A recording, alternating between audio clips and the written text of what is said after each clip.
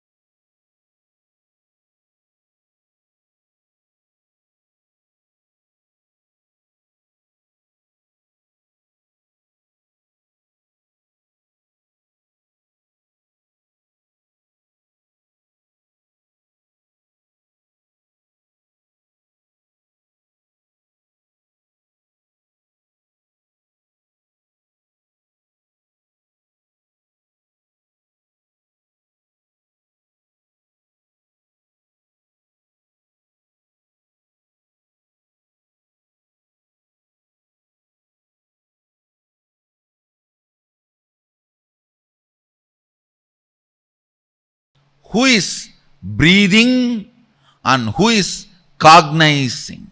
Listen.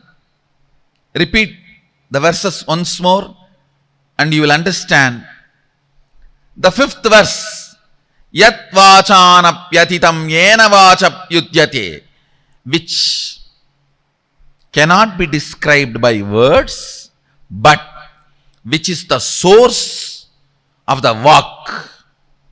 The speech does not illumine, reveal, but which makes the speech happen. First. Second, the sixth verse.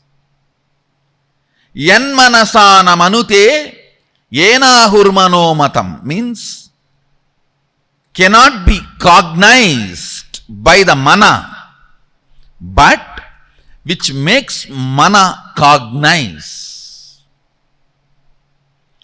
which makes mana operate.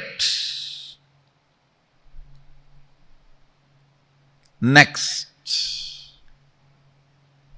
Yat chakshusha napashyati, not which can be seen, but through which the organ of seeing is lit, functions.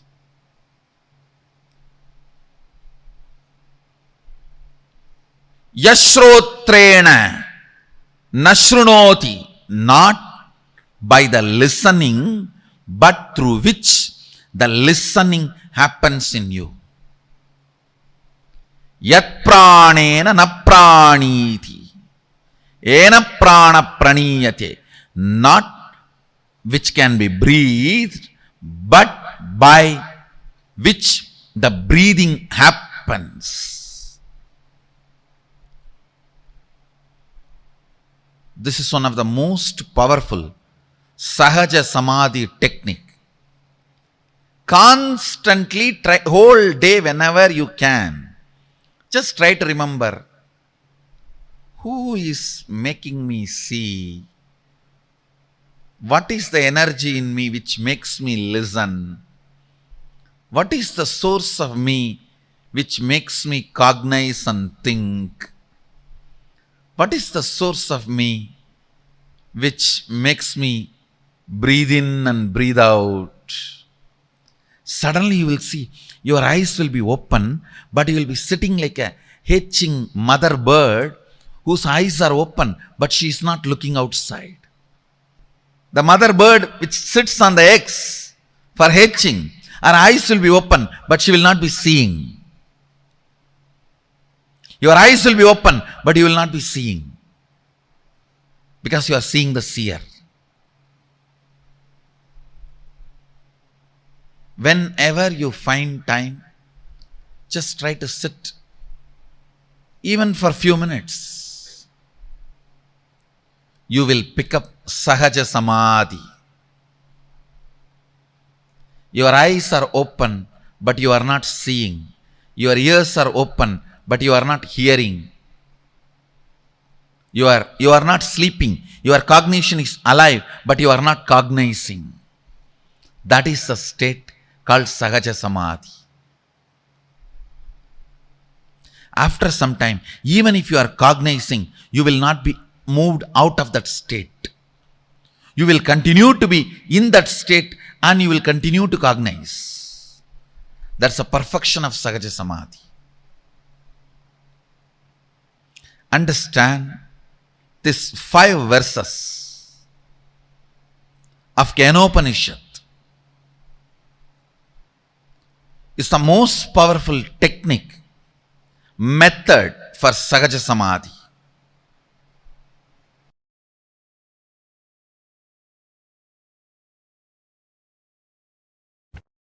Your body, identity and being to Paramashiva in oneness. I tell you, Paramashiva is a pure being, pure identity and pure body.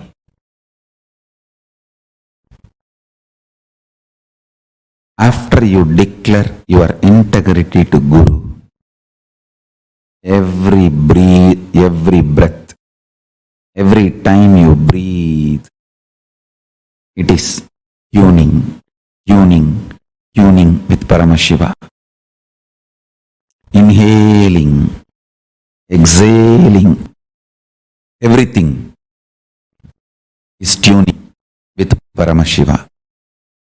Whether you do yoga, or waking up in the Brahma Muhurta, or attend satsang, do the oneness process, Paramashivoham process, or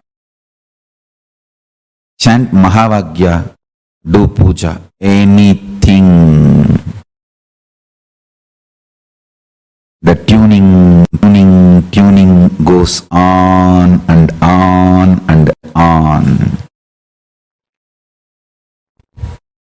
When I come and sit in the satsang, I am spending this moment with you all and celebrating your existence with my existence as Paramashiva. Listen to this truth. When I come and sit in the satsang, I open myself to your being and tune your body, identity, being to Paramashiva in oneness. And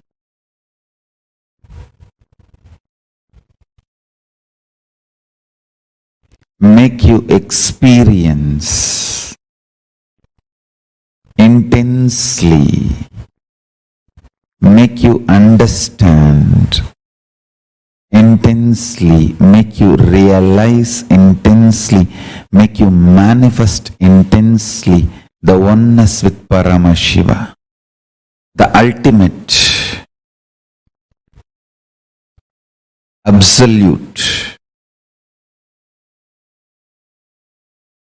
Shuddha Advaita Sukhabodha Jnana Vijnana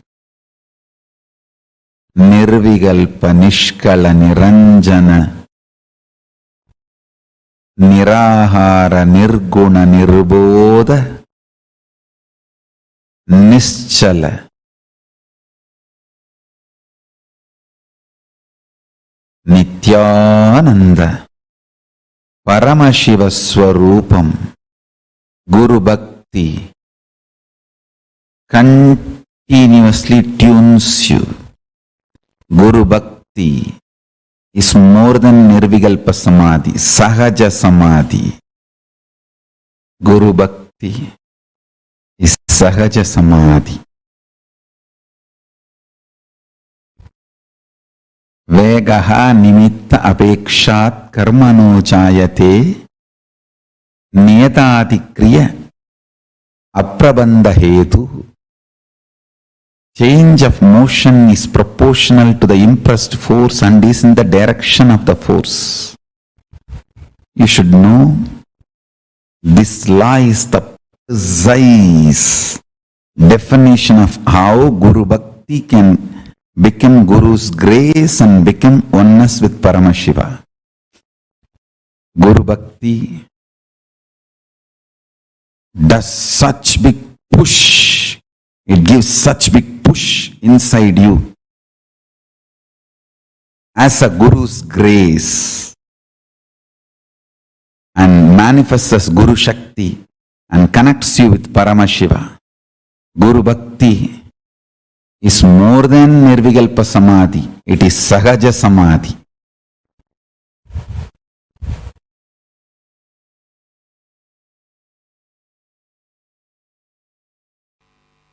Let me explain that word Guru Bhakti. Being authentic to Guru.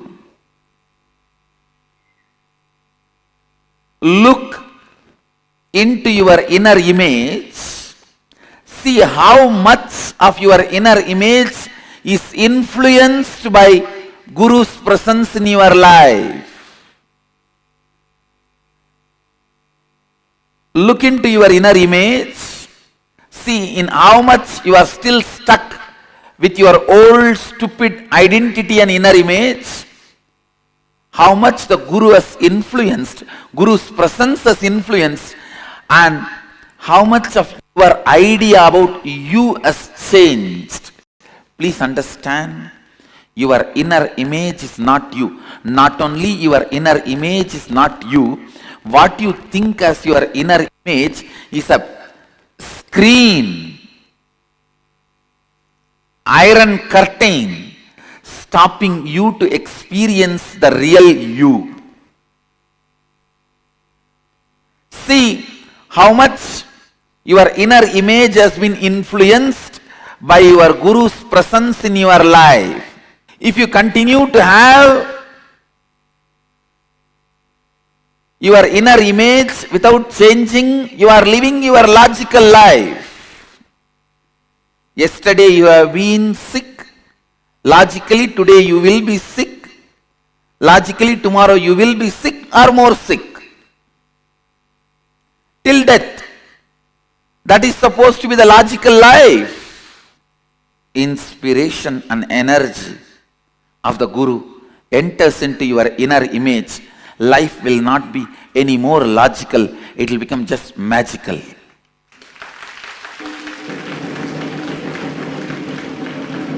It is not any more logical. It will simply become magical.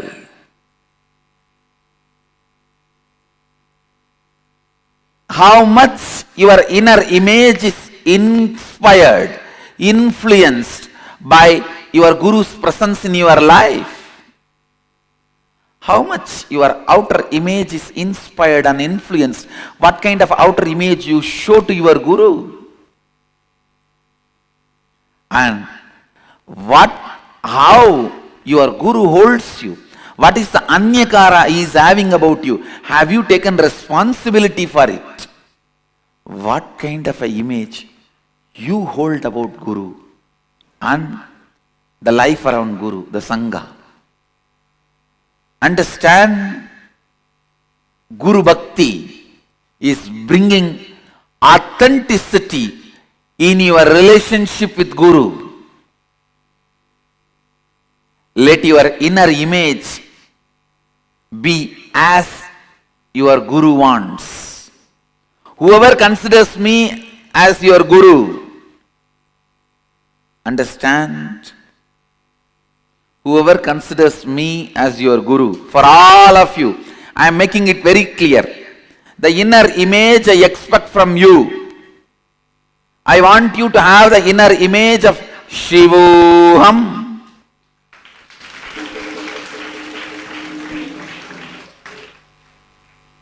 My taste is very simple in anything. I just want the best thing.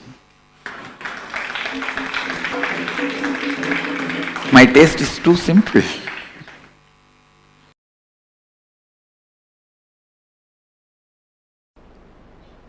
See, if your inner space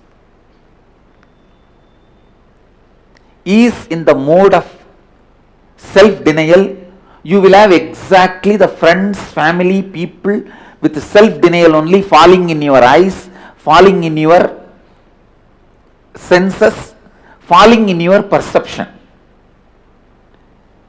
If you are in the mood of completion, you will have only people who want to do completion falling in your perception. Listen. So,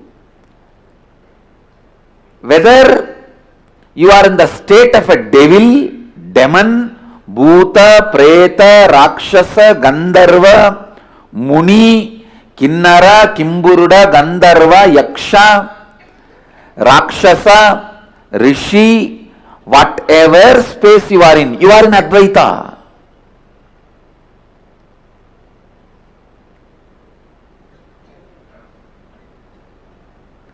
So that can never be lost.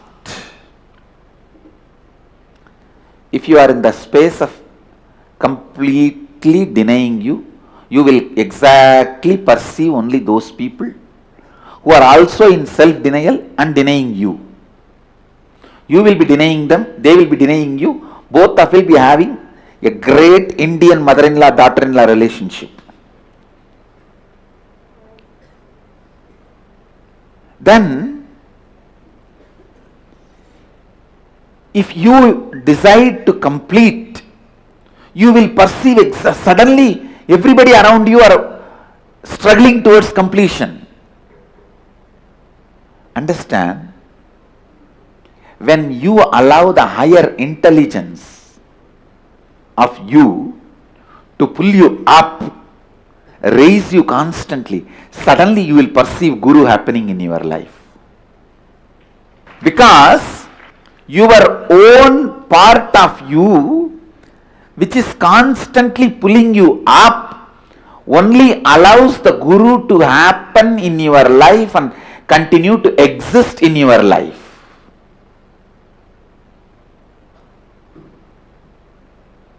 Only then you perceive Guru in your life. If you are in the level of, oh, he has stolen my 200 rupee, he may steal my 300 rupee, he may steal my plastic bucket, you will only have that kind of people around you. In your perception, in your lifestyle, you will have only the people who will steal your mug, jug, the cloth which you kept without using, or the shampoo packet cover you hid under your pillow. You will exactly have only this kind of people in your perception. And when you start perceiving, oh, I will defame this fellow, I will destroy his identity, you will see exactly that kind of people happening around you, who will be defaming you and trying to destroy your identity.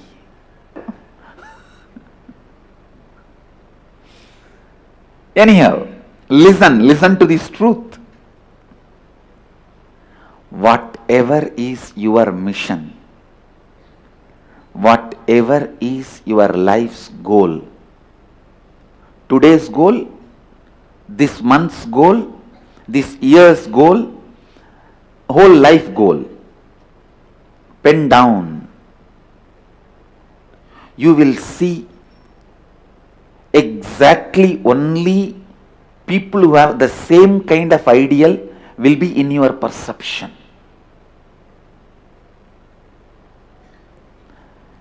Today's goal is just to get out of this problem. 1 month's goal is how to get out of this reporting system. 1 year's goal is how I can cheat that method, this method, and become Mahant, whatever goal you have. Or your goal may be the other way. Today's goal, how I can really become authentic. 1 month's goal, how I can become authentic and integrated. 1 year's goal, how I can become authentic, integrated and responsible. Life's goal, how I can be enriching.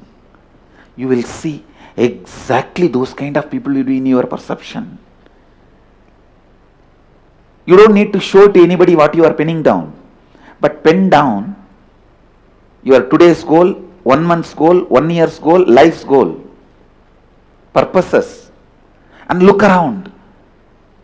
Whoever is in your perception, means whoever is impacting your inner space, all of them will be struggling with the same thing, same frequency. Whether you see Amavasya or Purnima, moon is full. Your perception only changes. Whether you are in the space of my shampoo bottle has been stolen, my chappal has been stolen, or in the space of Advaita Satya. Advaita is the truth.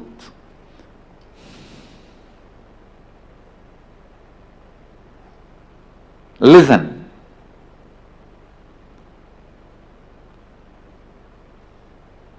Changing your perception about you,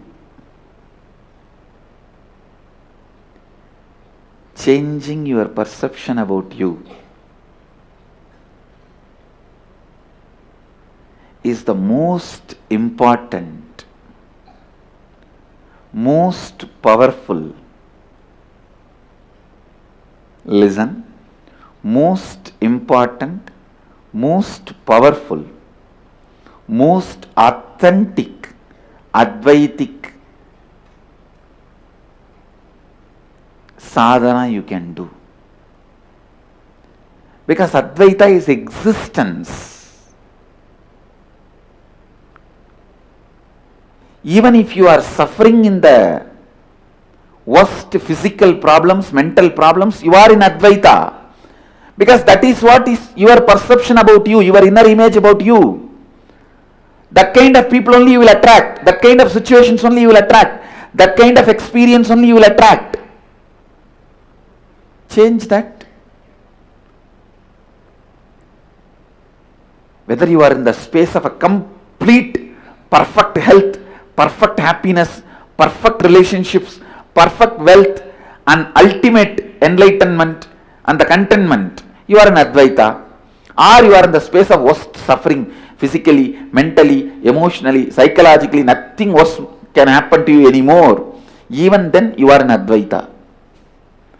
Because what you decide to perceive as you, you perceive that as everything. If you perceive yourself as Sogam, you will see everything as Sogam around you. If you perceive yourself as Soham, you will perceive everything around you as Soham. If you perceive yourself as Shivoham, you will perceive everything around you as Shivoham. That's all. If you put Vibhuti on your forehead, you will see simply everyone around you.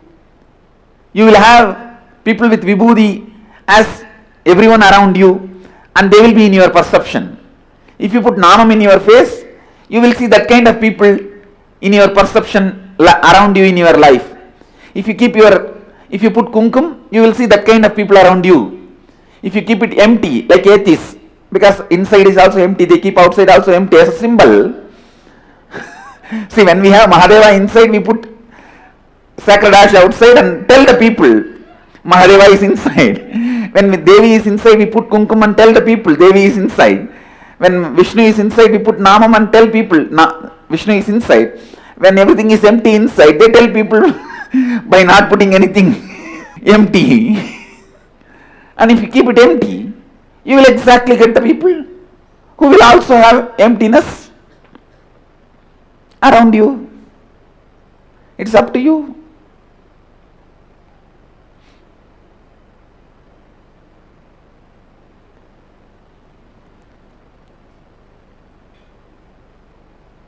So listen.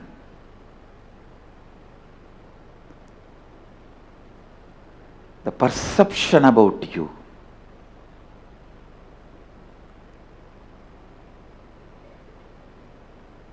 should be built newly with that great truth of Shivoham.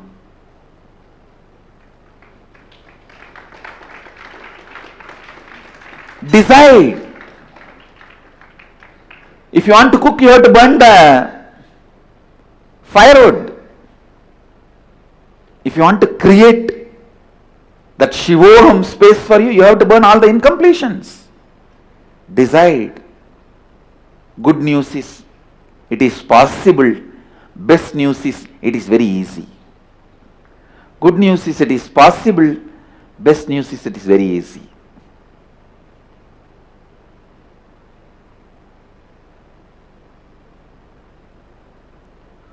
Go on completing. Decide very clearly, till I am perceiving myself as Shivoham, I am going to be doing completion. That cannot be stopped. Tell yourself, do you want to become Shivoham today or after 25 years? I am okay with anything. But till then I am going to be doing completion, I am not going to drop it. Better, why don't we become today instead of wasting 25 years? Then simply, naturally, your being will tell, yes, why waste unnecessarily 25 years? To celebrate the truth which already I am. And simply you will see all your inauthenticities will be burnt, simply your biomemory will be purified and cooked. The cooked biomemory is only called as Siddha. Siddha means in Sanskrit boiled. In Bengali they say Siddha Alu, means boiled potato. A cooked biomemory is Siddha. If you cook your biomemory with Shivoham,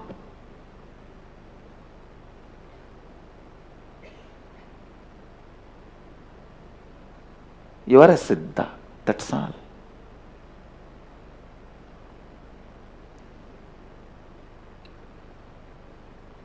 Cook your biomemory with Shivoham, Shivoham, Shivoham.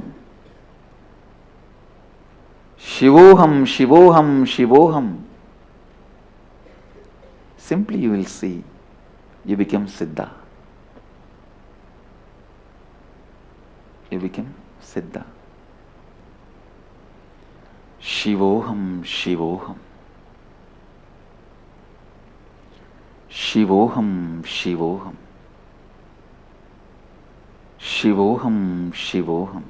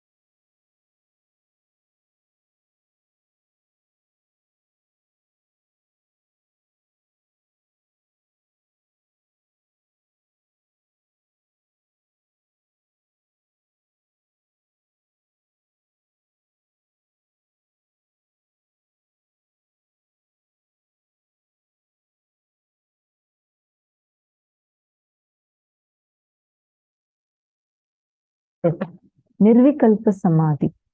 Now, what Swamiji explained to us, so beautifully explained to us about Nirvikalpa Samadhi and perpetual completion, which is Sahaja Samadhi. So, Swamiji had explained to us step by step on what this is. Right? Swamiji explained to us saying how Nirvikalpa Samadhi is when unclutching becomes part of your biomemory. And when you reside in that same state, that unclutched state, continuously, it is called as Sahaja Samadhi, perpetual completion, where no other thing from outside can trigger you, put you into incompletion. Even if it does, you have the ability to get back, like without falling into it. How many of you are understanding this? And Swamiji also explained to us about what is real Guru Bhakti. Tuning your body, identity and being to Paramashiva and oneness using Guru Bhakti is Sahaja Samadhi. Can I request all of you to post what exactly are the clicks you had from the session? Please take a few minutes and I request every single one of you to share that.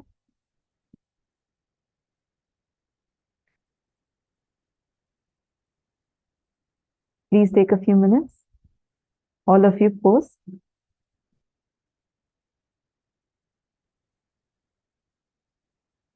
See, all the participants that are here, every single session you're learning is important for us to be able to experience the best during the darshan. During darshan, Swamiji is going to be showering on the first day.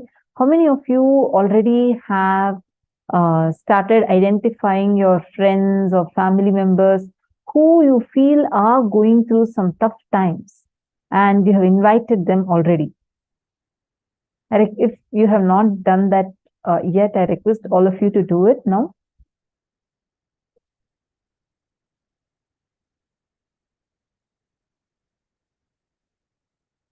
It's your perception about you that needs to change. You need to cook using Shivoham. Convince your being to realize it sooner than later. Beautiful click. Shane Dennis, thank you for sharing. Yes, so beautifully Swamiji explained that. And Swamiji also explained how to use Guru Bhakti, where Guru, he will so strongly influence the very inner image, the very idea you carry about yourself, the idea that you carry about God, the ideas you carry about world. And then that transforms using Guru Bhakti, and that strength, your entire perception about you changes. And using that, you cook your understanding about you using Shivoham as a powerful cognition. What else did each of you click with? I request every one of you to please post. Perception about us should be built with the greater truth of Shivoham. That's right. Diana's below. Can I request all of you to please post? Come on.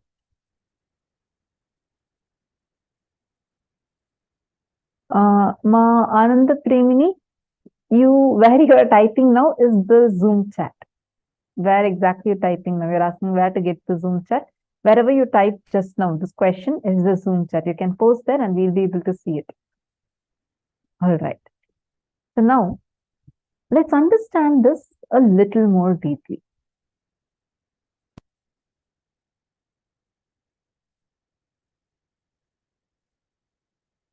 See, this is Swamiji at the age of 12. And next to that, you can see Annamalai Swamigal is a direct disciple of Bhagavan Sri Ramana Maharishi. And he is also one of the gurus of Swamiji who taught the science of enlightenment to Swamiji. And I'm just going to read out exactly Swamiji's words. I can't even imagine somebody beyond Annamalai Swamigal in Vedanta. He can just sit in Nirvikalpa Samadhi and Sahaja Samadhi forever. Unbroken Sahaja Samadhi. The most powerful, unclutched being, I have ever seen is Annamalai Swamigal. Even when his eyes are open, you can look into his eyes and see that he is unfledged. He is in Nirvikalpa Samadhi. He will be just seeing, but no reaction from inside. Such pure Nirvikalpa Samadhi. This is one of the most powerful Sahaja Samadhi techniques that you can practice the whole day whenever you remember it. Let us say you are seeing a hill, large hill ranges covered with snow, which is the world. That hill, and when it is perceived, the perception that you experience, you go through in my world, means in your world. Both are not ultimate. See who is perceiving inside, my world, and who is showing outside as the world. In both, when you start seeing the source, Sada Shiva, Paramashiva, you will find Paramashiva. Take a few minutes. I request all of you to please write this down, read this first, and internalize this powerful cognition.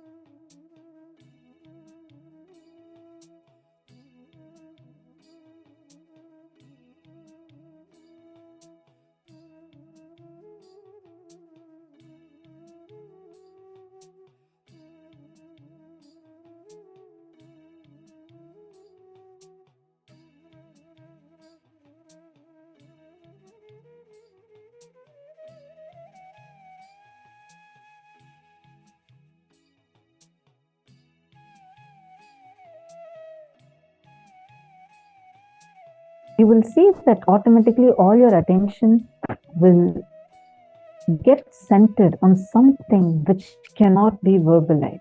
These questions will not lead to any answer. It will lead to an experience, embodied state. The embodied state is the answer for this question. Sahaja Samadhi is the answer for pure questioning.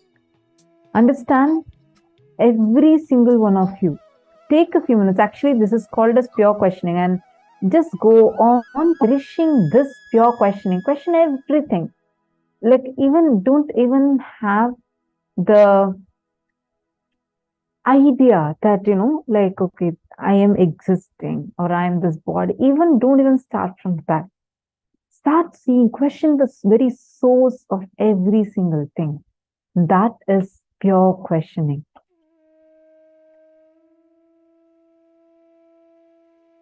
And we also have a special ebook as a gift from Swamiji for this session, which is the Sahaja Samadhi, the perpetual completion. And this book could be emailed to all of you as a part of your gifts.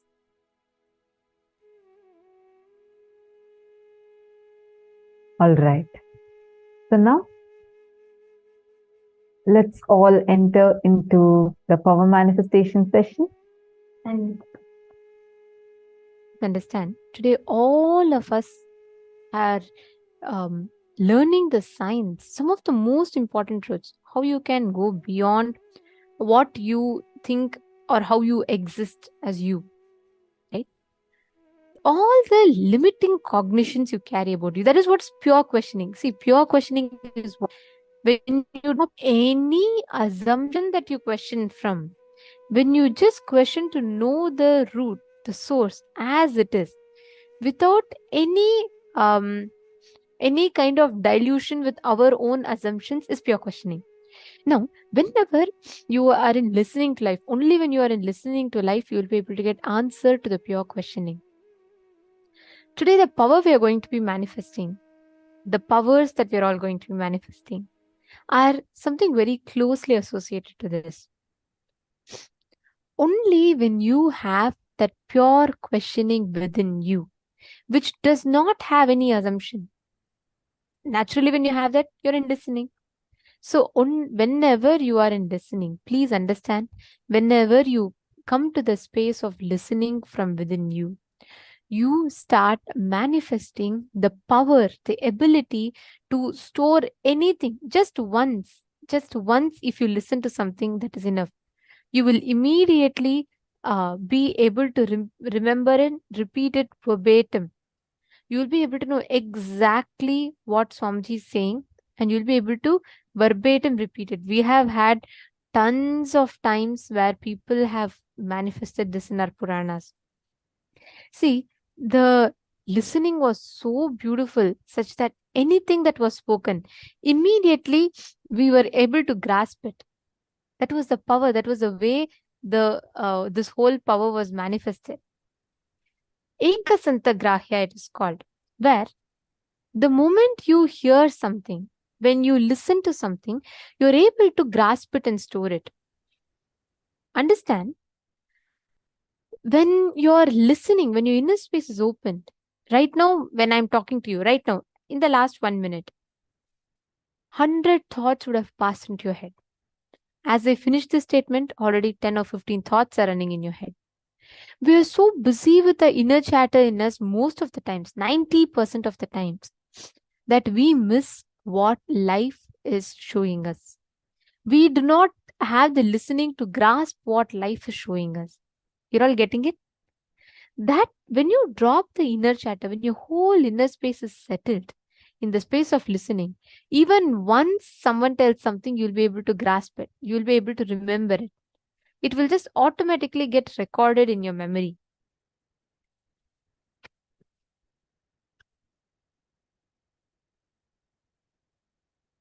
See, our inner space, right? It has the ability to store 250 ships of memory. Please understand. All our masters, rishis, used to store the knowledge from the Vedas and Agamas in the DNA of the disciples. the whole Hindu scriptures, there are different branches. First whole is Shruti, the second is Smriti, then Itihasa, Puranas, and so on, it goes on. Understand, the first way of transmitting knowledge, Upanishads, Puranas, is not by writing. We didn't put history in written palm leaf scriptures. Even before that, it was stored in the DNA of the disciples by the masters chanting and the disciples listening. It used to get stored in their very bio memory. Understand, anything you hear, automatically you can grasp and it is stored in your system. The only thing is, most of the times our listening process is so unconscious. So we don't really know what we are listening to and what is getting stored in our system. When you manifest this power, right, you manifest the ability to store any information in your inner space. There was a great Rishi, Ashtavakra, who in the womb of the mother, he used to be there in the womb of the mother. And very beautifully, the whole incident happens where his father once chants the Veda wrongly. But because he has heard his grandfather chant the Vedas correctly, he corrects his father from the womb. Understand, in our Upanishads, there are tons of references to how this is done. In fact, even from Swamiji's very own life, Swamiji very beautifully manifests this power of Ekasantagrahya, where instantly he is able to remember the whole verse. Let's listen to it.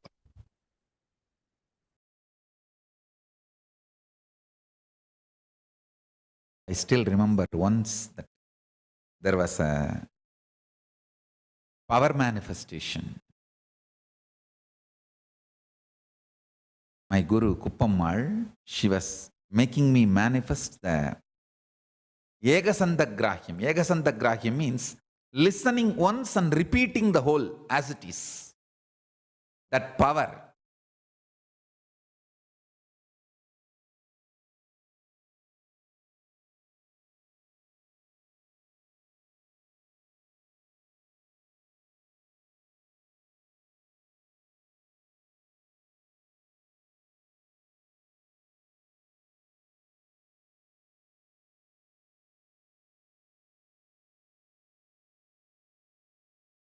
There was one senior Hindu leader who was visiting Tiruvannamalai, and my Guru Kuppammal has taken me to meet him. There she told me that I have to demonstrate this power. I said, your blessings, I'll do it. And that Swami was asked to choose. First he chose Shiva Puranam. They chanted the Shiva Puranam. I repeated the whole thing. Only once they will chant and I have to repeat completely. No one was expecting he will choose a very complicated first Tiruppugal. And it was chanted and I repeated just by listening once. முத்தைத்தரு வத்தித் திருநகை அத்திக்கிரை சத்திச்சரவண முத்திக்கொரு வித்துக்குருபர எனவோதும் முக்கட்பர மற்குச் சுருதியின் முற்பட்டது கற்பித்திருவரு 33 வர்க்கத்தமரர் மடிபேண 10 தலை தக்க கணைதொடு மொற்றைக்கிரி மத்தை பொருதொரு பட்டப்பகல் வட்டத்திகிரியில் இரவாத பத்தற்கிற தத்தை கடவிய பச்சை புயன் மெச்சத்தகு பொருள் பட்சத்துடன் ரட்சித்தருளுவது ஒரு நாளே பத்தற்கிற தத்தை கடவிய பச்சை புயன் மச்சத்தகு பொருள் ரட்சித்தர் அருளுவது ஒரு நாளே.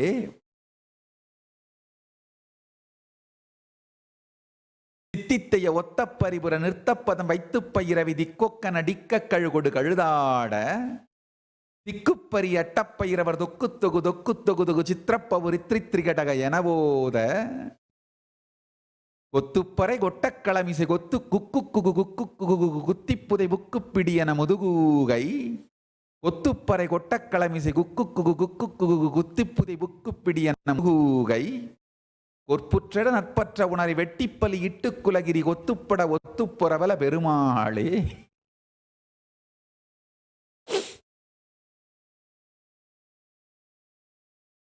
It is a song somebody recited, and only once I heard and I recited the whole thing as it is.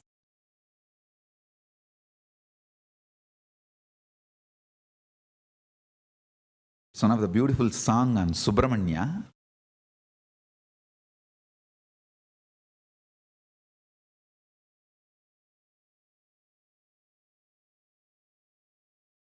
Power manifestation of Egasantagrahya.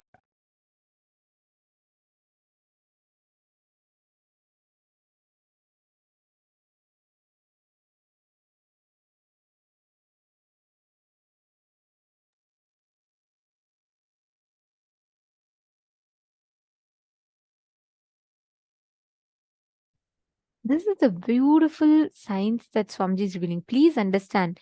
Just like how the moment Swamiji's guru said, Swamiji immediately grasped the whole thing. Just once Swamiji listened. And like Swamiji said, this is exactly how Ekasantagrahya is manifested. When you manifest the experience, whenever Swamiji is, when Swamiji tell, every time his guru tells something, he was in complete listening to it. So the moment his guru chanted just once, he immediately grasped it and he was able to repeat it in the exact same way. See, the science is very simple. You all just need to be in complete listening. Are all of you understanding? Make sure you are unclutched. Means make sure there are no thoughts or something from outside that's interfering in your manifestation. That's the only thing you need to take care of. Don't worry about anything else. The only thing you need to take care of is making sure that there are no other thoughts or any other interferences happening in you. Clear?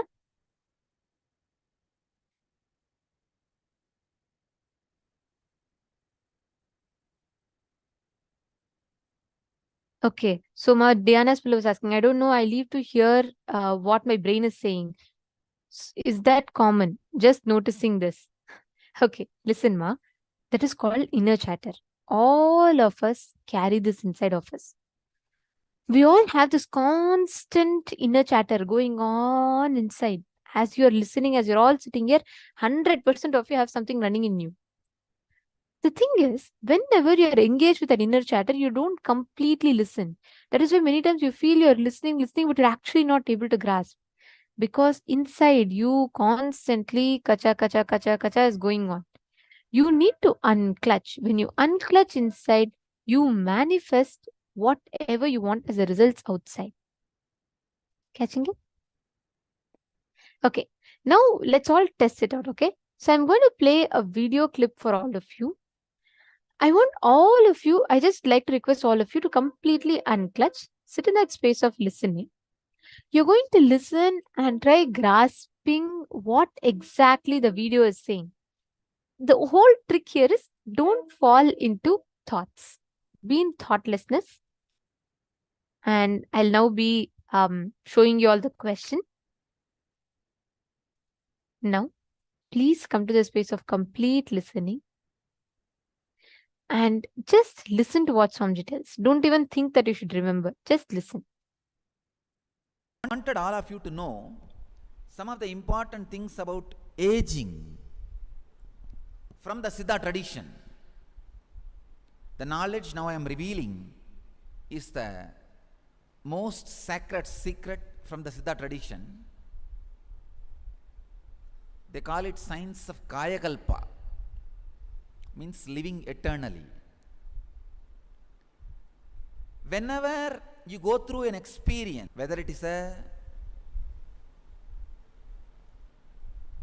pain or joy or boredom or excitement or feeling guilt, you go through some emotion all the time.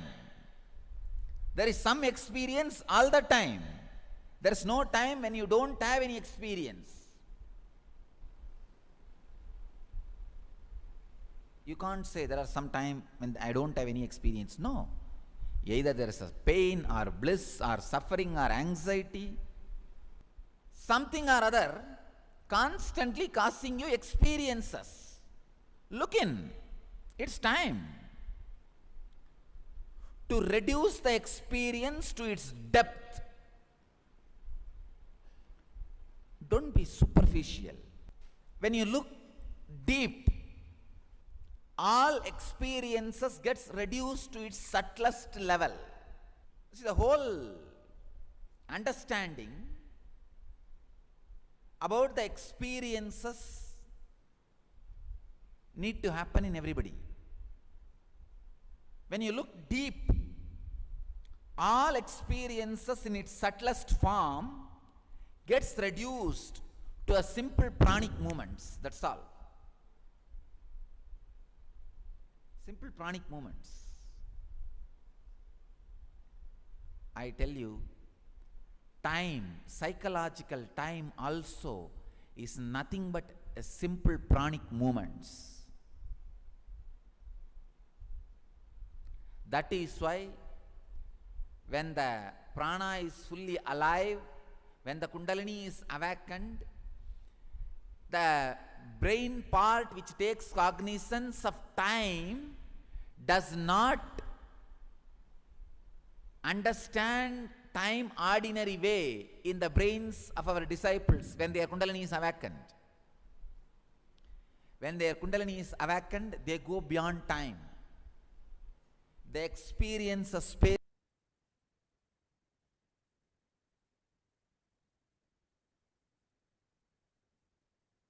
Just write down whatever you listen to. Just pen down.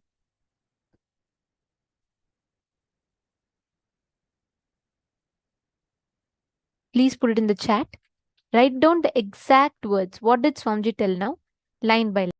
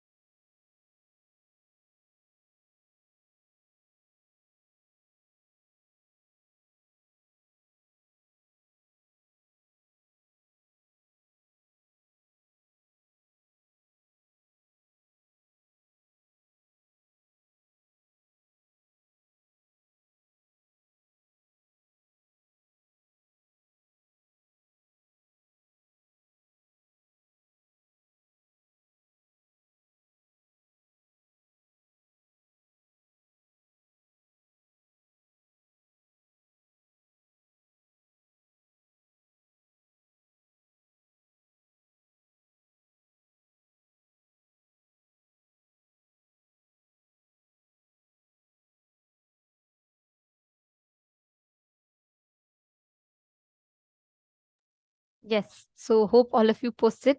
Yes. Okay. Shall we verify now? Okay. See, now whenever you drop your non-listening, right, the constant chatter that goes on, you will actually be able to precisely remember. I'm going to now show you all the transcript. You all can keep your paper against it and you can verify, cross-verify it. Please read through and cross-verify. Okay, I see Madonna has put, see Masunera, we should put exact words.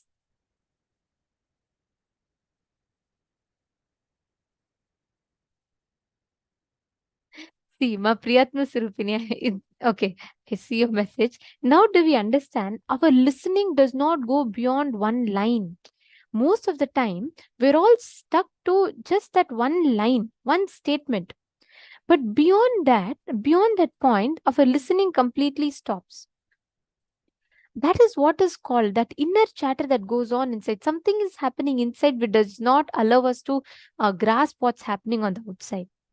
That precisely, breaking free from that, when you come to that complete listening, you will be able to understand verbatim what exactly Swamiji spoke, what he is telling, everything you'll be able to grasp. You're understanding, Ma?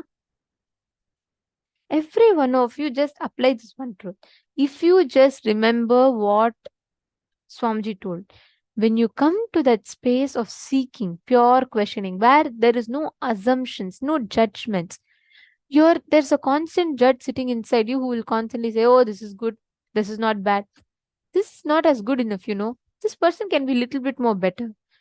So you're so busy handling the ruckus that goes on inside, you barely have time to listen to what Swamiji is saying in the outside. This is how we miss the miracles that life has to present to us. Now let us all get ready to enter into the next session. See, understand, today whole day, focus on bringing this listening. Yes, Ma Vimala Nambiar, the more and more we do completion, we will reach that space. See, mostly we're also busy with our script constantly. The moment, let's say someone asks let's say your boss is calling you, okay? You're sitting and working. Suddenly your boss one of your co-employees comes and tells you that your boss is calling you urgently. By the time you go to the office room, you don't simply go. You don't simply say, okay, boss is calling me. There are 100 possibilities. You say, oh, okay, this could be the situation. Maybe he's calling me because I didn't finish. There's so many things pending in my plate. And then you'll already prepare an answer for that. If he asks about this, then I'll tell this. If he asks about this, I'll tell about this.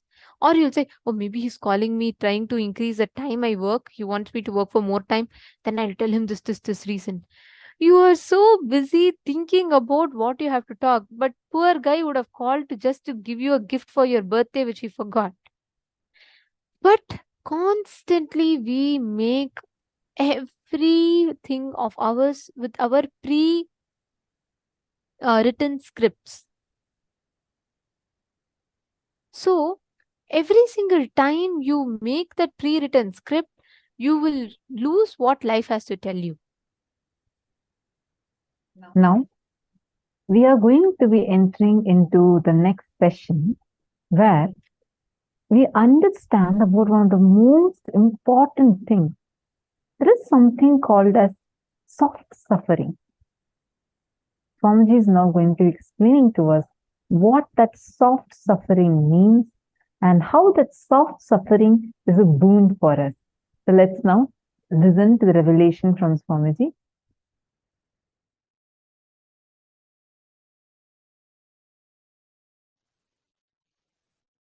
Listen intensely. Life is neither suffering nor joy. Life is neither pain nor pleasure. Life has to be triggered inside you from the great cosmic truths of the parallel universe. That's all.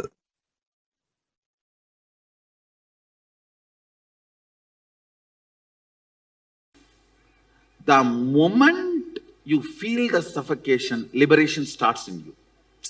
Okay.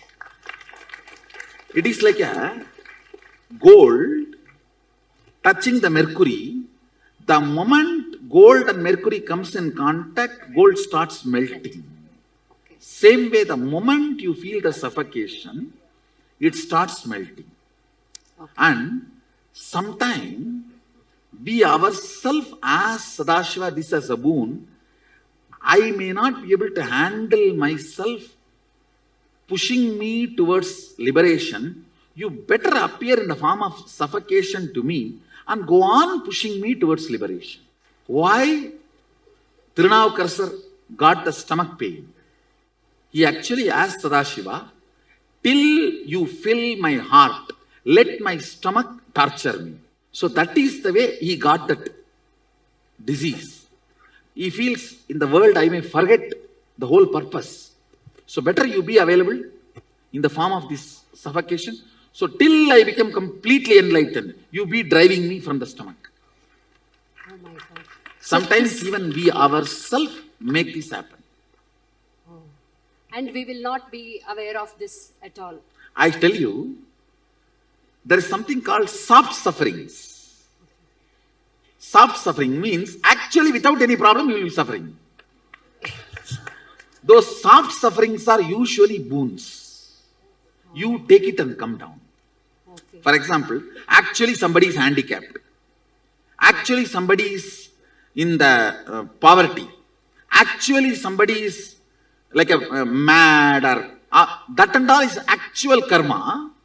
But there is something called soft suffering. Actually there is no reason, but you will be going on suffering. It's called soft suffering, which is boon. It's like a for alarm clock, you give the key, and this is the key you give.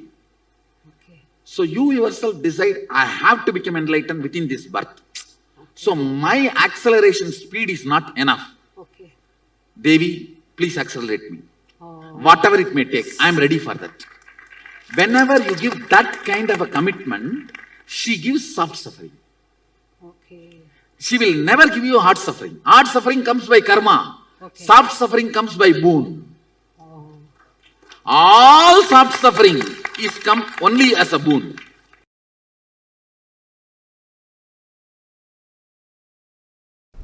If I have the body which gets tired, then I know the signs to get out of tiredness. Understand? What do you mean by saying your body gets tired? Then you know there is a space where you are not tired. When you know there is a space where you are not tired, you know now there is a space where you are not tired and where you are tired.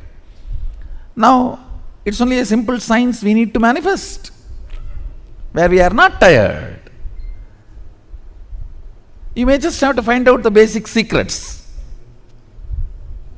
What keeps me not tired? Physically simple things, pitta. I tell you, almost 99% of your tiredness, boredom, depression, all are physical problems, not mental. Actually, if you are depressed, the best way to get out of depression is tell 2-3 people to torture you. No, really. When you have a real problem, you will not create this soft suffering. You just need a strong 2-3 people to torture you. Then the whole problem will be solved. Because there is no suffering from outside, you just go on torture yourself. Soft suffering is luxurious suffering. It is like the fellows who don't do hard work. The fellows who don't walk to go and buy vegetables in their real life try to run on the cycle which does not move from one place.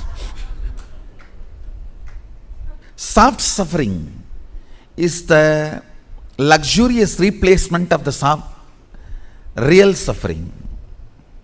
When you do not have the real one, and you want to have that pavam feeling. Enjoying pavam feeling is pavi. Who is papi? Who enjoys the pavam feeling, who cherishes the victimhood, is sinner.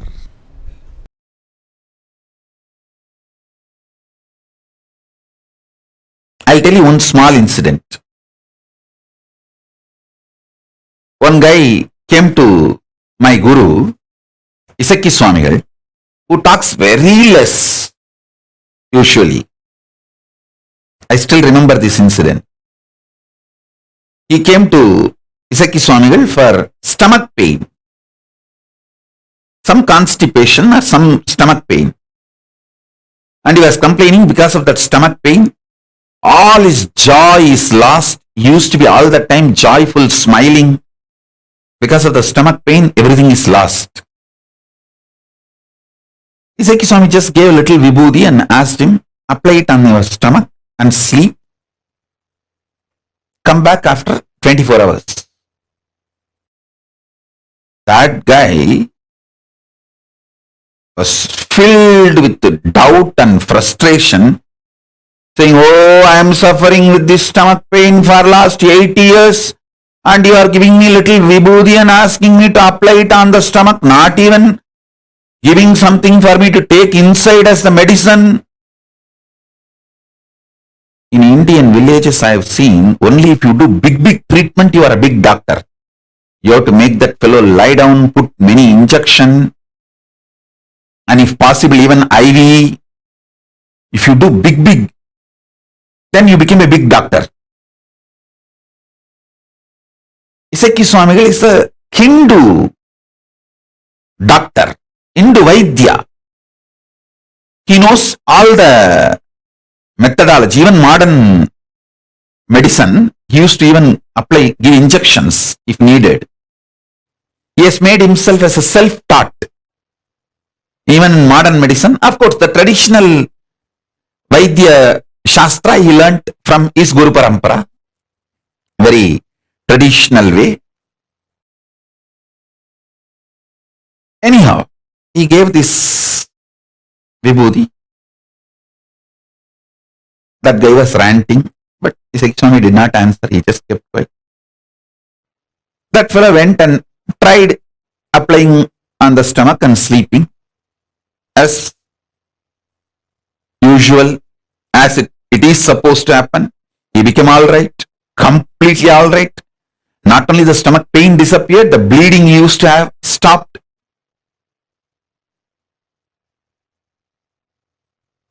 He ran and came back. He said, I'm completely alright.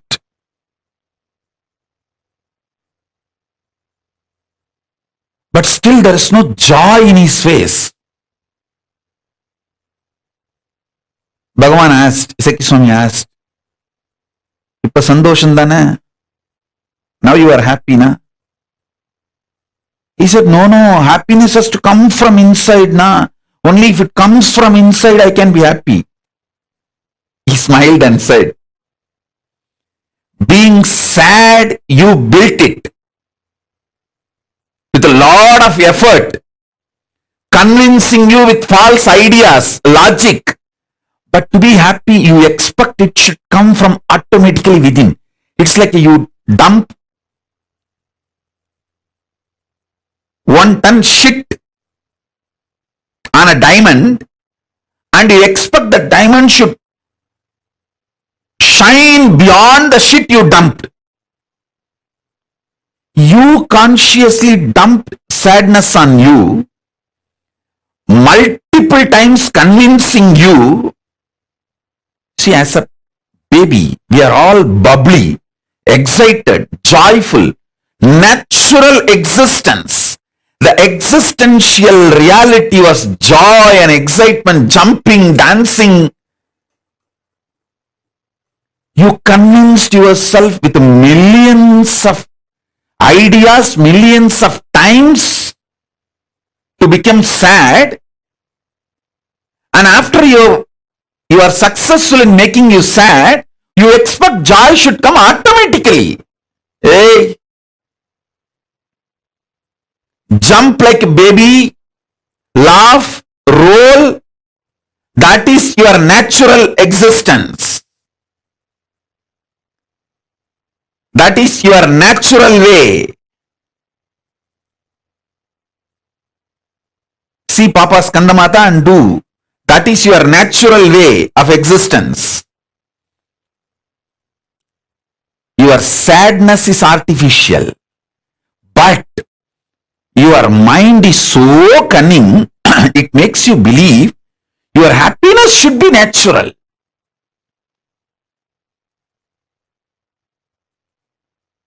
Your happiness is natural, but you dumped so much sadness on you, you made your sadness like natural. Then natural, you have to break it and reclaim your joy as natural.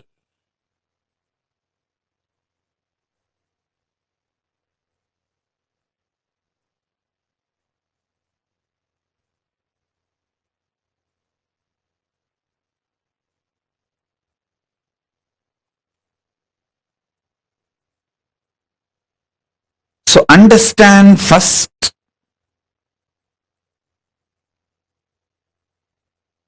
your joy, jumping, excited, inspired state is your nature. You made it disappear from your life and you made sadness natural. So now it is your responsibility to reclaim your original nature and jump. That's what they call it. They say in English, there is a proverb, fake it till you make it. You don't even need to fake it. It is your original status. Jump, dance, it's your original status.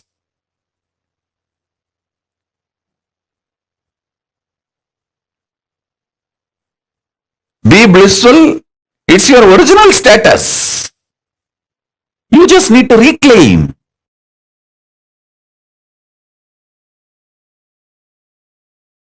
Actually, in reality,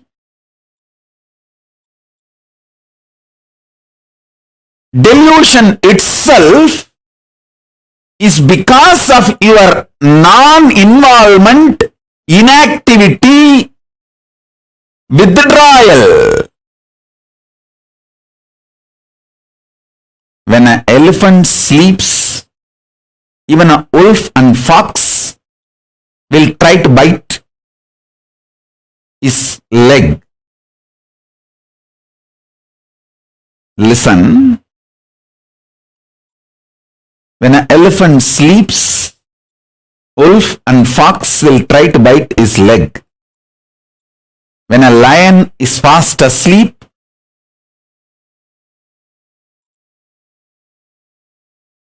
even wolves and foxes will try to eat the meat. Listen carefully. I'll repeat. Because the lion is sleeping, wolves and foxes get the courage to come near the lion, try to eat the leftover meat. Because the elephant is sleeping, wolves and foxes will try to come and bite the feet of the elephant, try to take a bite. Because you are not involved with yourself, even your delusion is invited upon you. Listen. Why you have nightmare? Because you fell into the lower conscious identity. Your decision to fall into the lower conscious identity naturally invites nightmare in you. Your decision to wake up to the higher identity not only will throw away the nightmare, it can throw away all delusions and illusions.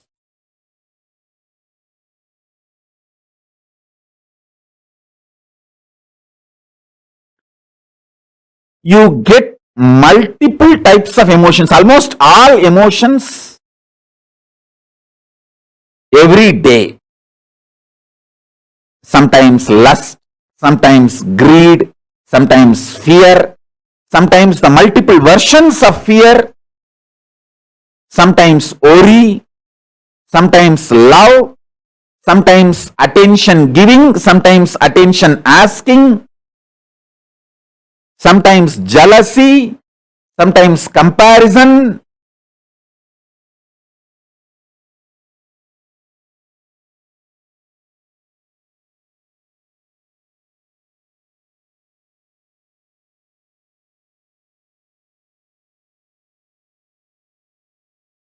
Various emotions, sometimes the willpower, sometimes arrogance, sometimes frustration, different emotions I can describe. All kinds of emotions you get. But logically, through your conscious decision, the thought currents or emotions which you cherish stays inside you and starts getting fermented. The good news is, no emotion gets fermented inside you. No fermentation of emotions happens inside you without your conscious support. You should understand that.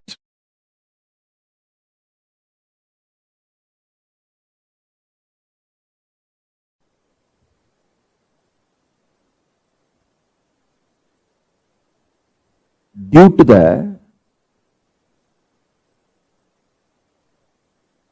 unconscious lifestyle, you collect many addictive patterns and empower them with your parasites. And those parasites nicely getting empowered, sitting inside you, literally not just rule your life, ruin your life. Haritaki is the most beautiful way to get rid of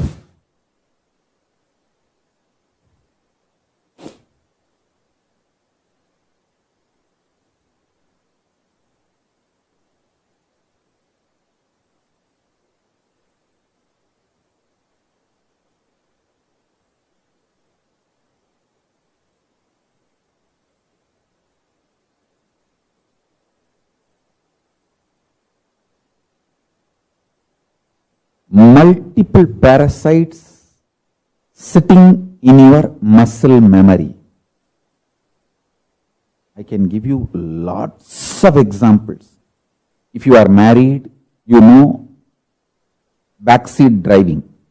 How your spouse sits in the back seat and drives you. Same way, the parasites sit inside your stomach and drives you. It drives you crazy. I don't need to tell that. You know it.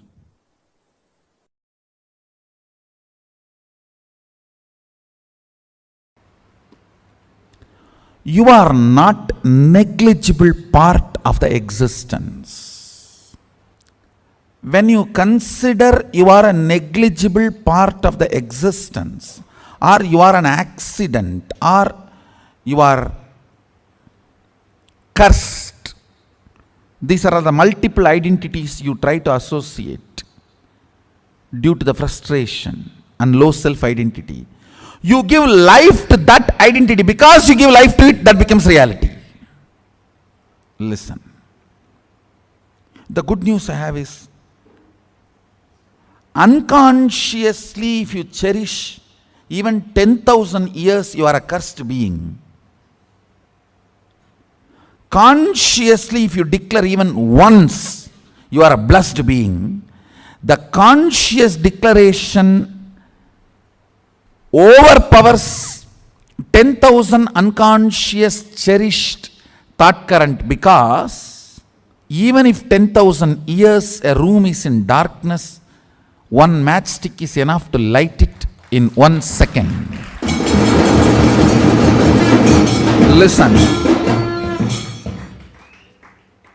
All powerlessness, all fear related thought currents, and all low self inner image you are cherishing, which puts you in powerless, is not clutched to consciousness.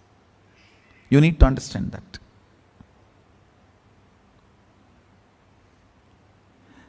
They are all there indirectly receiving or sucking the energy from consciousness, but they are not supported by consciousness. That is why the asuras, how much ever powers they may get, finally they do not exist.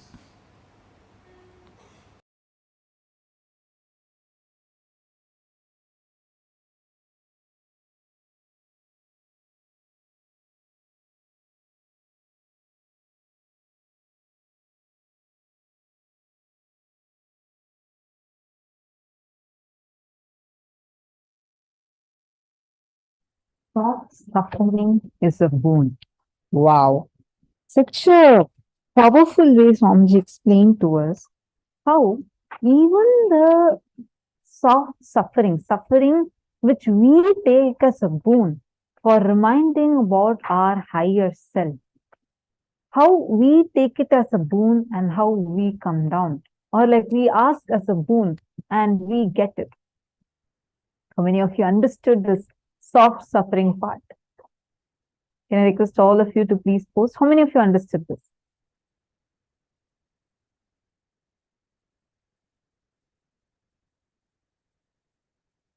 See, like how Swamiji so beautifully explained to us, right? Soft suffering means actually without any problem, we going on suffering. You will be suffering. It's like a luxurious suffering that we have. All of us carry this. And understand, actually, this is more for reminding you about your higher self, your higher identity. How many of you are able to cognize this? How many of you are able to understand this? Can I request all of you to please post in the chat? Life is neither suffering nor joy. Life is neither pain nor pleasure. Life has to be triggered inside you from the great cosmic truths of the parallel universe. That's all. Understand? Because an elephant is sleeping, wolves and foxes will try to come and bite its feet. Same way, because you are not being involved with yourself, even your delusion is invited upon you. Very important cognition to cognize. Can I request all of you to post what exactly you're understanding from this? Please take a moment and post what exactly you understood.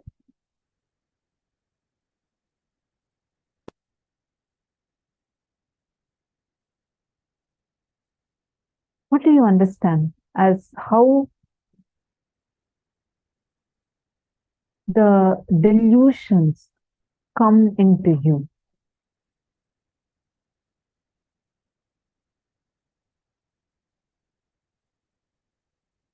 How do you understand as, what is this? Like, listen carefully. When an elephant is trying to sleep or it's sleeping, wolves and foxes will try to come and bite its leg, trying to take a bite of it. Same thing. Okay, that's why actually if you see in a herd of elephants, there will always be one elephant being awake, trying to guard the entire herd. Same way, because we are not involved with ourselves, the delusion comes in and tries to take over us.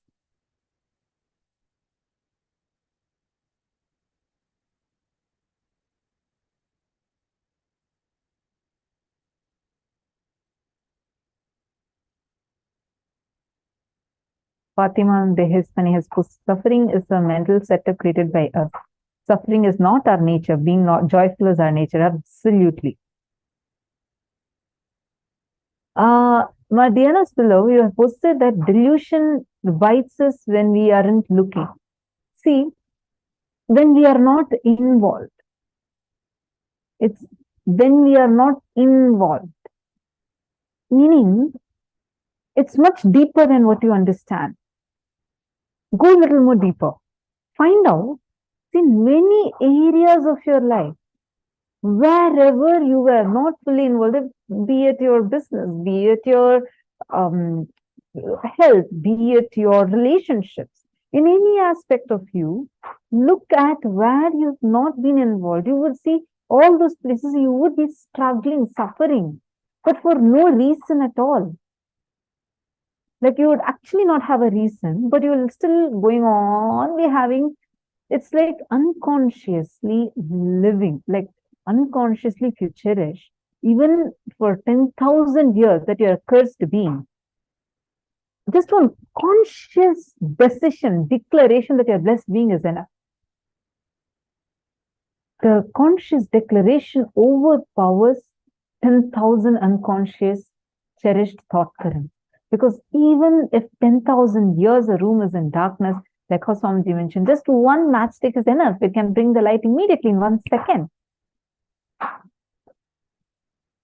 Look at your life. Take a few minutes, spend a few minutes.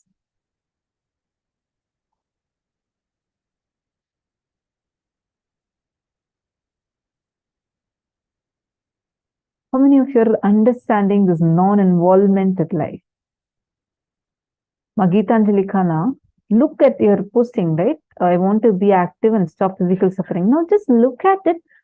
How much percentage of it is because you are not being involved with yourself? Non-involvement with yourself. Take a few minutes, all of you spend a few minutes and look at it.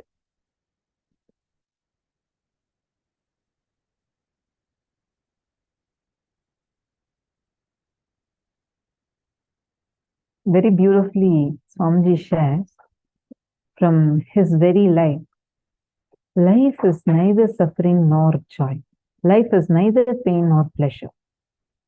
When I was hardly able to walk along with my mother and my Guru Mataji Vibhutananda Puri, I did fire walking in Draupadi Amman temple in Tiruvannamalai. Wow, Swamiji, this is the age of 3. Wow. Swamiji did fire walking. That's what Swamiji is sharing about. Fire walking means literally there will be, for those who do not know, this is a traditional ritual where we will have burning charcoal. See, a flame is less hot than a burning charcoal. So there will be a path, a small strip of burning charcoal, and it will have the fire and it will be red hot charcoal.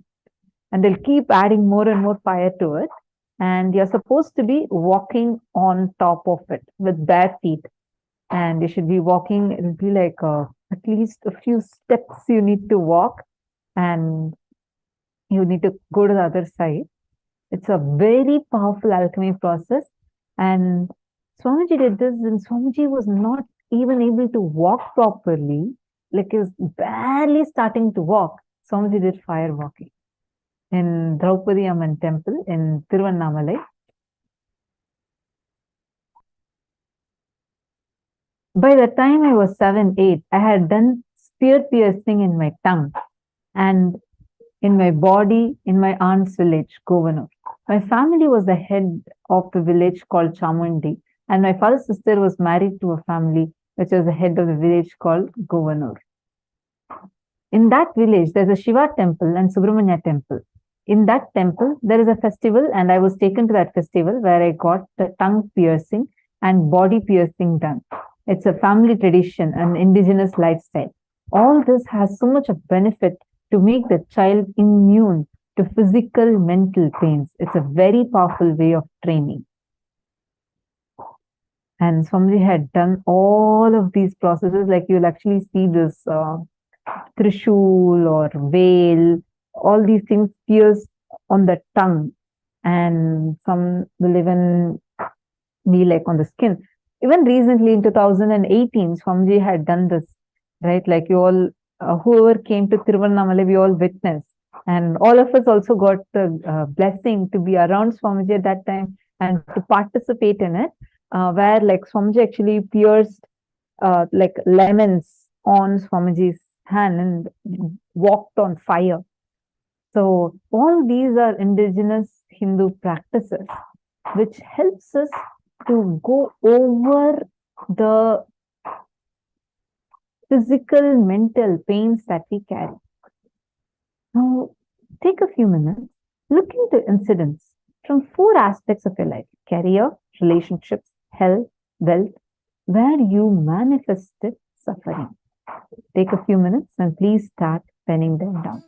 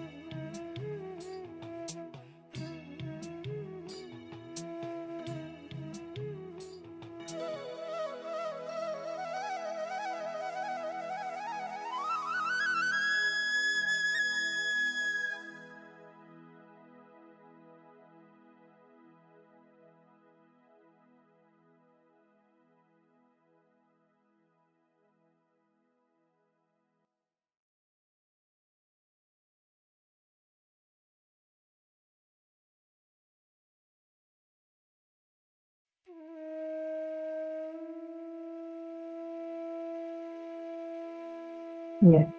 I hope now all of you have written down. Are all of you understanding so far?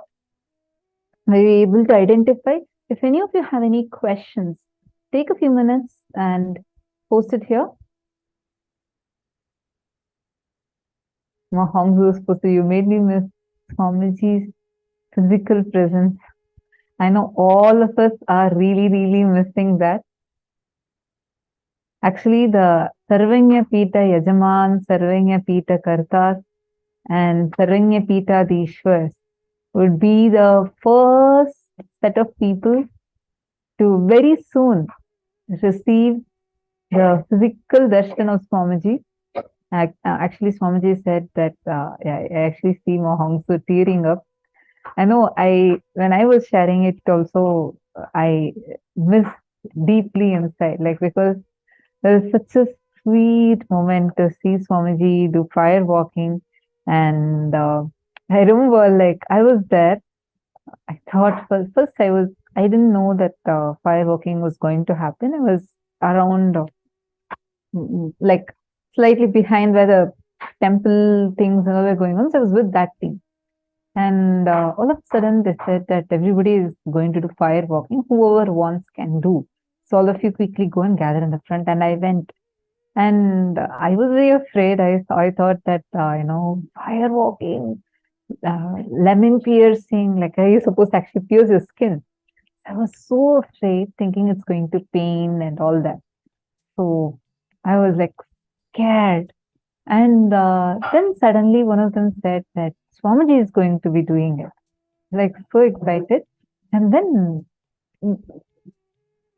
I was like, okay, then if Swamiji is going to do, then definitely I'm going to do the fire walking.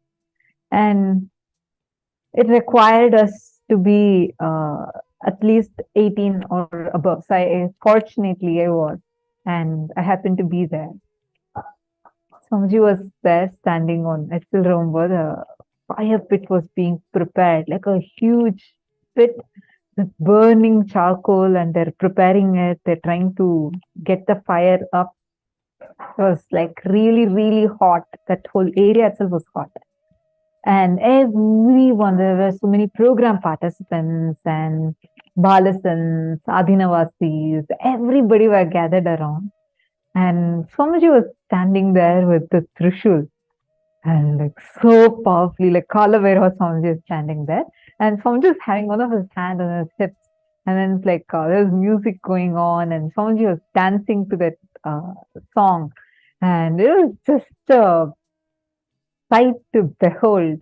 And they were like, whoever wanted can also get the piercing. So there's like two options. One is just walking on the fire, as well as you can also get the piercing.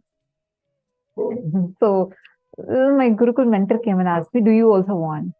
I was like, what? I was so scared. And Swamiji is doing fire walking. I'll go and do fire walking. But this is another like scary for me. They said that, like, he was trying to convince me, no, you should do it, and it won't pain or anything like that. I said, it's not even about pain. I don't know. I just had some kind of a fear related to this. And then I just turned and saw Swamiji was getting the piercings. And I was like, oh God, Swamiji is getting that. Definitely I should get. Swamiji just looked and gave one smile. That's all. After that, I didn't have any pain, like nothing I had. Then I got like full hands, some 6, 7 on each side. It's like basically like a thread would be put through a needle through your skin, just the first layer of skin. Actually, nothing. It does not even feel like how it feels when you're thinking about it. It actually does not pain at all. Everybody did it. So, and then there's like 2 lemons that will be hanging. So it's not just a thread that goes through, it's that lemons that will be hanging and, moving. So when you move, it's supposed to be painful. But since it's an alchemy process, and Swamiji himself conducted it, and he himself with full hand, both sides, Swamiji got it, got like the piercings, and Swamiji was dancing with that holding the Trishul. I still remember with all Swamiji set us out with a wide smile, and Swamiji was keeping his hand on his hips and like moving to the beats. The songs were going on, kirtans are going on. And first thing, Swamiji, we started the whole process. And as soon as they said that the fire pit is ready, Kalabhairava entered into Swamiji and like literally, Swamiji didn't just walk. If you all have watched that fire walking video, you'll know what I'm talking about. Everybody else would just walk. Swamiji just thumped on the fire. It's like burning hot charcoal, and Swamiji just goes like that and walks with a full wide smile, and gracefully he just walks and goes and sits. And then Swamiji told like this for everyone to start. And that was like the very first time, and I think so far the only time I had done. And with all other Adhinasis, and I also went in, and literally just Swamiji will just look at each of us and give a wide smile. Swamiji will like, come on. And then all of us will just walk over that fire. Nothing happened to me, like literally not even a mark. Like right after that, it's actually burning charcoal. You walk over it and then you come back, and then like there was like the ground was with mud, stones and all that. We came back and all of us were jumping and dancing. Nothing happened to me, not even a mark, not even a slight mark, or even no burn. Forget about burn, no mark even. It was like such a sweet moment. Even now I just miss it so much. Like how Swamiji was, doing the fire walking. After that, it's available. You all can actually go and look up at YouTube and search for Swamiji's doing fire walking. There's a oneness capsule that's available. It's just so beautiful, so beautiful just to watch it. You'll actually feel your Kundalini getting awakened when you watch it. So, Mahongzu, since you told this, I just wanted to share that. Yes.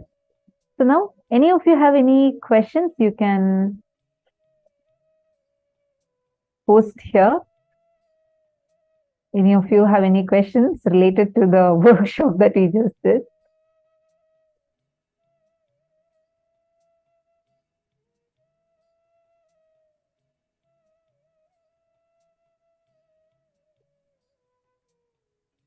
No questions?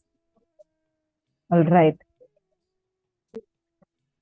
In the male team, I see Shane Denizaya continuously posting. Can I request all others? See, I see many of you are Chinese participants. It's okay. You can also post your cognitions if you're only comfortable in typing in Chinese. It's okay, post it. Not a problem. And it's for you to understand, for you to internalize.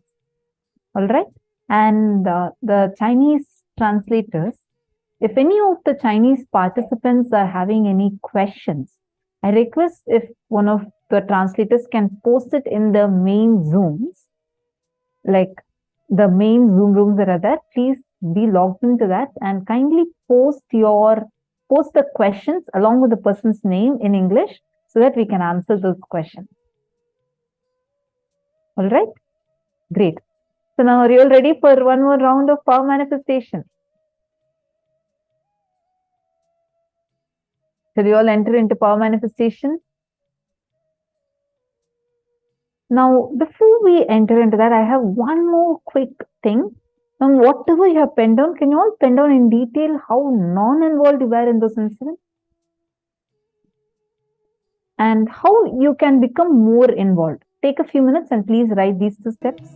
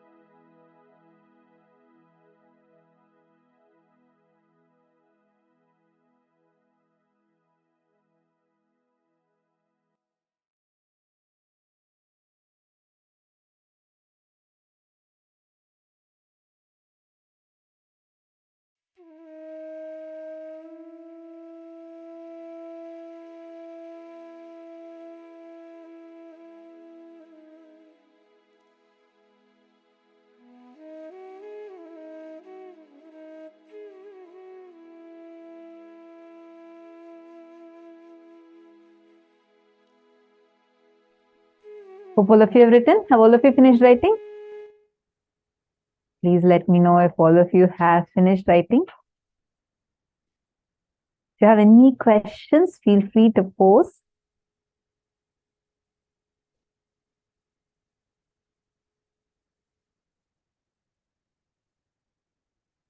Nitya Krishna Priyan. I'm just going to read your message.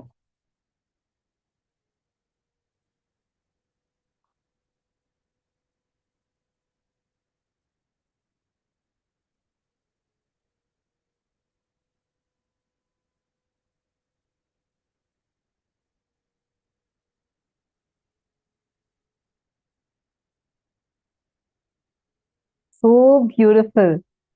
Srinitya Krishna Priyan, very, very beautiful post you have posted. I think you should also make a video, and it would be really good if you can make in English. But if you can't make in English, at least make it in Chinese. But definitely make a video about this. You don't know how many people are suffering with this.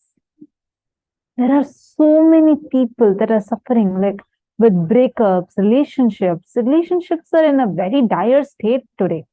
And the experience I shared is so sweet. We're going to do one more round. You're going to intensely listen and you're going to grasp. Ekasantagrahya. Just listen and grasp. And whatever you remember, you're going to write it down. Ready? 3, 2, 1, start.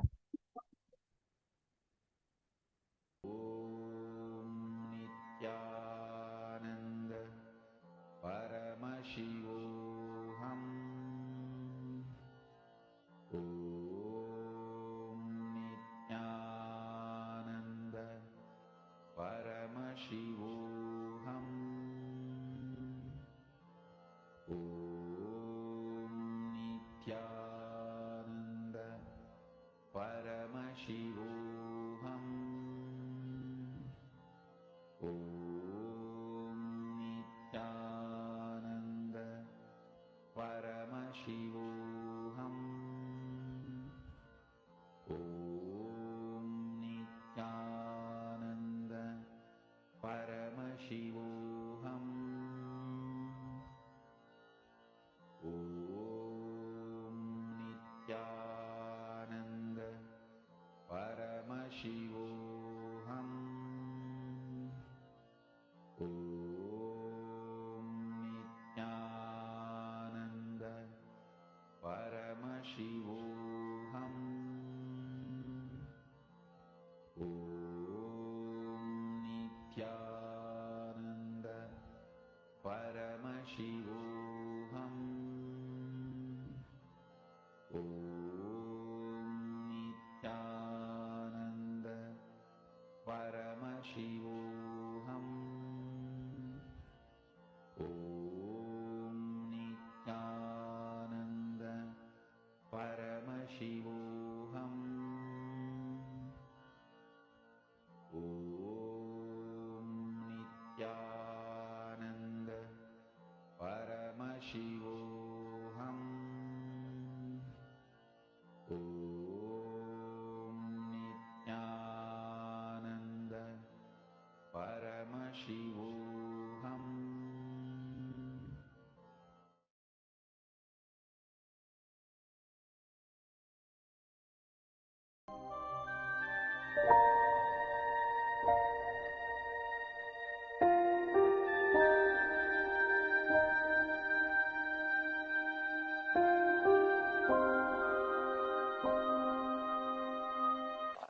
And I saw the size of the food. Oh God. No, really, and let me be very clear. Please understand, so much of advertisement for food should not be done. See, constantly what you see only you will feel connected. So much of advertisement for food should not be done. And you eating is somebody's business means naturally you will be made to eat. Be very clear. So much of advertisement for food because you eating is somebody's business. It is dangerous. It is dangerous. Constantly, without even your knowledge, without even your consciousness, so much of advertisement for the food. You start meditating on food.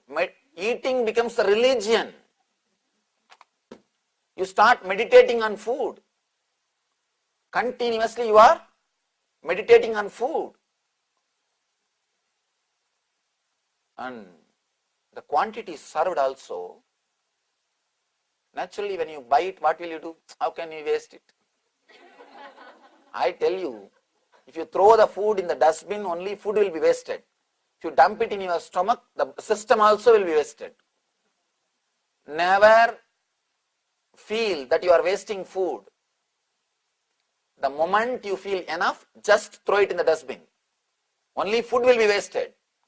If you put it inside, system also will be wasted. Food you can buy, system you can't buy once more.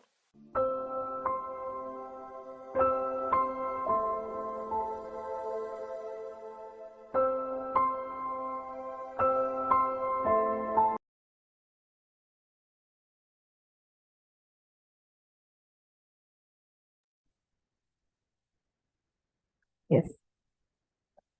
Write on whatever you listen to. Please take a moment and kindly write it down.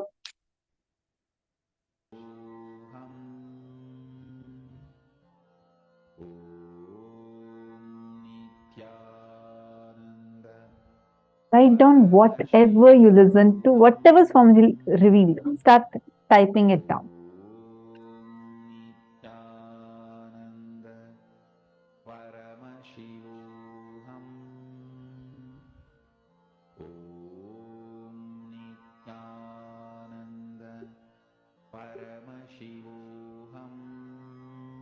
Sorry, Sanjay Oreya, you were not able to hear what Swamiji said. I'm just seeing your message.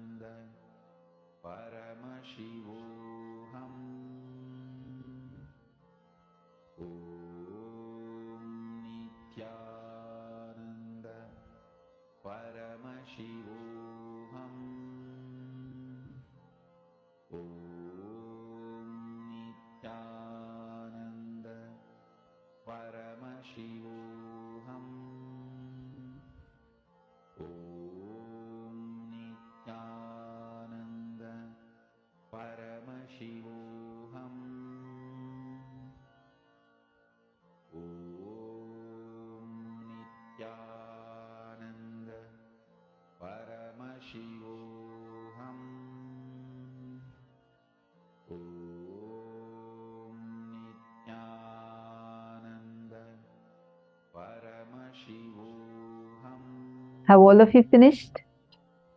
Quickly type down.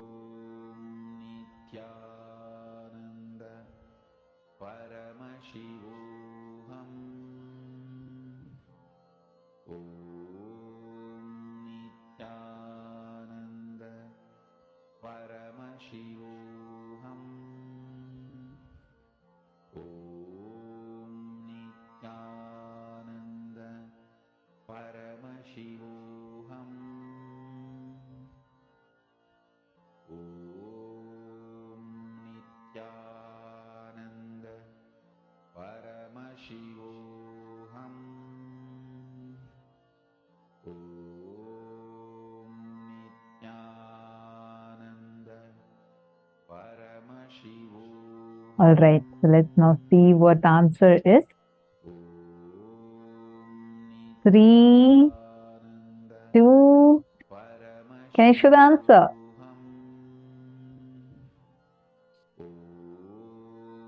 3, 2, 1. Here comes the answer. I request all of you to know, I'm not going to read it out because it's exactly like we heard it directly from Swamiji. I request all of you to take a few minutes, read this and compare it with your answers and post how much percentage of it matching. Come on.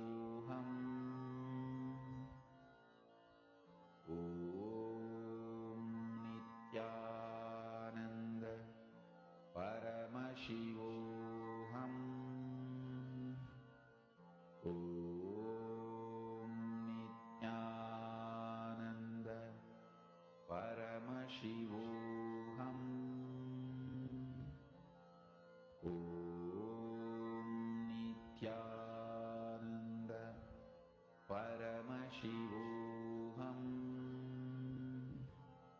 Om Nithyananda Paramashivoham. Om Nithyananda Paramashivoham. Om Nithyananda Paramashivoham. Om Nithyananda Paramashivoham. Om Nithyananda Paramashivoham. How many of you are seeing that your listening has increased? At least you were able to get much more rightly.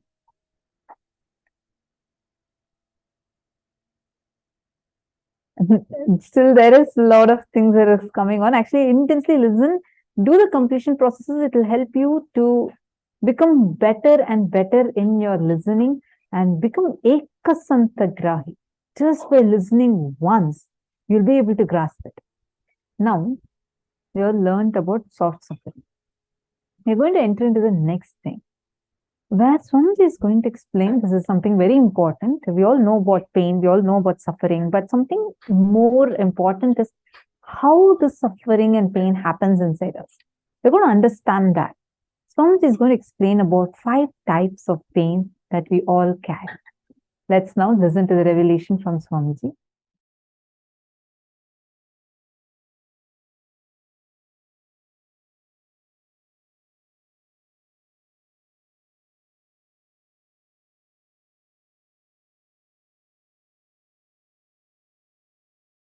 Reason for patterns that are passed through generations. What is the best way to get out of this? First thing,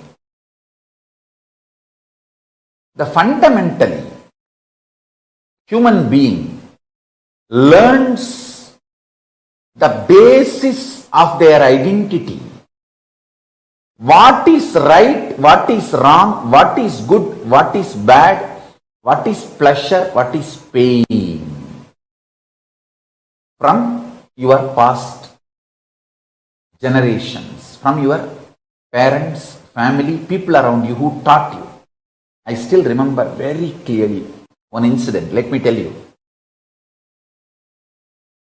It really happened. I was helping the Shivacharyas in the temple, in Arunachaleshwara temple, to light the lamp for the arti. So once the Shivacharyas, they do 2 puja, means the puja is done inside Garbha Mandir and then in Ardha Mandapa. Till the level of Ardha Mandapa, anybody can go and help them and light diyas and give them during the puja, arti. In those days, temple did not have so many staff.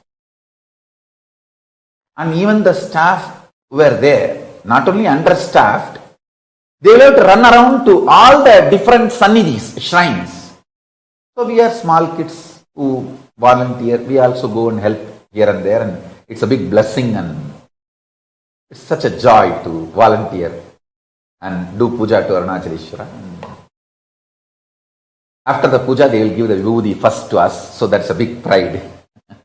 Of course, never to forget a very good share of Naivedyam, Prasadam, food, graced by Paramashiva himself. So, we always run and do volunteering. And once when I was volunteering, the camphor fell on my finger mixed with oil, burning, fell on my finger and got burnt. And anyhow, immediately the other people who were there, they helped me and they put my hand in the water and the burning sensation started settling. Then I ran to Arunagiri Yogeshwara. Those days I used to be having darshan of Arunagiri Yogeshwara regularly, physically. I ran to him and said, like this, it happened. And he just held my that finger and said, கண்ணே, நெருப்பு சுடுங்கிறது தப்பு பாடமப்பா, பாடத்தால் தான் சுடுதை தவிர இருப்பினால் சுடலப்பா. He was telling me, the fire burns, fire hurts, is because the lesson we learned that fire will burn, not by the existence fire will burn. Of course, don't try in your home. Just listen to the whole story. Then he got a little camphor and he held that finger which got burnt with his hand and asked me to touch the camphor with other hand. And he held my hand continuously. Slowly I could see from my stomach the fire spreading all over my body. The heat was increasing. But it was such pleasure, intense, pleasant experience and pleasure from inside. And it went, the temperature went to the extreme. The camphor which was touched by my other hand just lit up. To that level, my body temperature has gone up, but no pain, no suffering. It was pure pleasure.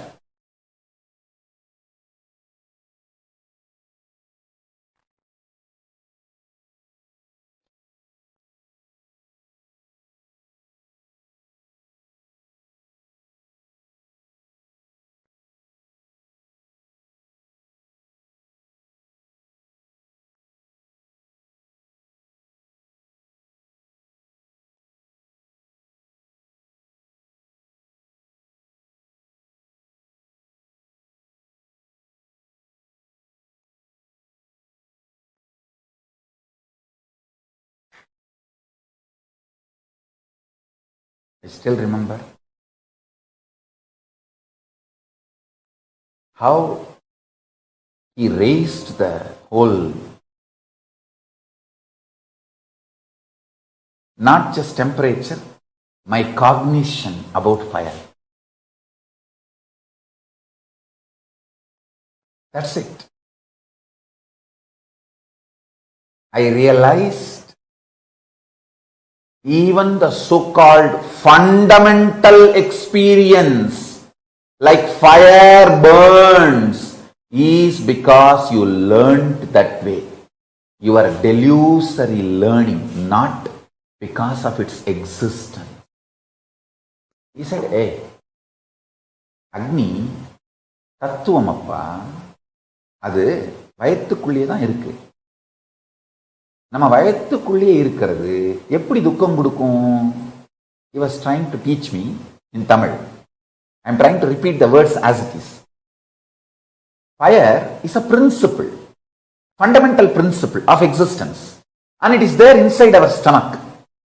Anything which is inside our stomach, how can that destroy us or burn us or disturb us? Skin is the Prithvi, the earth component of you. Fire is one more component of you.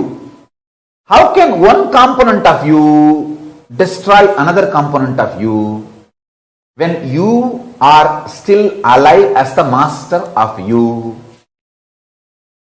He said, நீ உடம்புல இல்லாம போயிட்டா அப்போ ஒன்னோட ஒன்னு அடிச்சுக்கிட்டு ஒன்னு கொளுத்திருச்சுன்னு சொன்னா சரி புரிஞ்சுக்கலாம். ஆனா நீ உடம்புல இருக்கும்போது உன்னுடைய பாகங்கள் எப்படி ஒன்னு அழிக்க முடியும்? He was giving me the multi-dimensional logic, not binary logic.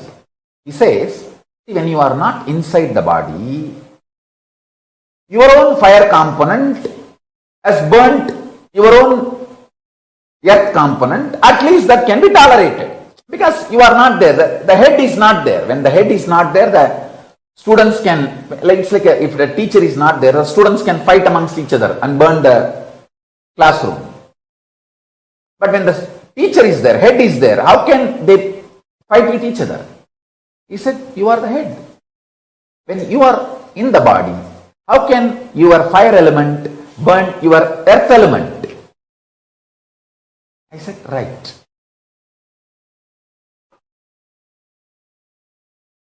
Correct, Swami.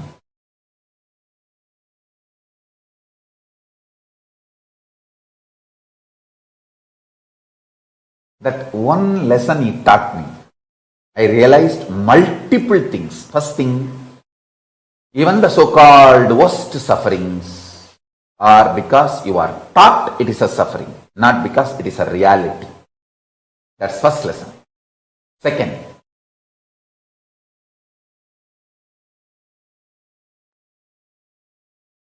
the hydrophobic material which keeps your DNA together, that hydrophobic material is filled with sound. See, being becomes identity through sound. Identity becomes physical expression of a person through fire. The person manifests is good, bad, right, wrong, everything through earth, the Prithvi element. See this satsang again to understand what I am saying. The sound component, Nada Tattva, sound principle, keeps consciousness and matter together. Means that is the first intervention into the hydrophobic component which keeps DNAs together, DNA's spare parts together. Guru, by giving the right sound, vibrations, cosmic principles in the form of Anagata Dvani, he gives new birth and breaks all the patterns passed through the generations inside you.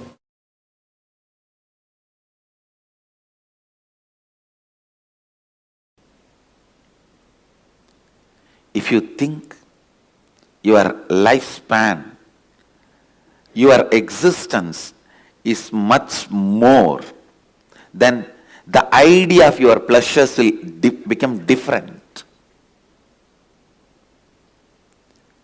The ideas about your pleasure will become different. Understand? If you think you are going to be having births and deaths, that's the truth. Till you are enlightened, the births and deaths is going to be your life cycle. Then simply you know what is going to be your pleasure, what is going to be your pain, what should be your pleasure, what should be your pain. Having a larger vision, more clear vision about you. Actually, when you have more clear vision about you, all your actions will be aligned to that. Your pleasure, what do you consider as pain, what do you consider as pleasure, what do you consider as good, what do you consider as bad, everything will become different if what you consider as you changes. What do you consider as you, if that changes,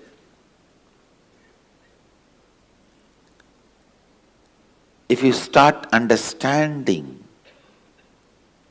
what you consider as you is little more than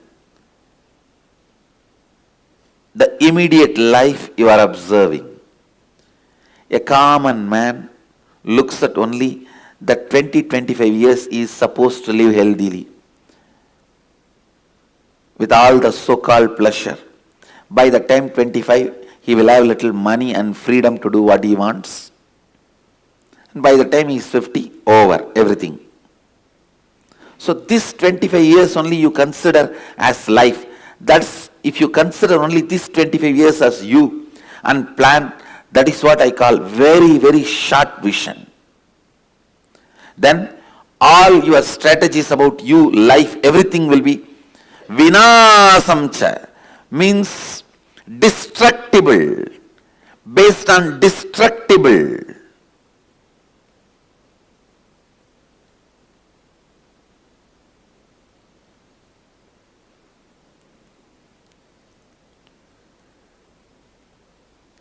If your strategies are based on something destructible, do not enjoy, do not expect long-term peace or bliss, because your strategy itself is not for that.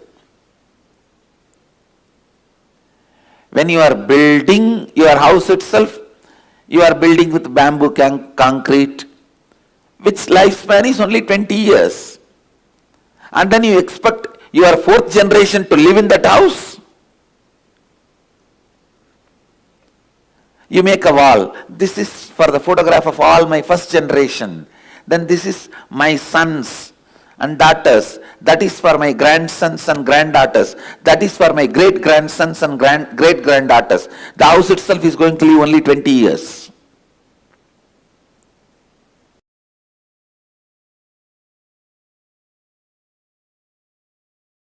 See, before even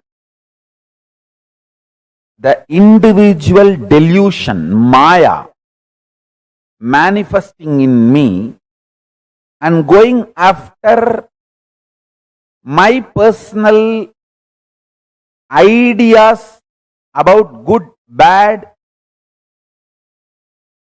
what society teaches us as pleasure, pain, greed, lust, sex, pleasure or comfort, luxury, whatever an individual goes through, before any of those patterns and are tastes developing in my system, my gurus made me realize I am expression of Paramashiva. I am manifestation of the principle, not individual. Understand? I am not individual. I am manifestation of principle.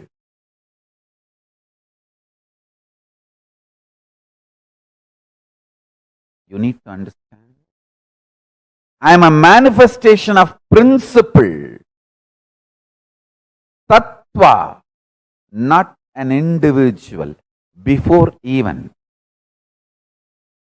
any identity or desires, fears of individual developing in my system,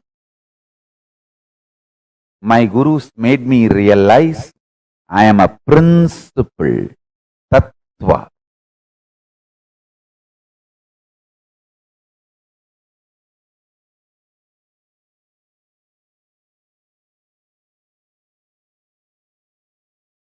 Now I want to tell you, for living enlightenment, you need vision, not sacrifice. As long as you don't get the right vision, you need to have sacrifice. Till the vision is not clicked, you need sacrifice. Once the vision clicks, you don't need sacrifice. When I cut my thigh and went back to Annamalai Swamigal, he said, what you did is neither wrong nor right. I couldn't understand. What do you mean? He said, because of this cutting yourself, you got the click. Ultimately, that you are not the body. Actually, after that only he gave me the initiation into that Aham Spurana, the methodology of the Aham Spurana by great incarnation Ramana Maharshi. It was transmitted to me by Annamalai Swamigal. So Ramana Maharshi is my Paramaguru. And Annamalai Swamigal transmitted that Aham Spurana, Anubhava into me, and which became reality when I was 12 in the Pavazhakundru.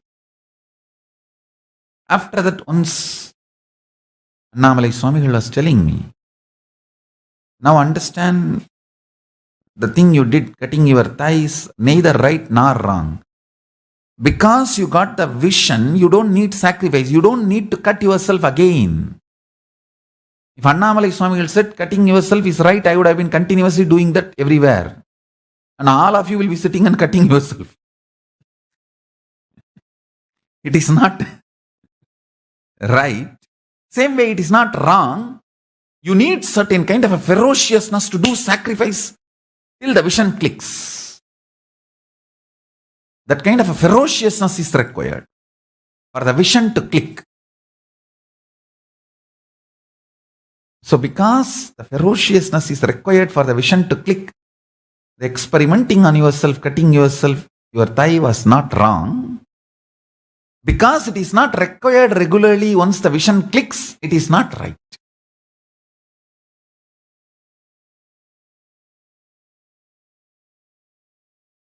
Understand it properly. Sacrifice is required only till the vision clicks. Once the vision clicks, you don't need sacrifice. Because living enlightenment does not need sacrifice. It only needs the vision clicking in you.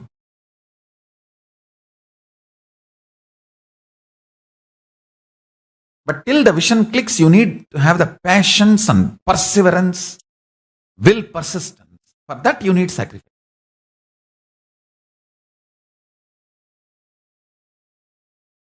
Shivanyana Anubhuti, Shivanyana Anubhava, Paramashivanyana Anubhuti is a vision manifest, not torture or suffering.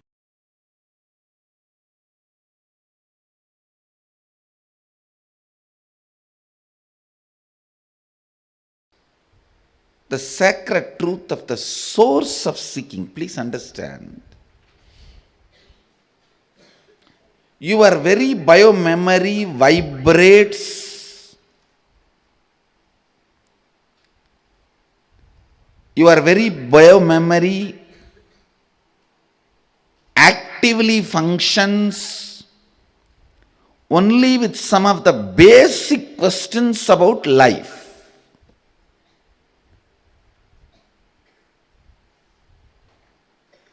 What is pleasure? How can I have more? What is pain? How can I avoid that? What is life? Is this understandings help me? Is this understandings going to help me? What is joy?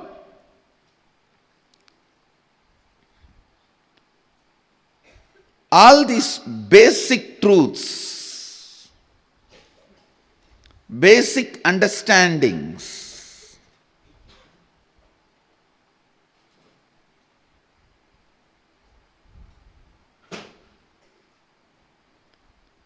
how can I experience them? These basic questions about life only continues to make you function, act. Entertaining these basic questions. What is pain? How can I avoid it? What is joy? How can I have more? What is life? Please understand,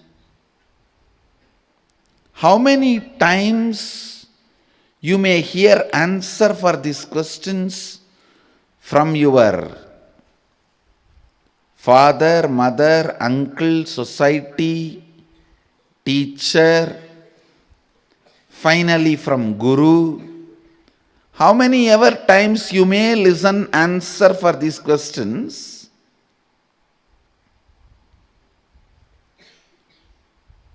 Listening to better and better answers for these questions and clicking with them is maturity.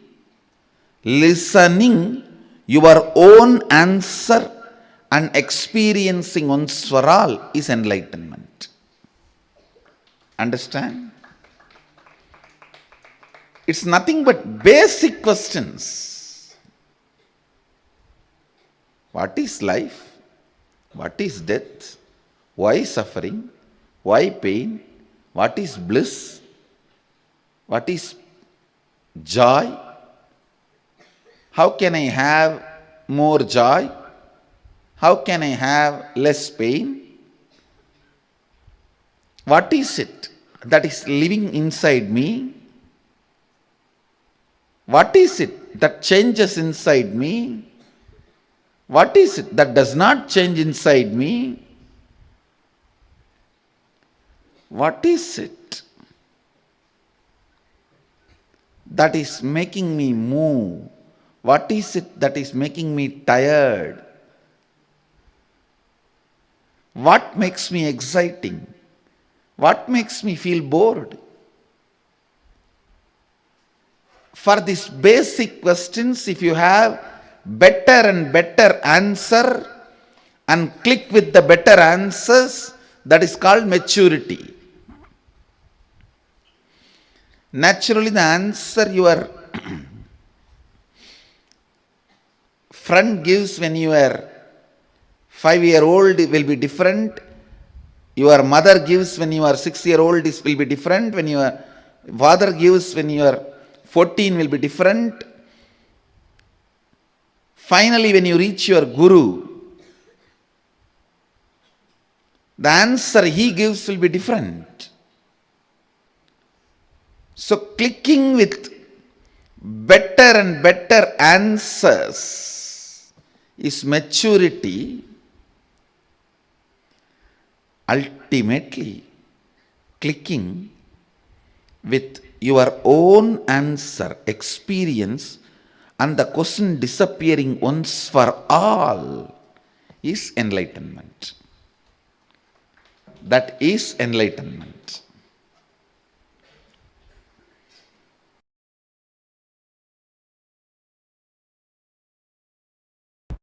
Understand the principle, cosmic truth, listen carefully.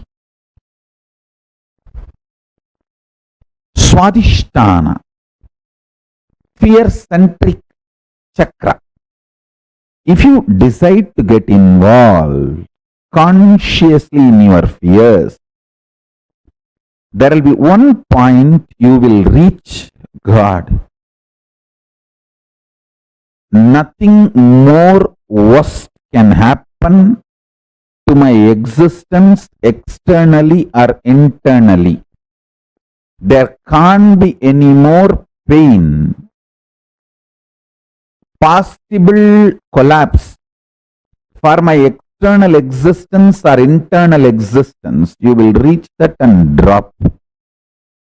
That is the moment the beautiful, powerful cognition will rise in you. From now, every second I am alive internally and I feel I am alive externally. Itself is a blessing. Nothing more is needed. I neither need bliss, joy inside me to be blissful, to feel fulfilled, nor I need something externally to feel fulfilled and complete. That experience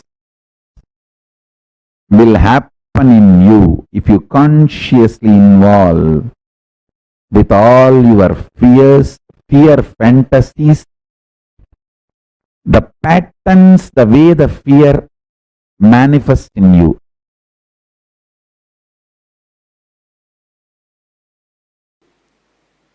Overpowering you. This layer, the mental layer, Manomaya Kosha, strong thought currents overpowering you, is the biggest incompletion stored in Manomaya Kosha, the mental layer. Please listen.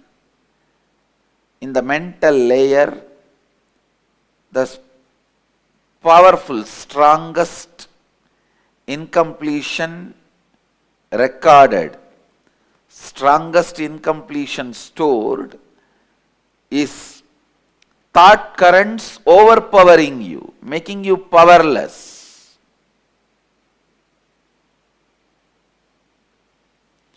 In this layer, we store all the pain patterns.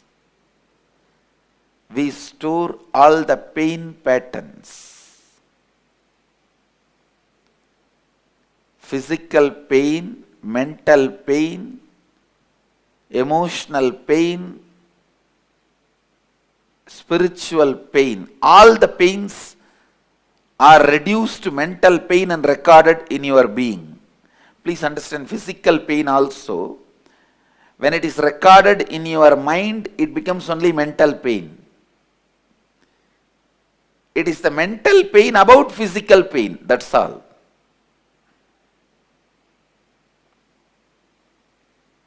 Physical pain, all of you know. If somebody hits you, what happens? It's the physical pain. Mental pain is, if you are not respected somewhere the way you expect to be respected.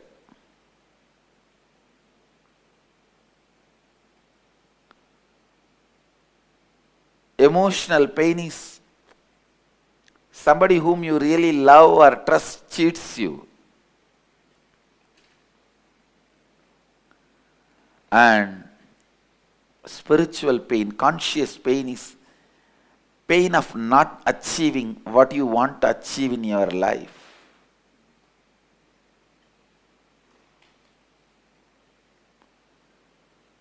Listen,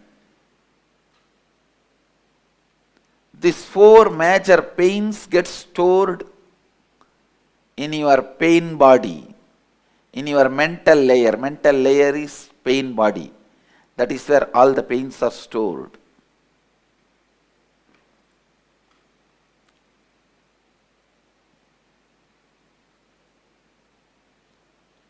I'll lead you into a very powerful process to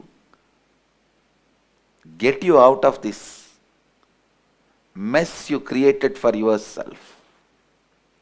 Each thought overpowering you and torturing you, even though you don't want them.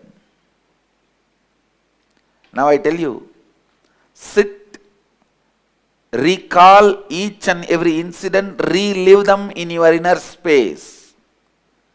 Write them down. I commit with you today with this Samskara Dahana Kriya, I'll complete all your pain patterns because they are not worthy of carrying. You have a stupid U-Haul service. Constantly your pain being transferred wherever you go. This U-Haul service does its job even if you don't call them. That's the problem.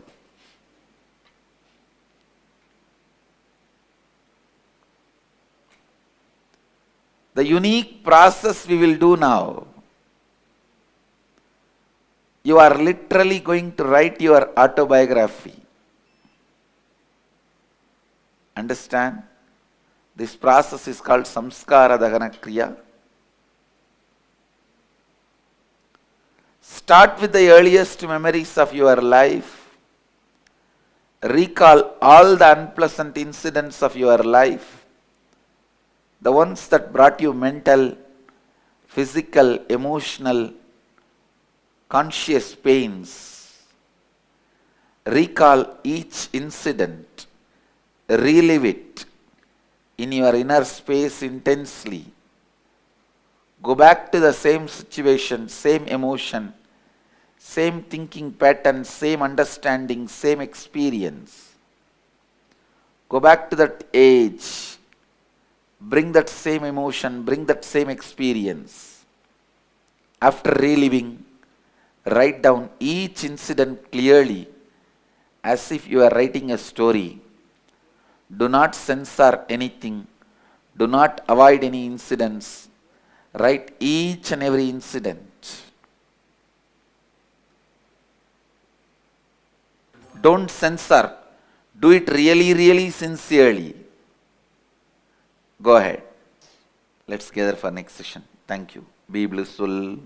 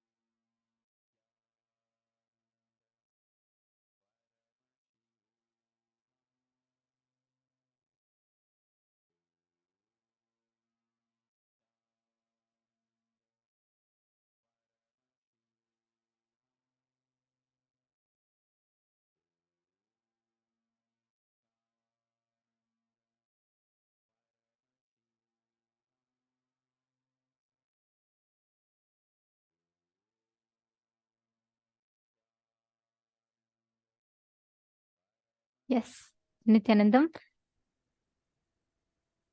Can I request each of you to now share the 5 types of pain that Swamiji explained? The whole incident about that fire burning that Swamiji shared, right? It was so powerful. Just the way Swamiji described, just the way that Swamiji explained the whole thing.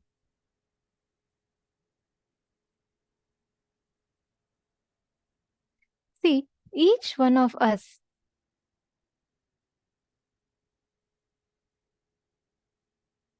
understand, if each of you just grasp this one thing, the moment you understand the 5 types of pain, the moment you understand what this pain is, like Swamiji said, pain is a teaching given to the body, psychological. It is not physical. It is purely psychological, 100% psychological. It's an experience that you teach yourself. See, when a child is born, right, you will understand. If you just see the child, you'll understand that the child has absolutely no sense of suffering, no sense of incompletion. The child has absolutely no sense of any of this. When even a child smiles, its whole being smiles, isn't it? The way the whole being just enjoys, the whole being is totally into it.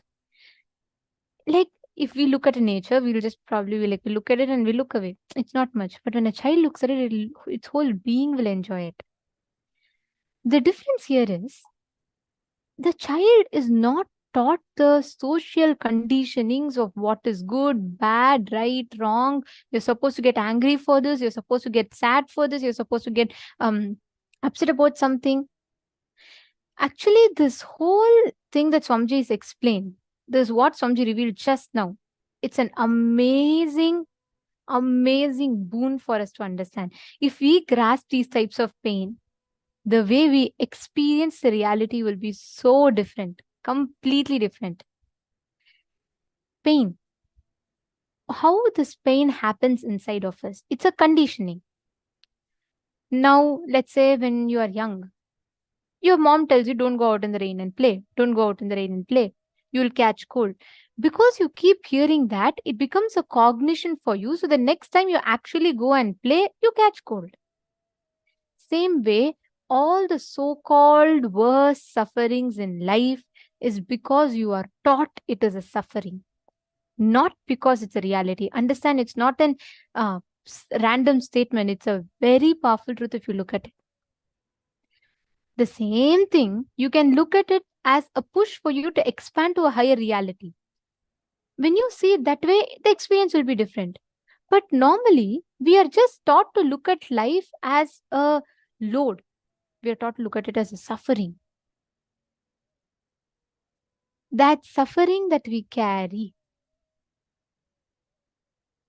our understanding of good, bad, right, wrong, all these sufferings or all these so-called sufferings are something that is trained to you. You are taught from a young age, you are told this is suffering.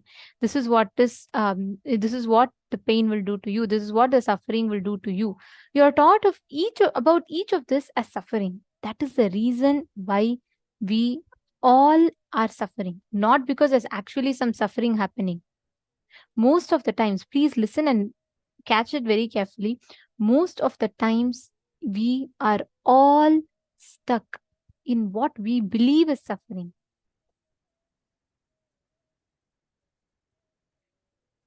The whole experience that Swamiji shared, right, with Arunagiri Yogeshwara, Swamiji literally has given this same experience to all of us in Gurukul. Just by having the right question, starting to ask the right question to ourselves. We are not taught suffering. We are not taught in Gurukul. Even pain is, we are taught is a lie. We are not conditioned to believe the right and wrong that society has imposed. That's the best thing to learn. But to understand this further, we must first know what are the pain that we are cherishing inside. What are actually the pains, different types of pain we are cherishing. Complete all the pain patterns because they are not worth carrying. Listen, I'll explain it, and I request all of you listen to it very carefully. For you to first understand it is a delusion, you need to first know what are all the pains that you're carrying. Let us pick any 5 incidents. Write down. Recall the unpleasant incidents of your life, whichever caused you mental, physical, emotional, conscious pains. Write down all of that. Just 5 incidents. In each of these types of pain, write down one incident. Let's start with that. I request every one of you to take a few minutes and pen down.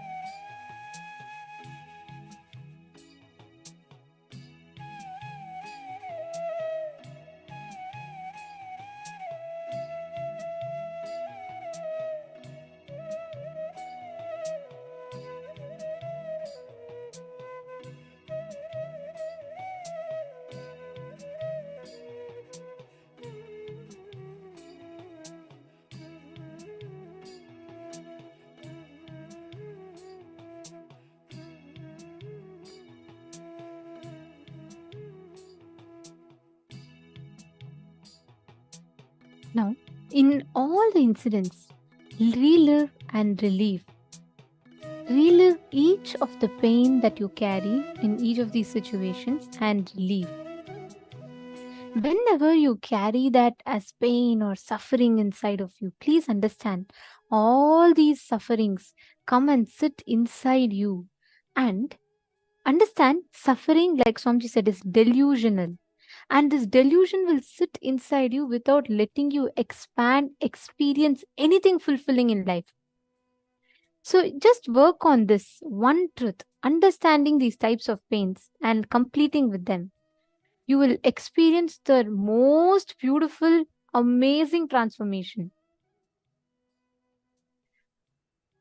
Now, with each of these incidents, please make sure you are doing it for at least 21 incidents over the time, so that completely all these life negative cognitions, the delusory cognitions inside us is completely removed.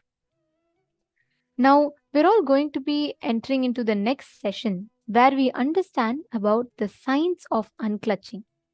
How we can unclutch. Let us listen to the revelations from Swamiji now.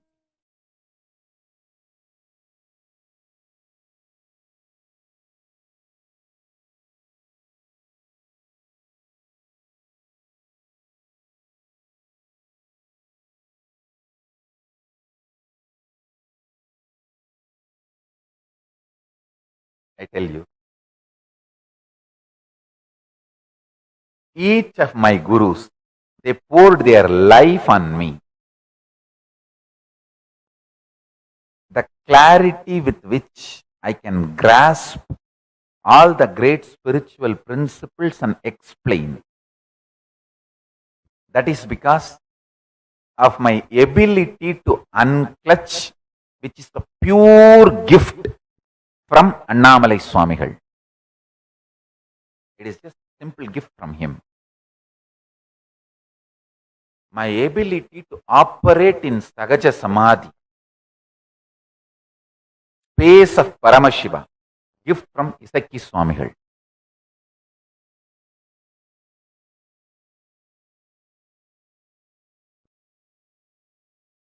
All my Guru's glory is only my life. My ability to be in Ajapa Japa state. I can actually keep the Japamala whole night. Even if you think I am sleeping, the mala will be rolling in my hand continuously. That is the gift given to me by Yogi Ram Surat Kumar. He is the Ajapa Japa Purusha. He is actually the embodiment of Ajapa Japa. He gave me the gift of Ajapa Japa.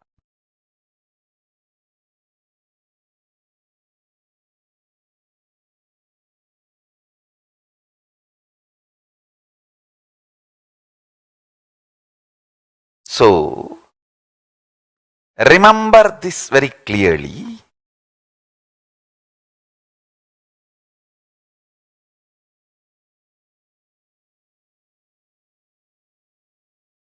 Peace alters the very DNA structure, genetic structure, the core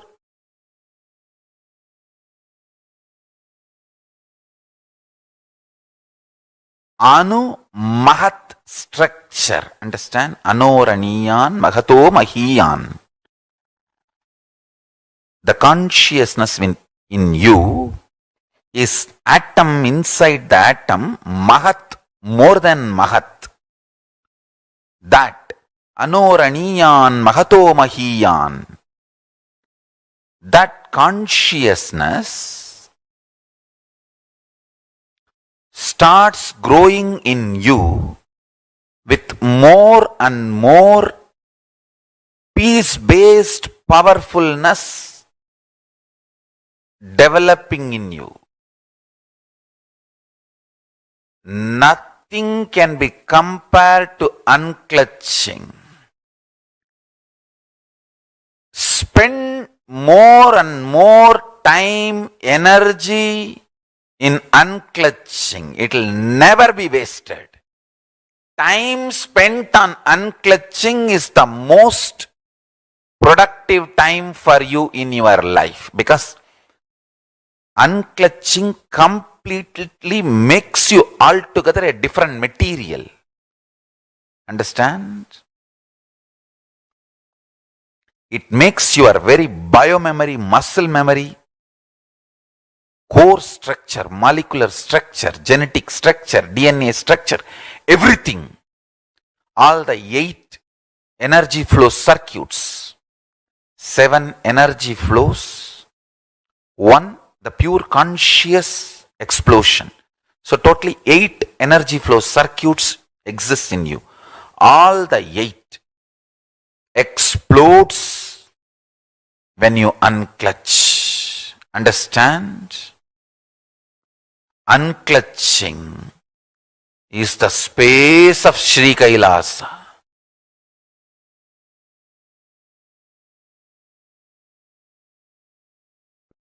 Listen carefully.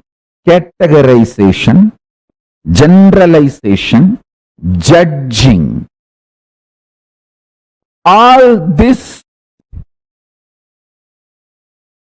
is taught to you as a science of life. But all this leads more and more delusion. Listen carefully. I wanted to put this on record clearly. Generalizing, categorizing, classifying, passing judgments about people, about situation, about communities, about societies, about political parties, about the world happenings. All this is absolute delusion due to non-involvement. Delusion-based decisions are bound to lead to suffering and more ignorance.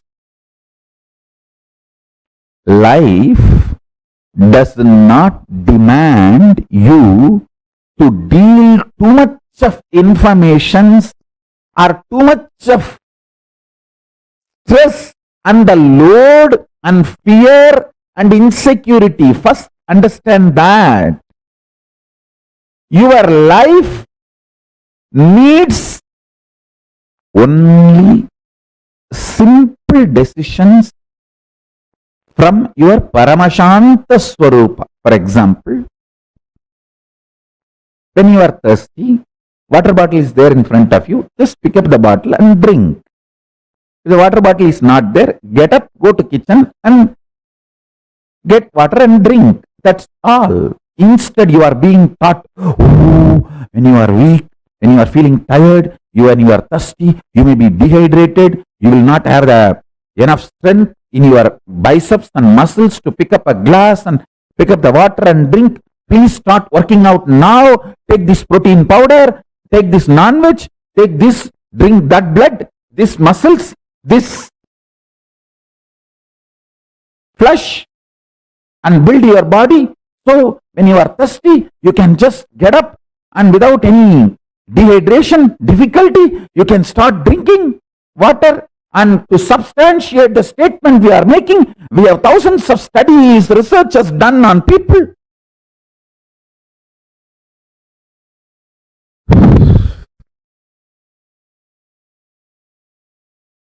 Listen. Practice this simple Paramashanta Swarupa for few days. Taste this ultimate silence for few days. Like these kids, when they are addicted to toffee, they will keep the toffee in the mouth all the time. When they need to go somewhere, they will take it and put the wrapper, keep it in the packet.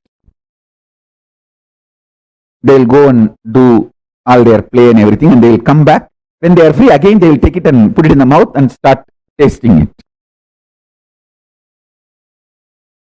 In Tamil villages, we used to say, kuchmitai.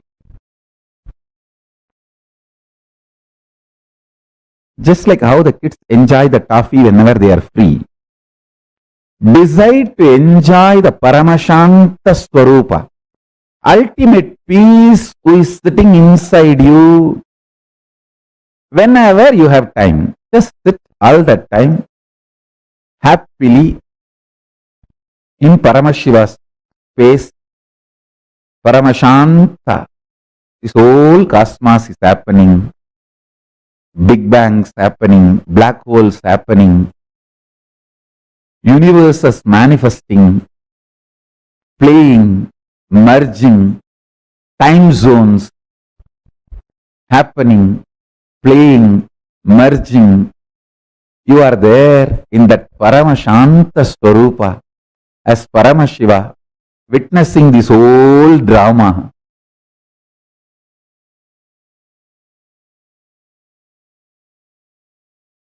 If you just bring the oneness to your intellectual understanding and your inner cognition, apply that in every aspect of your life, relationships, health. Even if you have a simple headache, apply oneness as the first solution. You may ask how to apply oneness on headache. I'll give you very simple understanding. Just see where the pain is and see me, oneness within me cannot be uncomfortable within me. If something is uncomfortable within me, then that me is not in oneness with me. Let me see where me is not in oneness with me. Just start searching for that. You will see me becomes one with me and headache disappears. If there is a headache, me is not in oneness with me. Let me see which part of me is not in oneness with me. Just start searching. I tell you, simply headache will disappear. And please listen. I'm not giving you false ideas. Just take little sacred ash. Tell Paramashiva, Oh Mahadeva, Paramashiva, I know oneness is an energy which can be mixed with any object, and that object will manifest and radiate that electromagnetic energy of oneness. So let this sacred ash be mixed with that electromagnetic energy of your oneness. Let your oneness be invoked in this sacred ash and apply that on your forehead with the Mahavagya Nithyananda Paramashivoham. It is equivalent to applying oneness on your forehead, and you will see headache disappears. I am not giving you some method like a placebo, fluke, click. No. Understand? What I am talking is far beyond placebo. It is oneness effect, not placebo effect. The electromagnetic force, maybe I can use a new word, cosmomagnetic force of oneness can be infused into any object. You can infuse that within you and without you, both. Within you and without you, both. When I lived my Parivrajaka life, means body was moving around without will, devoid of will, just with the flow of Paramashiva, Prakriti and Purusha, Paramashiva and Parashakti. The sacred ash is the only medicine. That is the mosquito repellent. That is the blanket. That is everything. Cold, apply sacred ash. Mosquitoes, apply sacred ash. Animals are in the forest and they may attack you, apply sacred ash. For anything, Applying sacred ash was the solution. I'll take the sacred ash, invoke the powerful oneness cognition into it, the cosmo electromagnetic energy of oneness. Infuse that into that sacred ash and apply all over the body. That's it.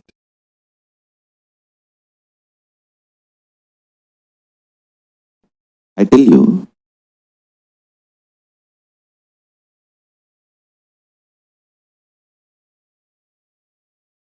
this is one of the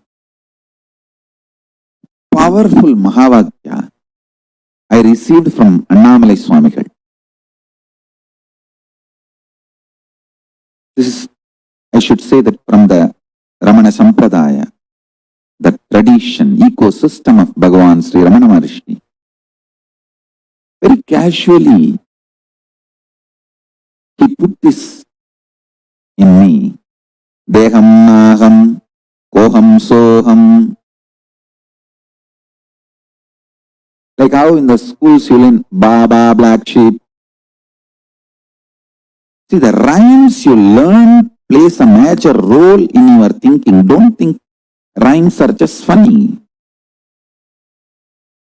This is the most beautiful rhyme for enlightenment I learned. Deham naham, koham soham. Deham means body, naham, I am not. Then koham, who am I? Soham, Paramashiva is me. I can say that I just can build full-fledged temple for Annamalai Swamigal just putting this one rhyme inside my head.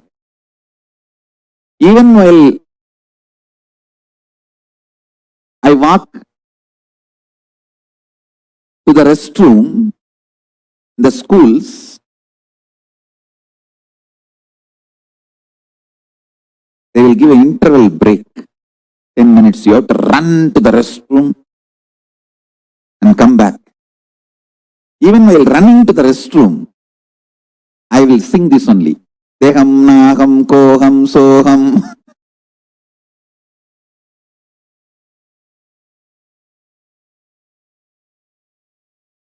Ninekka nenjurudi Annamalayane. Unmannin mahimayo. Katrin kirubayo.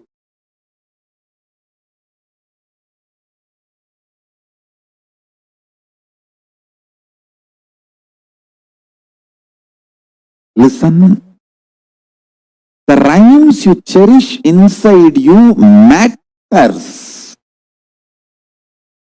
The words you cherish inside you matters. The words you cherish inside you for 6 months will become reality within a year. At least it will become like a echo chamber for you.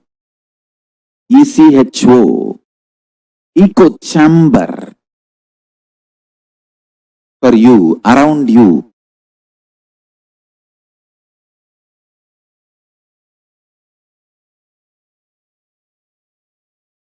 These rhymes, these great beings are put inside my head so casually.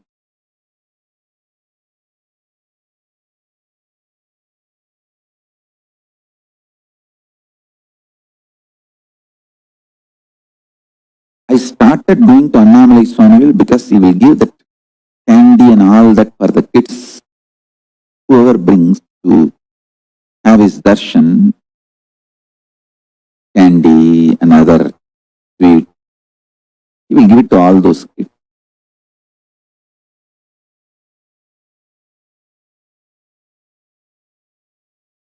Very casually, he put these great truths inside my head. If you know little Sanskrit, you will understand this 4 word is the essence of whole Hinduism. Deham means body. Naham, not. my core, me. Deham is mine, but not me. Naham, koham, then who am I? Soham, Paramashiva. Even when I am running to the washroom, from the class to the washroom, I will try to run. Deham naham koham soham, deham naham koham soham, deham naham koham soham. And run. Finish. Run back. Deham naham koham soham, deham naham koham soham.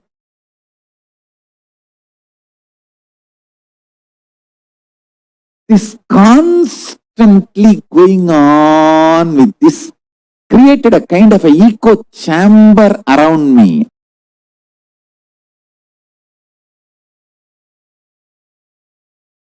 And if you remain hungry and put Mahavagya and powerful cognitions into your system, so much detoxification will happen. Literally 90% you will get established in oneness and enlightenment.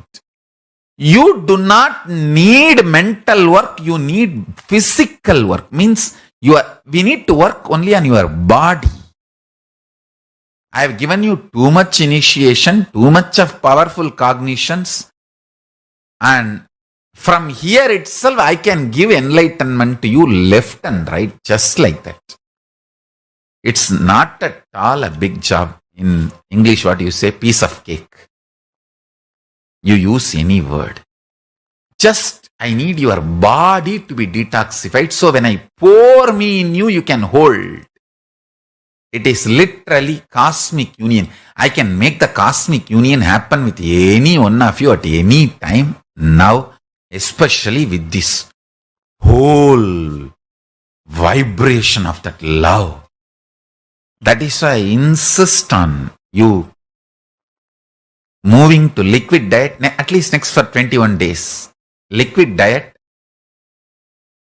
chanting of Mahavagya, vibrate yourself with the Mahavagya, Om Nithyananda Paramashivoham, and spend as much time as possible with oneness capsules and satsangs, this powerful cognitions.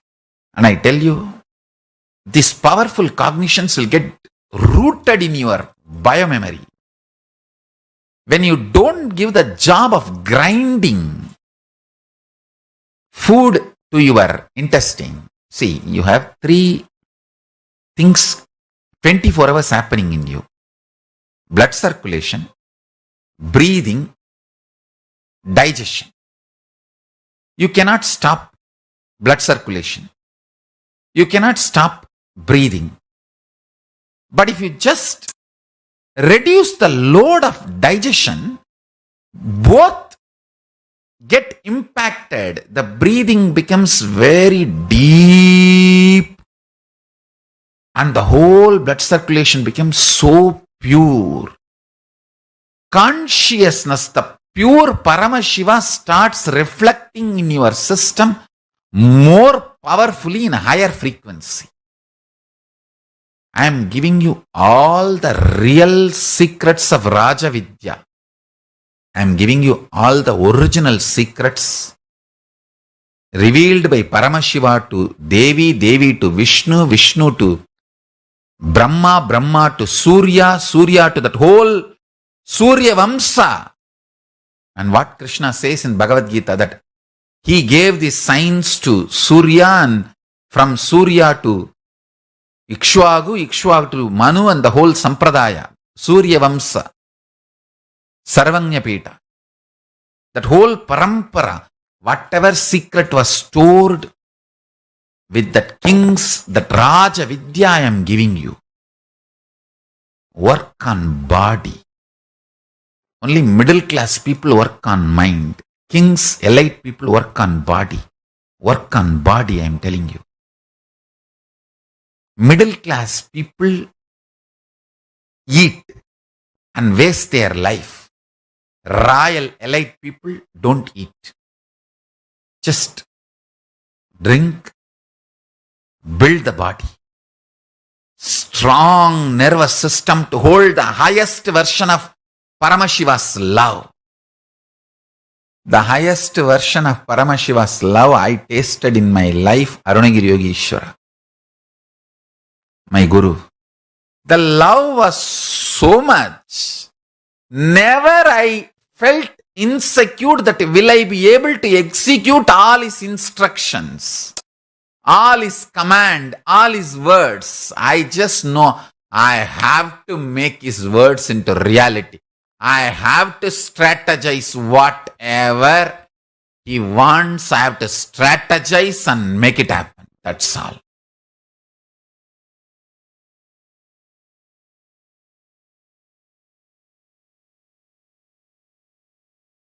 Understand?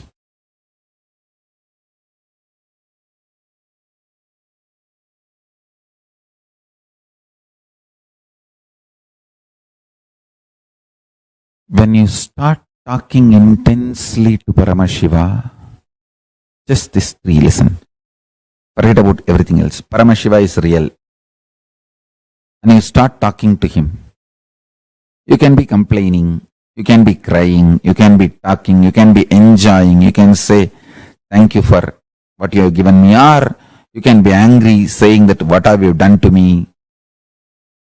Why is Australia fire is not getting put off? Why the animals are dying in Australia? You can talk anything you want. He's as older than sun and fresher than your breath. Is new to you than your own breath. Is old to you than the sun.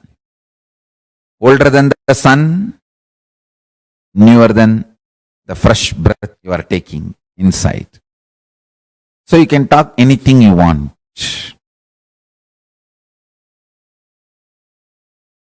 Remember one thing, cognizing is real.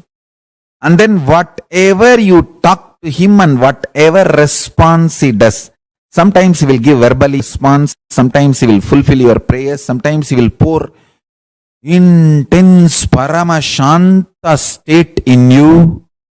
All is his response.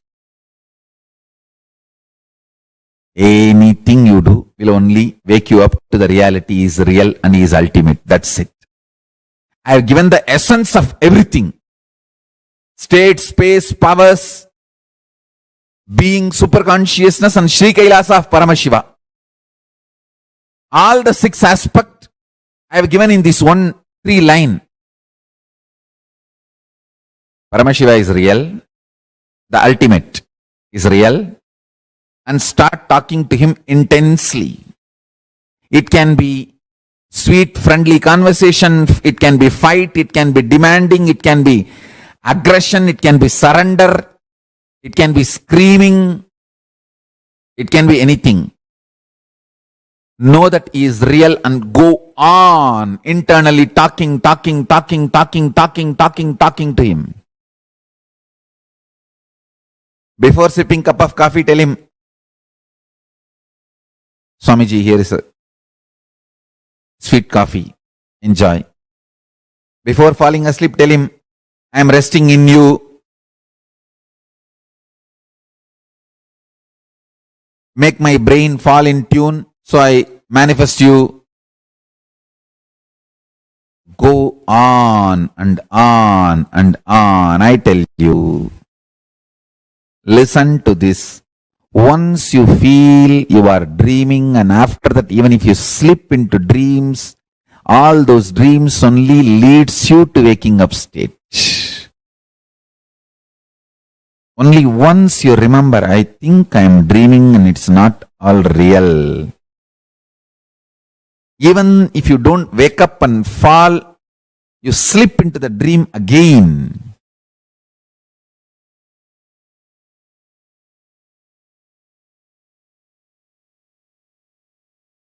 After that, every dream you go through,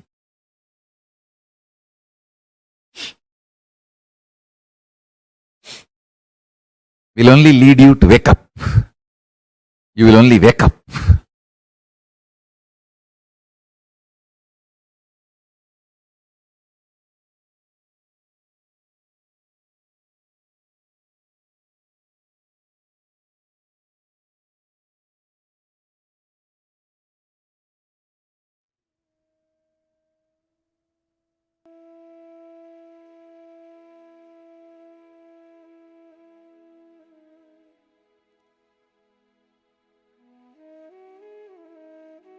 the science of unclutching. I hope all of us understood, because so beautifully, multiple levels actually, Swamiji had explained to us about what is unclutching and why unclutching and how to do this unclutching and how this unclutching can help you in various levels.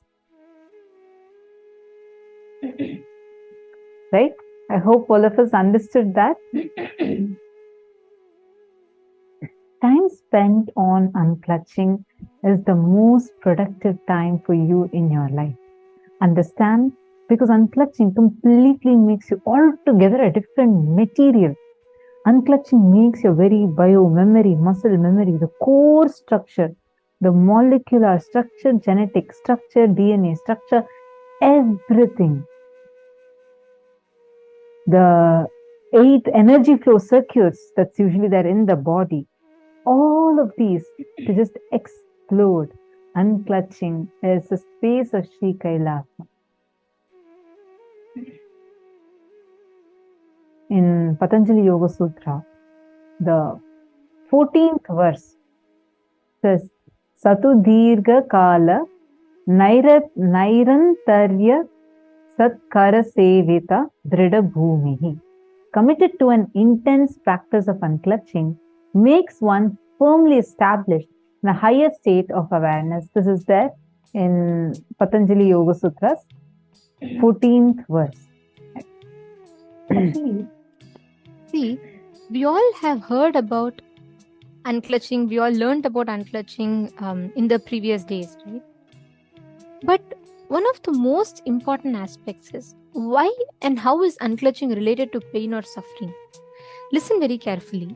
Every situation in life, any so-called suffering, let's say someone comes and tells you something that's very, that you feel is very hurtful.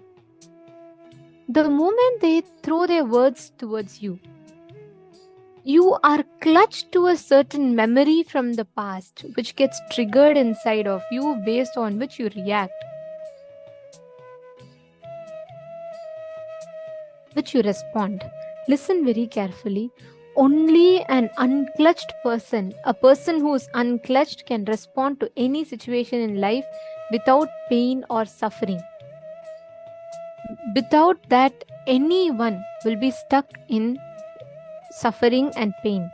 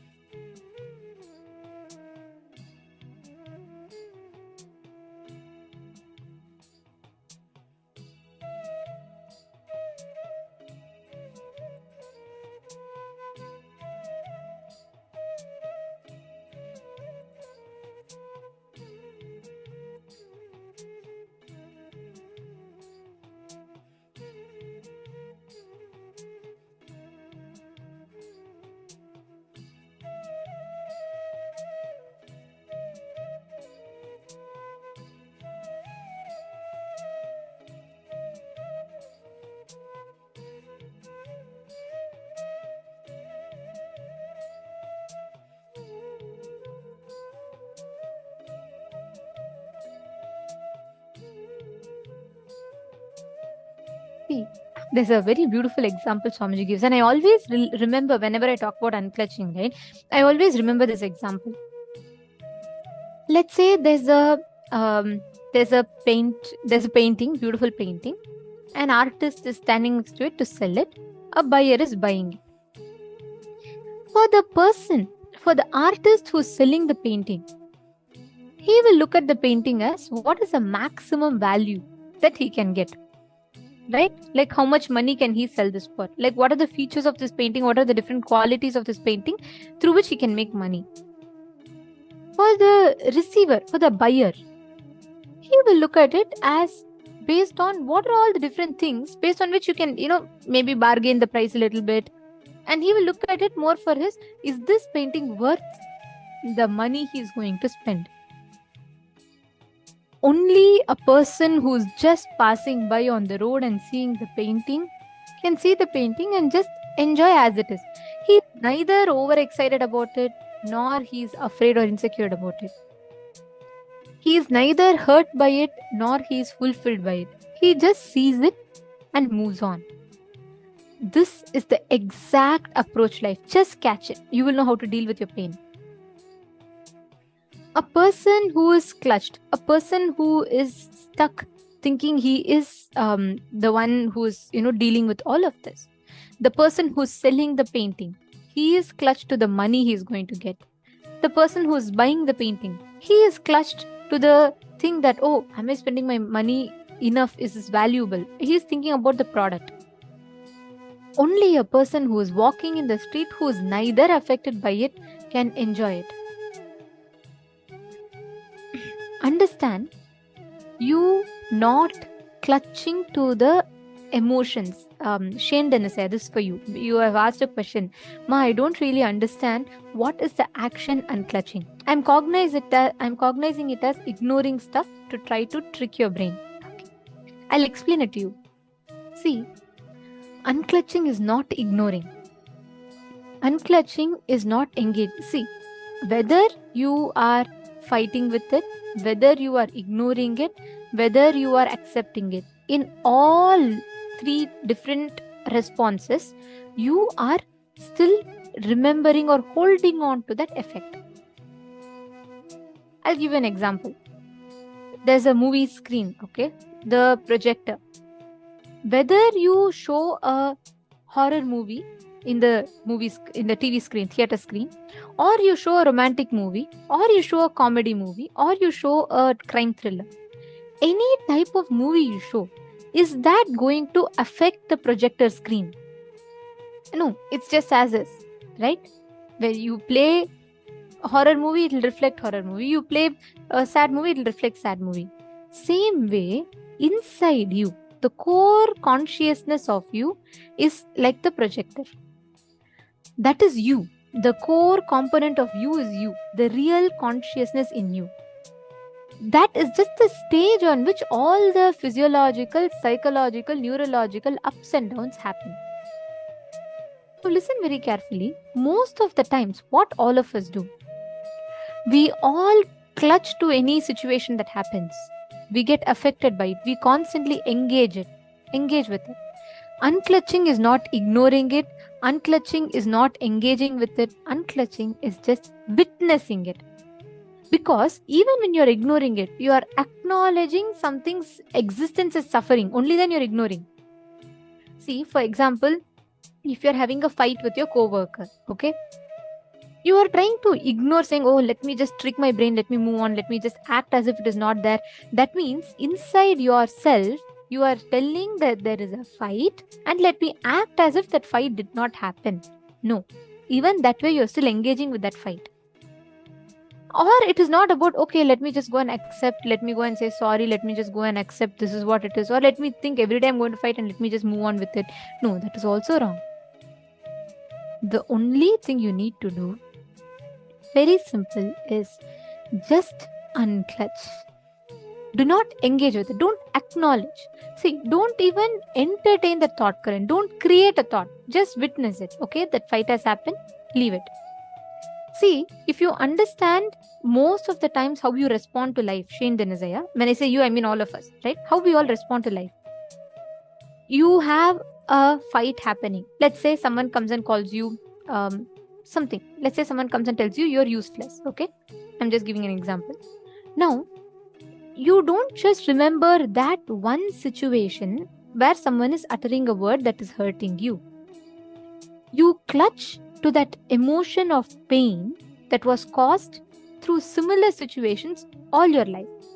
So you add this incident, independent incident, to the shaft of all the other prior incidents, and you see it as like 1,000 incidents where people have hurt you, and you let that whole 1,000 incidents have an impact on you. That's how all our brains function. Let's say someone comes and tells you, I love you. You clutch to that emotion of joy or love. You remember all the 100 incidents where some emotion has been triggered like this into you. Your brain immediately takes this and puts it along with that 100 love emotions shaft, and you see that. So you feel happy. So your life becomes an oscillation between associated powerfulness, associated powerlessness. Your mind keeps dilly-dallying. One moment you feel like extremely happy, one moment you feel like extremely sad. You keep hopping in and out of this. The only thing unclutching here is letting go of that. The painful moment you're having now, someone coming and telling you something bad now, someone coming and telling you something bad 5 minutes before, or that same person telling you something bad 5 days before. Each of these are independent incidents. You don't need to clutch all of them together. Just one at a time, you can deal with it.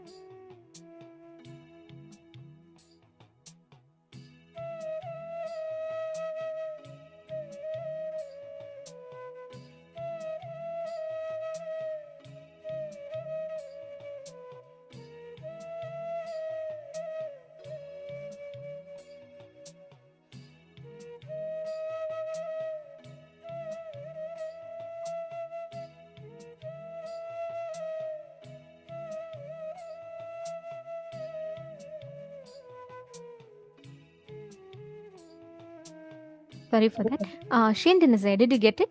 Is this making sense to you? Are you understanding? Now, unclutching is not about you struggling to accept something or you struggling to reject something. It is just you're witnessing it. You are just watching it. Okay, this is happening, this is happening. Watching your inner space like that. 5 minutes, try to look in. Always, all our thinking, there is some emotion constantly, every thought triggers in you. You suddenly remember a moment of joy, suddenly you remember a moment of pain, suddenly you remember something that you really enjoy, you're really missing. Your thought, second after second after second, keeps agitating some or the other emotion in you.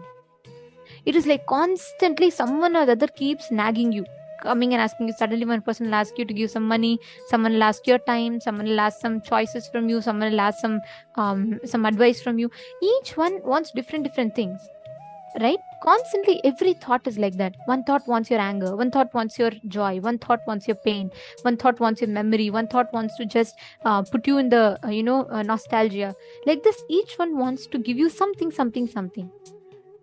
Unclutching is just disengaging from that reactions. Thoughts will still happen, but you will not engage with them. Slowly, the thoughts happening will completely die down in you. That is the goal of unclutching. When you are unclutched, all the thoughts happening inside you will just slowly die down. And at the end of it, you will be completely, absolutely liberated from any agitation or suffering. Okay, so Mashante Fields posted. Okay, I think I'm getting this. Thank you so much.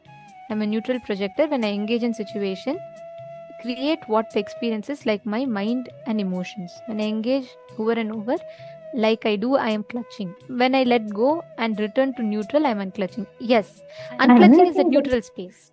And you have to witness it. See, only when you start becoming a witness, you will not get involved into it. Understanding? You should unclutch means how you sit, watch the clouds passing. I don't know about now, but just even few years back, before the social media became a very big thing, this was also many people used to do. Just sit and look at the sky, the clouds passing. How you would look at it, right? You'd be unclutched. the clouds passing by will not create a reaction or anything in you. You're just watching it. Or how you look at a rose, you're just watching it. So like that, it's just passing.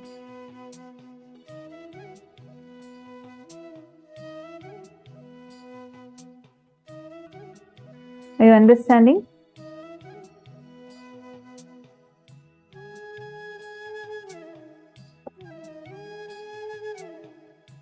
Now, I request every one of you sit now with this understanding. Just sit and unclutch. Just sit and try now. See, with the right understanding when you do, the experience will be different. Just sit now, spend 5 to 10 minutes, unclutch. I request every one of you, do not create a thought. Do not make sure one thing. Simple oneness means just don't clutch to anything. Witness the whole thing. Any thought comes and raises in your inner space, decide you're not going to support that thought. If something is saying, hey, come on, such a happy moment, remember, enjoy, just watch it. If something is coming and saying, such a suffering moment, remember this, just watch it. No reaction to anything. Shall we all try this? If you all understood unclutching, can you all put yes in the chat? It is not an action. It is a decision to just witness. It is just your understanding to just witness the thoughts that are happening in you. If you all understood, can I request everyone to put yes in the chat? Ma Jennifer Poirier. Okay, Ma Kalyani is putting yes. Ma Alizu is putting yes. Ma Donna is putting yes. Come on, all the other rooms.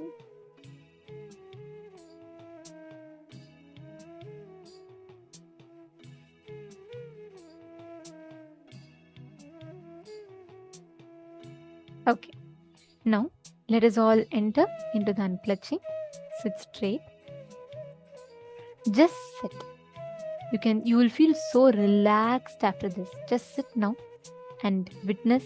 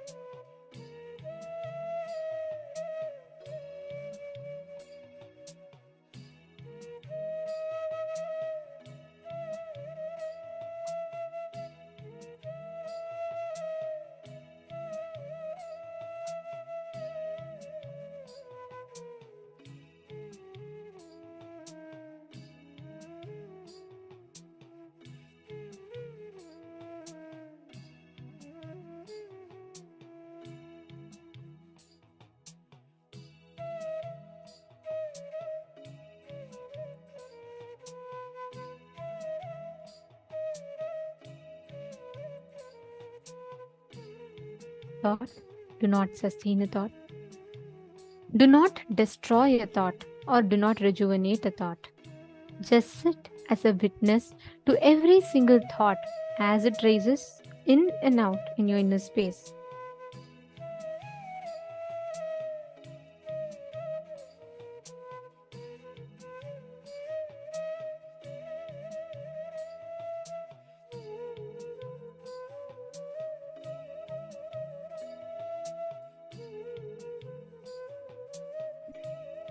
Yes. Now, whenever you are completely unclutched, right? Whenever you are having that absolute thoughtless space inside of you, you will have listening to life much, much more.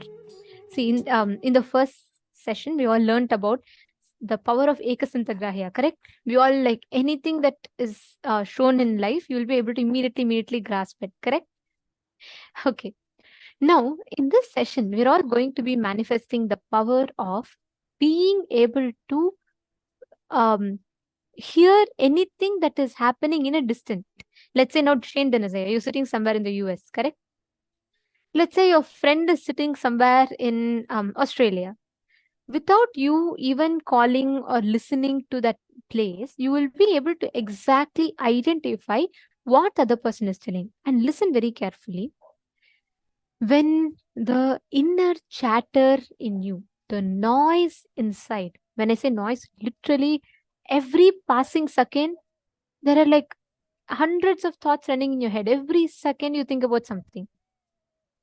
Your mind constantly engages you into some or the other, tug of war.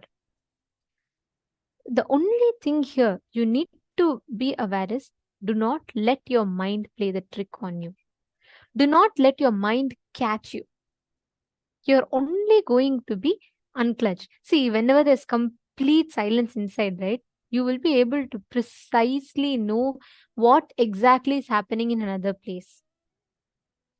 Understanding?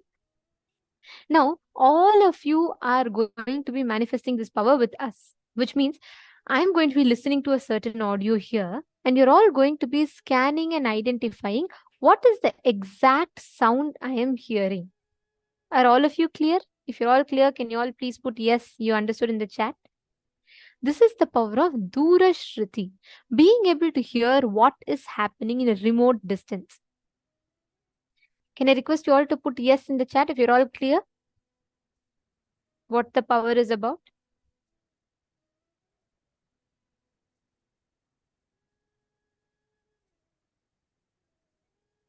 Yes, okay. Thank you, Everardo Alfaroya.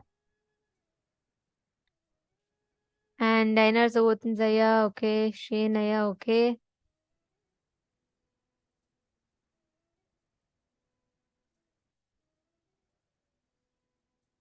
Einar Zawotanzaya, okay. Keegzin Wong, great. All right. Now, listen very carefully. I'll give you all an example. Let's say you're in a mall, okay? You're on the first floor and your friend is at the entrance of the mall, somewhere down. There's so much noise, there's so many people talking, everything. Your listening or hearing capability is not affected by external noises. More than that, your hearing capabilities are disturbed by the internal noises in you. Let's say 100 people are talking, your friend is at the entrance and your friend is whispering something to you. Let's say she's telling you, hey, can you please come? Let's leave fast. It's been too late. You're on the first floor. There are so many other noises that's going. There are sound waves. But human ears has the capability to only pick and hear the frequency in which your friend is talking, which means you will literally be cancelling out all the other noises that are happening completely, and you will only hear what your friend is whispering at the other end of the hall. That is the power of Dura Shruti. Are all of you getting it? You're going to manifest the exact power. Forget, see, next to you, someone might be talking. TV might be running. Your washing machine might be running. Someone might be singing something.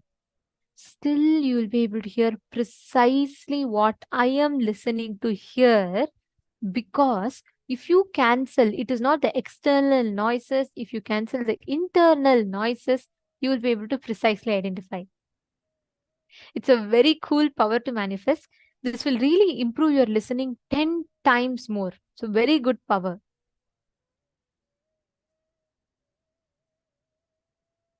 Getting it?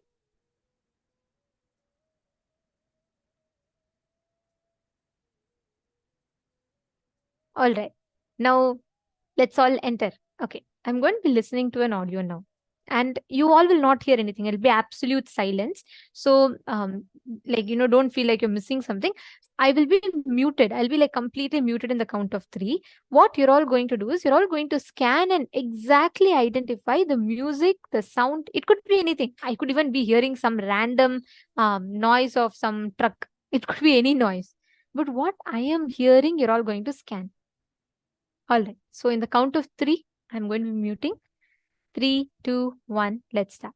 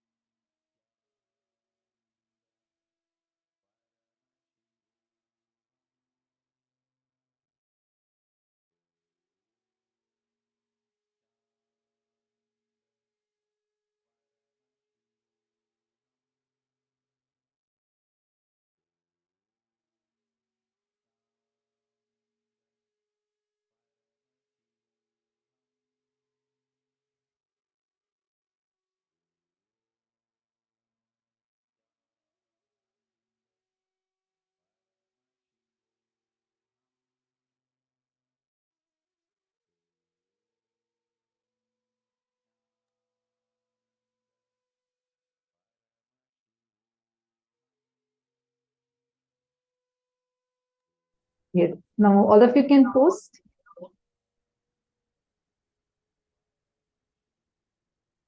What did each of you hear? What is the audio, exact audio that each of you heard? Describe. Complete detail. Whether you heard sounds, what type of sounds did you hear? Or you heard absolute silence. What exact sounds did you hear? Can I request all of you to please post? Like precise, exact sounds, the type of if you heard someone speaking, or did you hear some noise, did you hear some kind of a music, whatever you heard, describe it. Come on, I request each of you to post. Let's see. Okay, Jnana Pradayini has posted. Swamiji showed me praying hands with a crystal, verses from Bhagavad Gita and mantras. Okay, Madhyana's flow, no voices. Mahavakya, no sound, but it came obvious. Okay. Birds, okay, ocean, Meenakshi Darshan, Mahavakya, piano. I hear light, airy music. Okay. Ma Priyatma Surupni has posted. I saw a trumpet. It's a trumpet, instrumental music. Okay. Nijavatara, Parashakti, flute music. Okay. Om, flute music, shooting up, drum, female voice, more drum or beats, or bhakti for devotion. Very nice.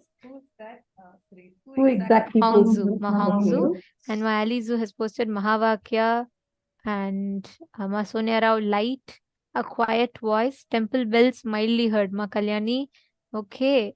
I hear rain-like sounds out in nature. It was a bit subtle, a soft voice, soothing. Wow. Okay.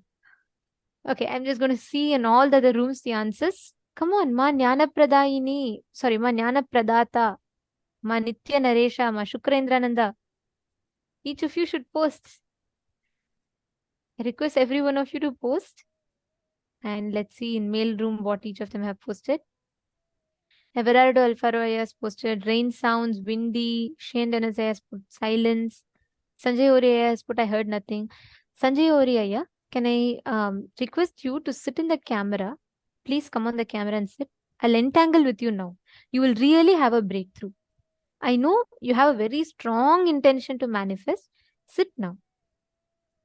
I only request one thing from you. Drop your judgment that you cannot do it. See, that is the most difficult part to break. Drop your judgment. See, Swamiji tells, even if you're 500 kgs, he can make you levitate. But even your 1 gram of thought, he can't lift it. It'll be very difficult for him to lift. So I just request one thing from you. Do not, please do not have the constant thoughts of incompletions running in you. Just sit, connect to Swamiji, go on typing whatever you're hearing. Okay? Okay, since many of you have posted, I am going to share the answer, and it's amazing the way many of you have precisely identified the exact sound that I played. I'll play it now for you all to check it for yourself.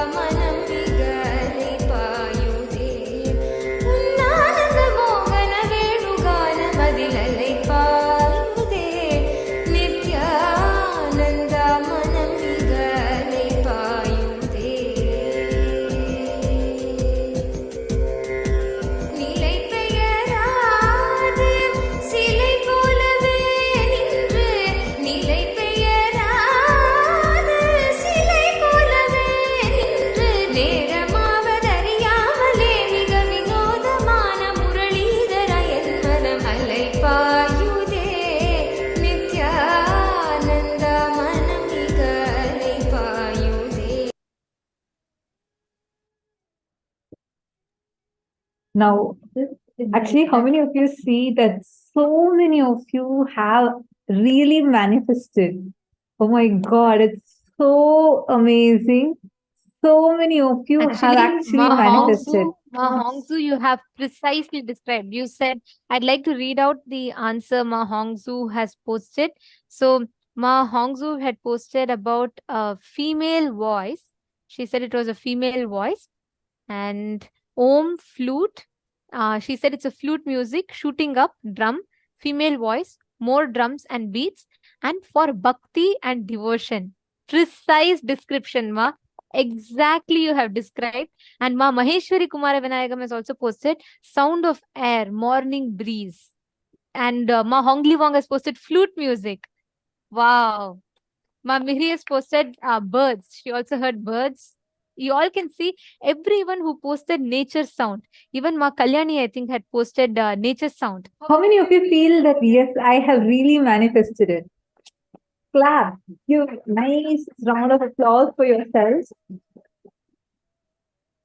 Very nice. So nice to see like how each of you are manifesting. It's really, really amazing. So it was a mix of all these things. Yes, Ma Sonia Rao, it was. And so many of you have really manifested it. So that's really amazing. Jayoriaya, Shane Denizaya, all of you listen very carefully. I'm going to be playing again. We'll do one more round. I request one thing. Sanjay Oriaya, now sit. I'll entangle with you intensely. Connect to Swamiji and just see what exactly. Drop your thoughts. With too much of noise inside, you can't hear what is happening on the outside. So I only request one thing. Drop your expectation or any of these whole thing. Drop any of the expectations how you wanted. Don't have anything. Relax. Just sit. Connect to Swamiji intensely. And you will see whatever you're hearing, you keep typing it. Okay, great. You're showing a thumbs up. Thank you. I'm going to be muting now in the count of 3, and I'm going to be playing the next, whatever I need to hear next. I'll be listening to that now. 3, 2, 1, start.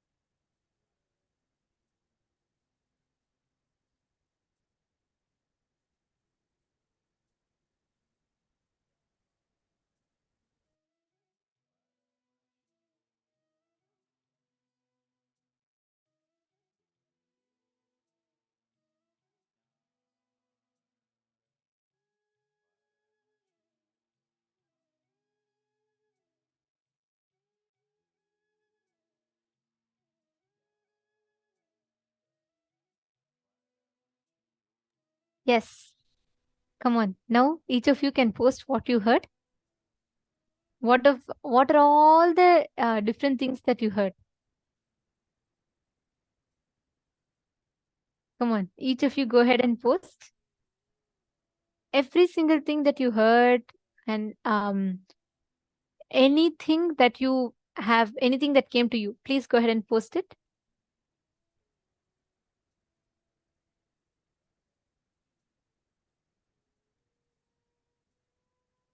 Let's see. I'm very excited to see each of you beautifully manifesting.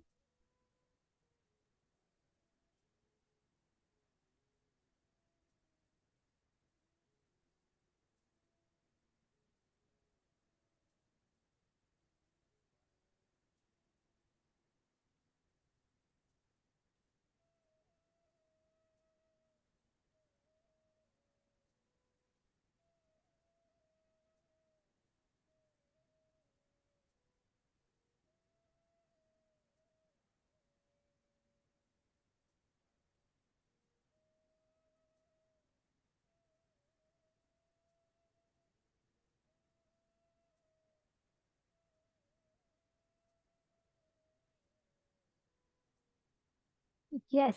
Okay. So I see each of you posting different answers.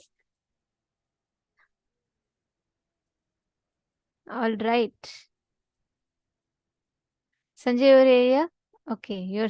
You're saying you're hearing only the silence, nothing else. Okay. So when you say silence, you're hearing no sound. Absolutely correct. Now, can you intensely chant? I'll do one more round soon. I want you to chant the Mahavakya, sit in that silence, soak yourself in that silence. See, don't say, oh, only silence. Listen intensely to that silence. Okay? And I want you to describe to me what are all the different things that you're feeling. Not now, when I play next time. Okay? All right. Now I'm going to be sharing the answer to you all, and then I'll verify, I'll read through all of your answers. So what I was exactly hearing was a lion's roar, but it doesn't sound really like a lion's roar. It's just some random video that I clicked on. So I'm just going to be playing that for all of you. You all can listen to this.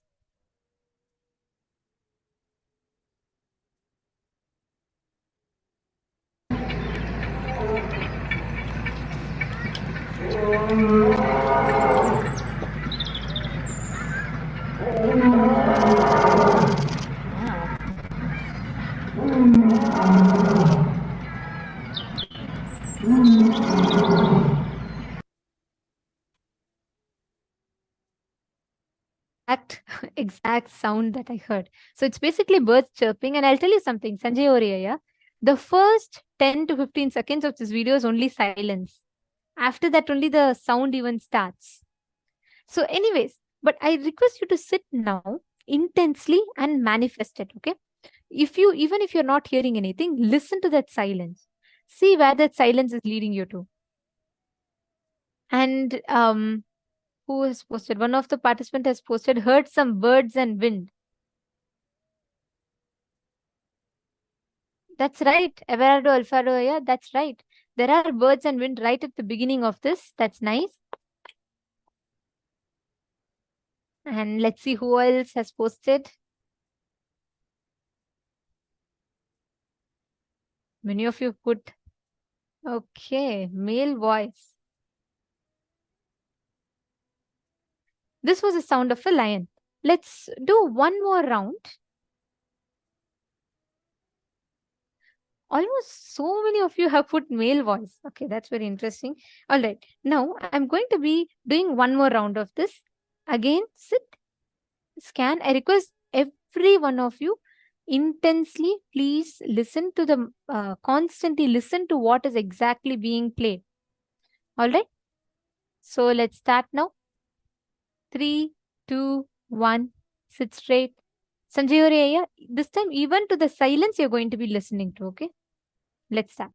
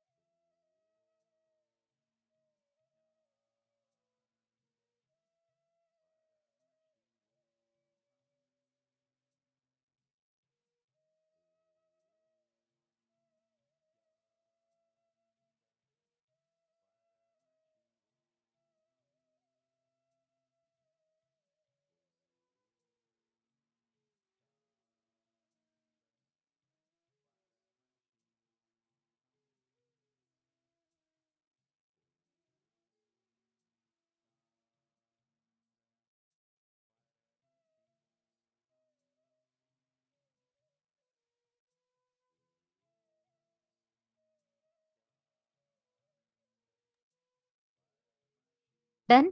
Now I request every one of you to scan and describe what is the exact thing that you heard. Come on. Post whatever you saw, whatever you listened to. Go on describing it.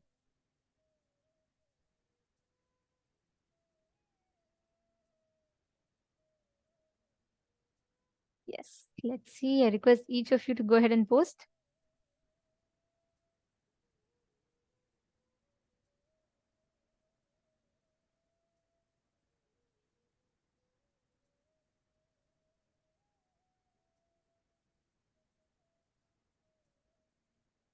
Let's see what each of you are describing. Wind, train, Swamiji's voice, bell, chime sound. Okay.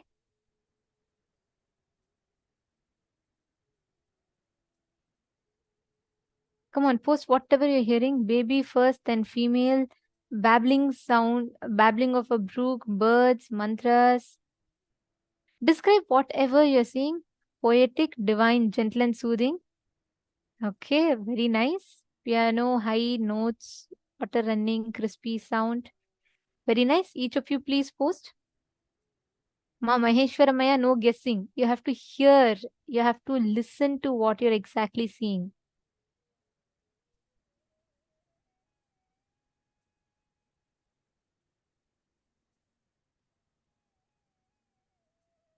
Words for a few seconds. Okay.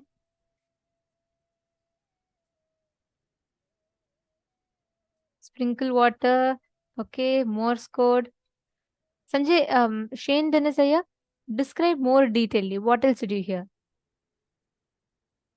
No problem. Sanjay Oriaya, I just want you to stop becoming incomplete about it. Don't become incomplete about that silence. Don't resist. Just flow with it. It's okay. It's okay. No problem. Even if you take till end of the day today, if you're only sitting with silence also, it's okay. Sit with that. See, I'll tell you one incident, Sanjay Oriaya. This was a very powerful incident that really changed my perspective about power manifestation. Swamiji initiated us into the power of materialization, okay? And that time I had this thing. I was sitting, I could manifest all the other powers other than materialization. Somehow I could not, nothing, no solid objects would come. So I was sitting. One of the Adinavasis shared her. She was a very first person to manifest, one of the first people to have the breakthrough. She has materialized under the scanner, CT scan, she has materialized, and the diamond appearing in her throat has been recorded by the CT scanner. So just through Swamiji's initiation, she manifested. She was telling how she did. One day, Swamiji initiated everyone in the satsang, okay? And Swamiji said, whoever is having feeling connection with me, all of you will receive my prasadam. And Swamiji said, you all will materialize now. There were about like hundreds of places, thousands of people watching. Swamiji conducted a meditation. Amongst all of them, in a particular Kailasa around the globe, this Ma was also sitting and she was also folding her hands. Swamiji said, just close your hands. I will give you the prasada. I will materialize something on you. And everyone were waiting. Everyone sat through the process. Then Swamiji concluded the satsang. Some people manifested. But she could not manifest. All the others also did not manifest. They all moved on. They all went after the satsang. They all did the normal namaskaram and they all went. But this Ma, who did not manifest, for her it was extremely, she could just not take it. She said, how come? Swamiji said, everyone who's having feeling connection will get. Then why am I not getting? What, there is something that I'm missing. And she was so intense, she decided, I will not move. I have feeling connection to Swamiji. That means I have to manifest. So I will not move till I manifest. She sat there. 1 hour passed. 2 hours passed. Slowly, all the others completely dispersed. She still continued to sit in front of Swamiji's murti. 3 hours passed. 4 hours passed. 5 hours passed. Whole day passed. She didn't even open her hand to drink water. Night, day, the whole day passed and it became night. And night, she fell asleep. Suddenly, she woke up and opened her hands. She found completely her hands filled with kumkum. That was her first ever materialization. That intention became intensity. The moment intention, see, Swamiji told the same statement to 100 people. But she took it as her very being. From that day onwards, that night onwards, whenever she wants, she'll just say, I want to materialize now. And she'll just, her whole body will just levitate once and she'll materialize diamond. She'll materialize pearls. That is how materialization happens. That's the same for all the powers. Don't become incomplete with it. It may take time. You may sit till today, you may sit till tomorrow, you may sit till next 30 days. But I'm not saying power manifestation will take time, but for that incompletion to crack in each of us, it will take that time. So you need to only have one thing. You just need to stop resisting it. You just need to stop saying, oh, okay, I sat, it's not coming. Then maybe power manifestation is not for me. Just drop that. Okay. That's the only thing that will delay. You're understanding? Okay. Thank you, Aya. Now I'm going to be showing you all the answer. Interesting. Many of you have posted some answers, and I'm very eager to.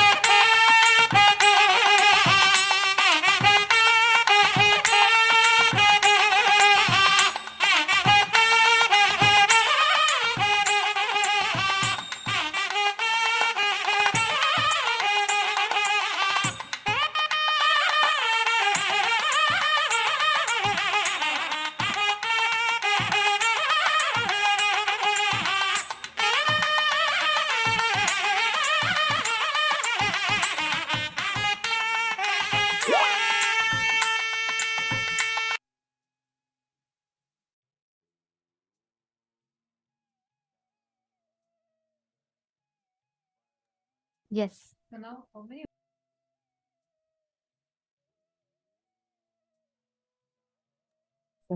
So now, how many of you see that you're manifested? How many of you are able to feel like, yes, I have manifested this time? This was the sound of Nadaswaram. This was a sound sound of of the the traditional music. It's Tamil actually, it's Nadu called as music. Melam, where you have the Nadaswaram, Tawil, Tabla, all of these things played. So how was it for all of you? Ma Priyatma Swarupini. Should say you manifested, because the first thing you described is you said, I hear some chimes and I hear, yes, correct. It's You called have a talam. manifested. You're asking what is it? It's called a talam, and yes, that's a chime song. So Yes, very nice. Ma Fatima Rehestani. Just sit with your sweet feeling connection with Swamiji. You have a very beautiful feeling connection with Swamiji. Just sit with that, okay? And connect to Swamiji, you'll be able to easily manifest it. And so it's so nice to see you sincerely sitting. Sit today for every session. I know it'll be very late for you also, but through all the sessions, sit. You would see how the power manifestation will just become amazing for you. Ma Sonia Rao, You said you heard some tapping noises. That's right. You have manifested it correctly, because this towel, the whole towel is that, where they tap continuously, and in the first part it was majorly just the tapping sound. So it's correct. Very nice. Okay, I see different people posting. See, so many of you are manifesting. Understand, if you just connect, if you manifest it some more time intensely, you will catch the whole hang of, you'll get the whole hang of it. So now all of us are going to be entering into the next session where Swamiji is going to be explaining to us about how you are beyond pain, beyond suffering. So now let's listen to that intensely.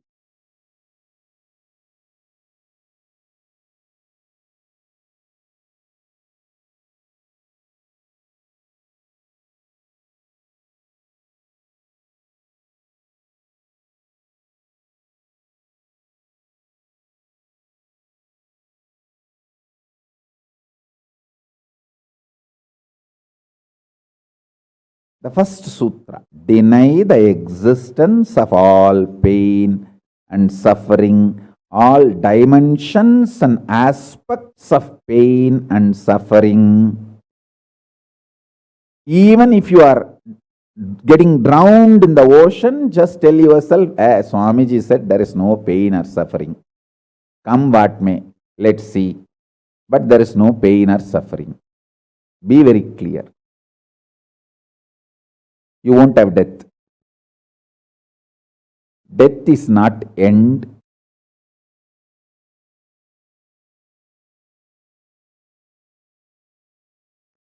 Losing the truth is the greatest loss than death.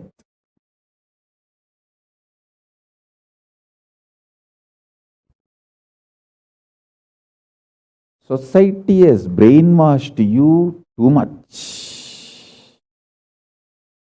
Society has brainwashed you too much by giving the multiple layered lies. Listen. This multiple layered lies catch your attention.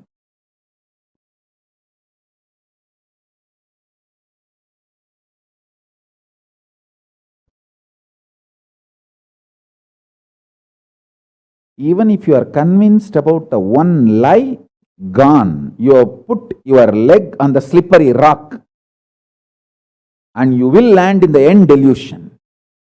Don't.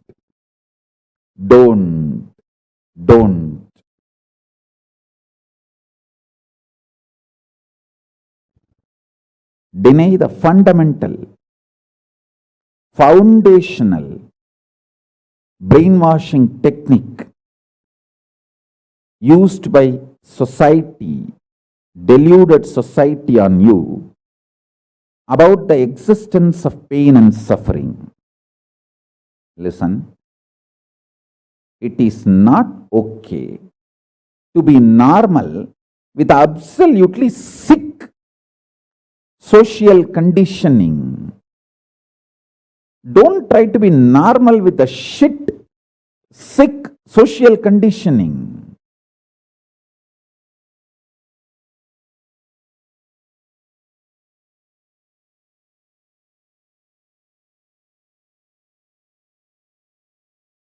Meditate, contemplate,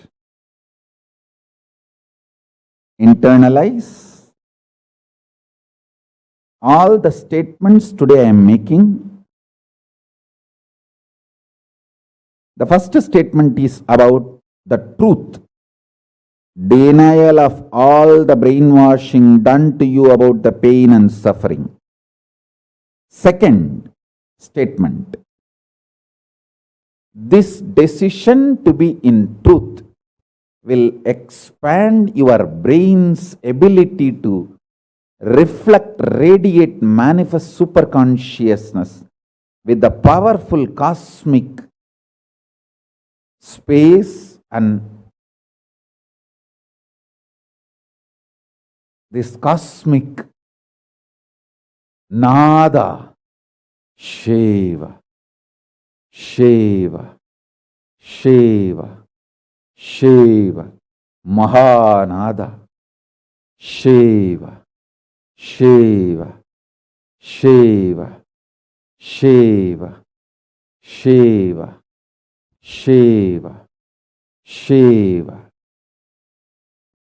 When your brain develops the capacity to reflect and radiate the cosmos in the pure conscious form, your mind can never take possession of your brain and brainwash you to believe into anything called pain and suffering.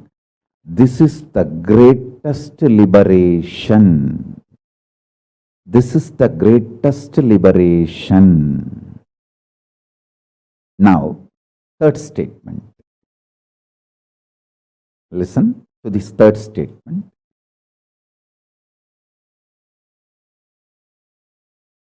I am having 25 heads, one consciousness. In you, you have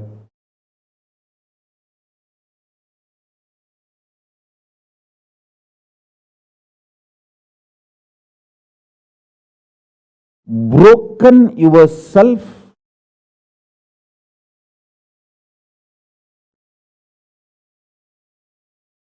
into 25 consciousness, even though you have only one head. One head, but working in 25 different, getting pulled and pushed in 25 directions. In my case, I have 25 head, but all integrated to one consciousness. That's why I can think 25 various things and manifest all the 25 various things at a time in a cool, stress-free way. Your decision to deny the existence of any form of pain, suffering, delusion, its aspects, dimensions, etc. mentioned and above not mentioned. Mentioned above and not mentioned, everything. Your decision to deny it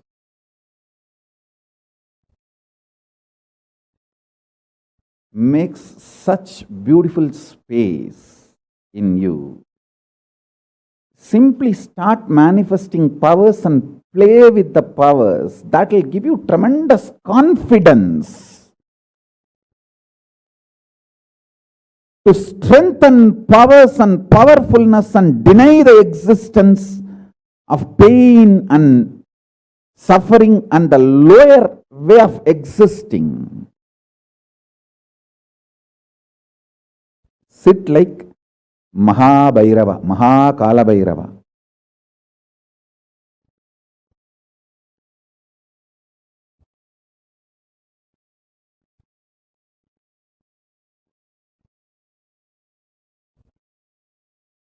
I am telling you the truth.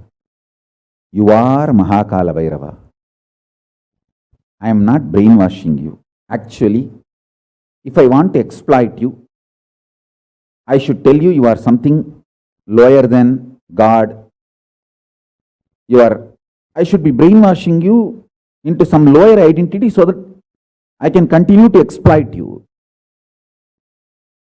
But I am not interested in exploiting you. I am interested in expressing through you. You are my soulmate. You are my conscious life partner. I celebrate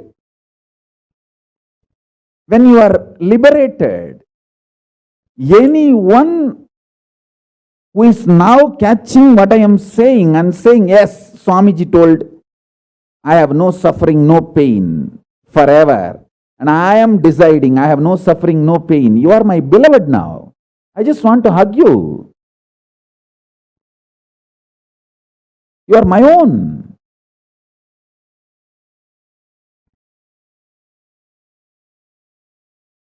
I have only one reason to tell the truth, because truth makes you fulfilled and makes me fulfilled. You are Kala Bhairava. Sit like Kala Bhairava and tell very clearly to your past, present, future. Hey, I am Kala Bhairava.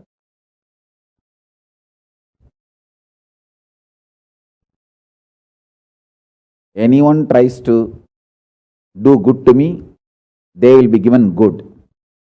Anyone tries to do bad, they will be given bad. But I am not initiator of any karma. I am the neutral, sacred space, Nirvikalpa Samadhi.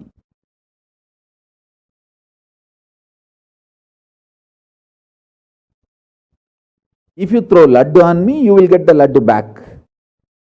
If you throw stone on me, you will get that stone back. If you throw the shit on me, you will get that shit back. But nothing will touch me, and I will not throw anything. I will not be working, operating in any of the cognition level where this sick society operates. There is no concept of pseudo-dignity and the reason to operate. Far from pseudo-dignity. With this clarity, sit in Nirvikalpa Samadhi. I tell you, that quality which oozes out from your consciousness into your body, it will actually literally bring that sweetness in your tongue. That is what is actually Amrita. Amrita means the principles of immortality digested, cognized by your mind and gets sunk, drilled, driven into your brain, and that brain's opening up, flowering, that Sahasrara Chakra flowering, and that honey pours inside the system, literally brings sweetness inside your throat. Amrita.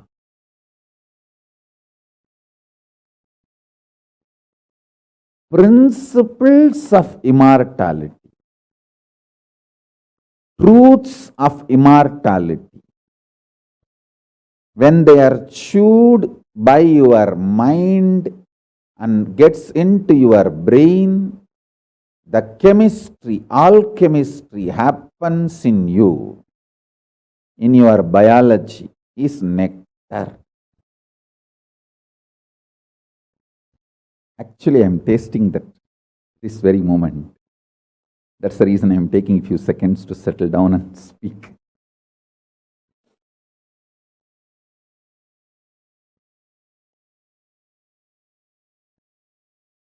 Now the fifth statement. Listen to this fifth statement.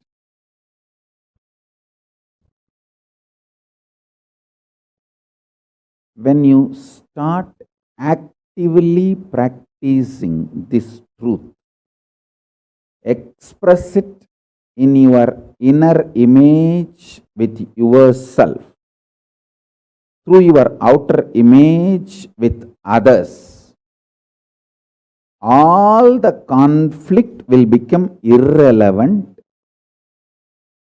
Be powerful, bold, to stand any stress created externally or internally.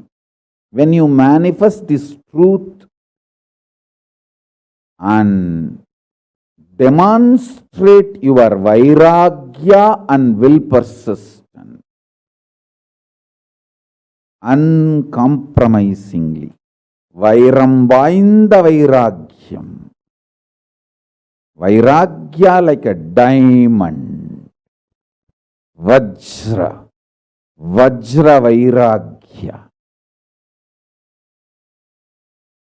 That's all. That's all.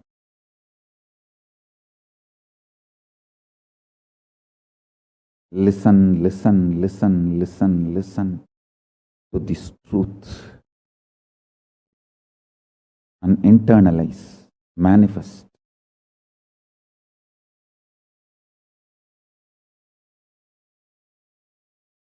The beautiful mantra, Mrityunjaya mantra. Trayambagam yajamahe sugandhim pushtivardhanam Urvarugamiva bandhanan mrityormukshiyamamrutat. See the word pushtivardhanam. When ripe, it relaxes. If you are ripe from all the needs of the world, your demand from the world,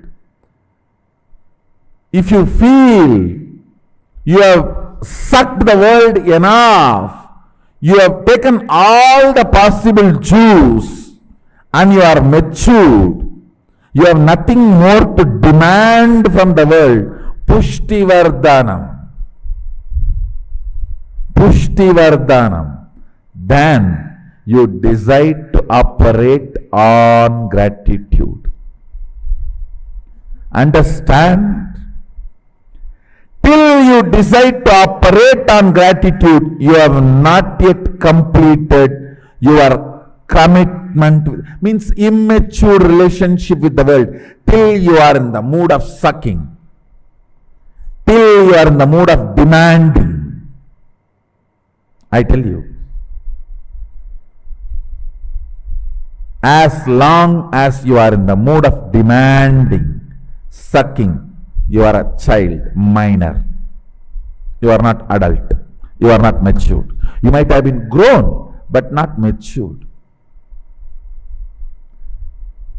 When the gratitude becomes your fundamental cognition to operate with you, with the life, with the humanity, and with the universe, I tell you, no suffering can touch you. Always you will be powerful. Everything you do will become historic.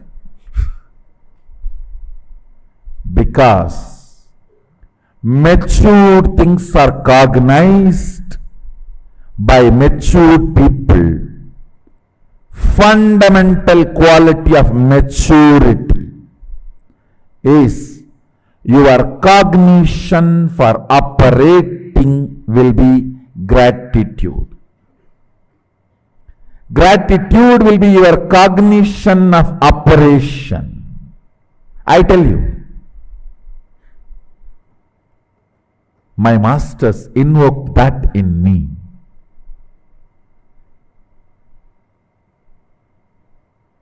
The intensity with which they invoked that in me brought such tremendous maturity.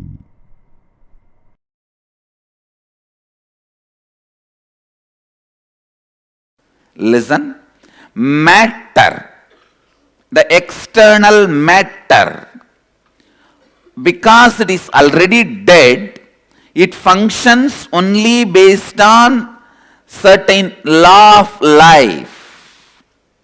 It does not have flow of life. Listen. It has a dharma, it does not have yama. Listen. Yama means flow of life. Dharma means law of life. The objects which has only law but no flow are called dead matter.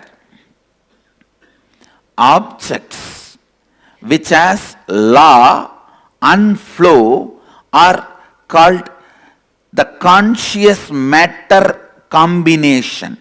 Chit, Jada, Grandhi, human beings.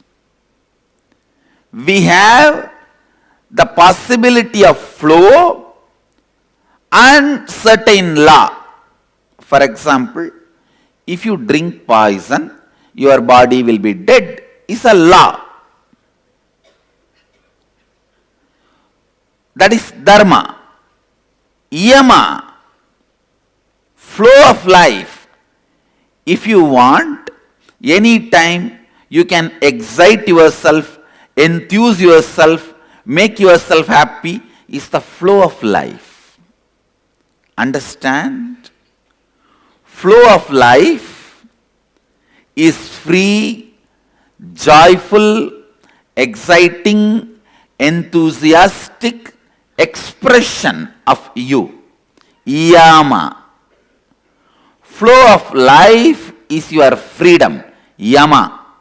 Law of life is simple, straightforward rules. Dharma.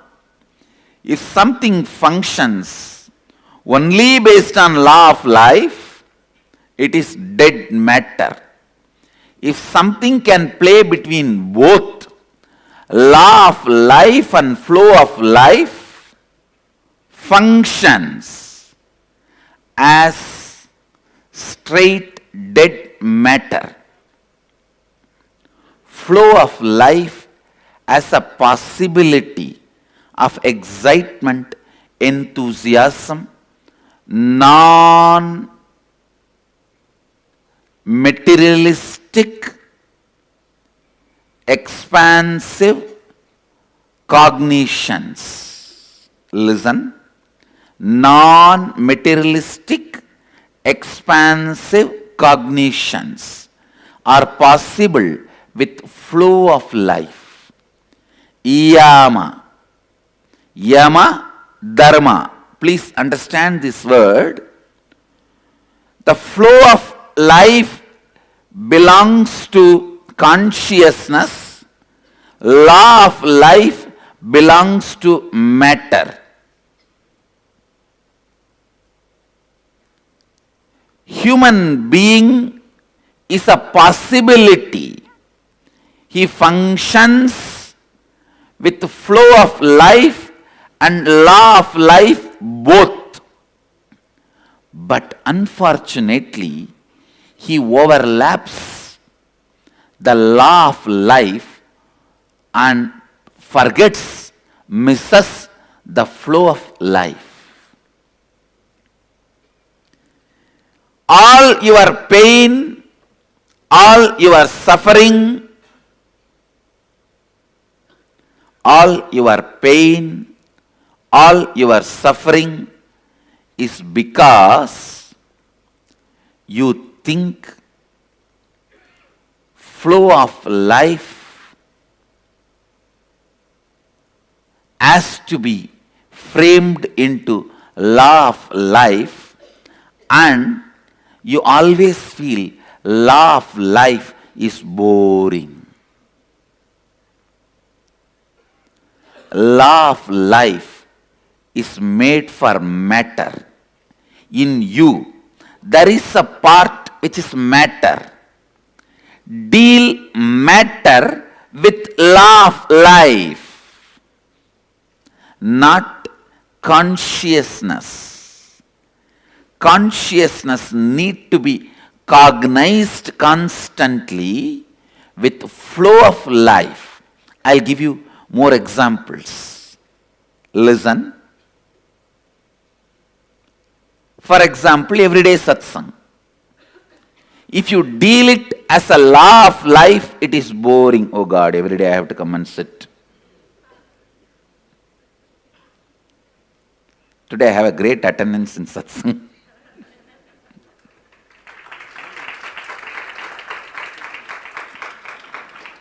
But instead, if you look, no, it is not same every day. Every day, the new cognition, inspiration, understanding is happening in me. Then the same satsang becomes flow of life, not law of life.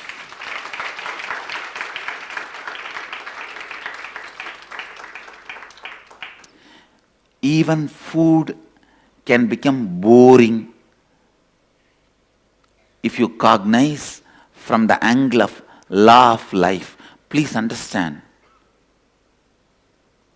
So many youth who are born with silver spoon are committing suicide by middle age because they feel everything is boring. They have seen enough of food. Just for food, they fly hours together from country to country. They have seen enough of liquor, enough of drugs, enough of women, enough of everything. They feel bored. What to do? Let's do something new. Commit suicide. No, really it is happening. Some places where you are not courageous enough to commit suicide, just fall into depression. Law of life, good. As far as you deal the matter, but if you project that on the consciousness, it makes life bored. No work, no working day is same, but you go on believing. You are constantly made to believe. Monday to Friday, it is all same. All the system which makes you a number. Listen, all the system which makes you a number tries to put you just into the law of life, dharma.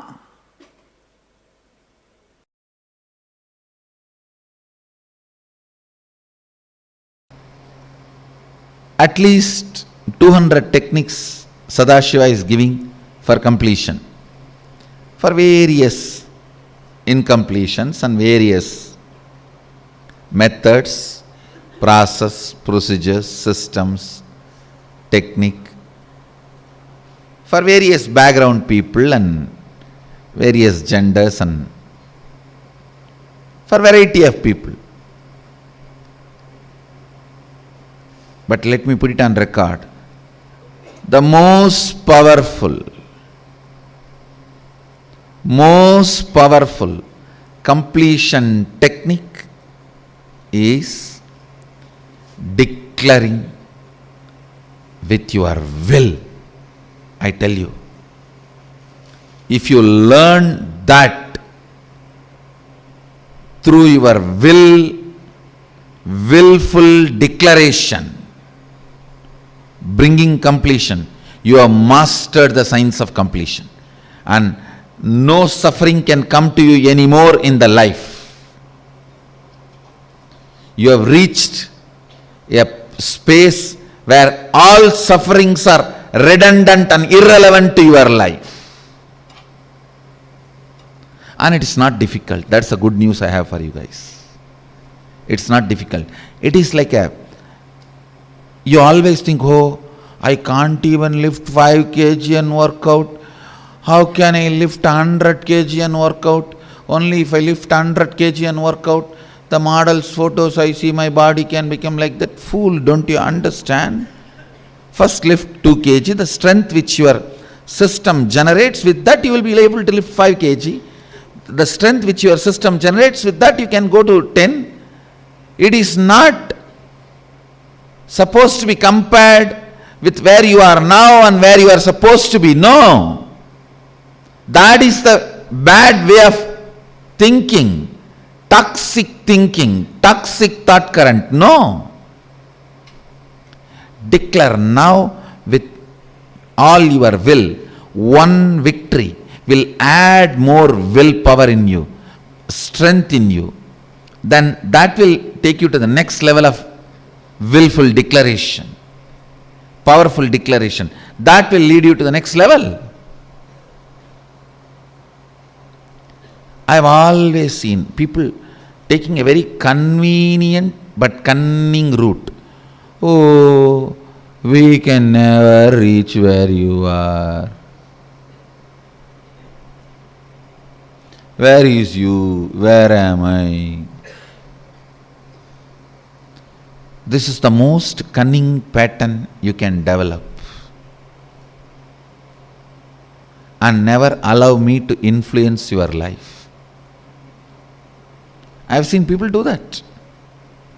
How can we compare ourselves with you? Listen. Listen. The other day,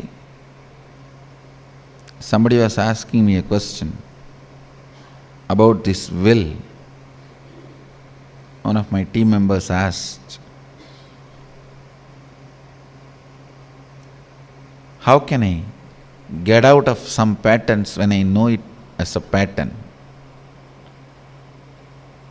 Understand. Be grown up.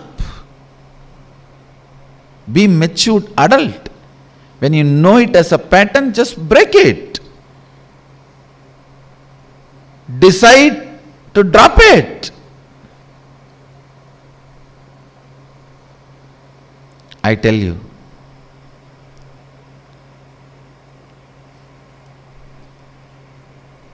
just by your will you can have completion.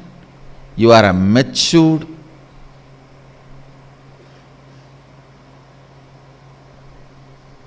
grown up adult. Just by your will, if you can put your love or withdraw your love from some time, space, action, person, that is the ultimate maturity of emotion. By your will, able to complete some hatred, by your will, able to manifest love, by your will, able to withdraw yourself, by your will, able to throw yourself completely into it. Listen, all techniques are nothing but trying to make your will catch this truth.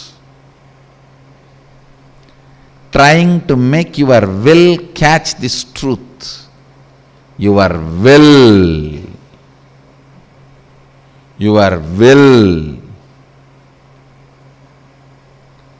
is the most powerful completion technique. Here, Upanishad declares, let there be no separation. Let me have completion with Brahman, the consciousness, and let Brahman be complete with me. So be it. Anirakaranamastu nirakaranam me astu.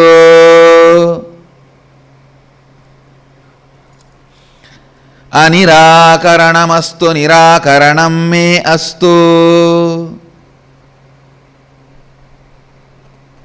It is just declaration.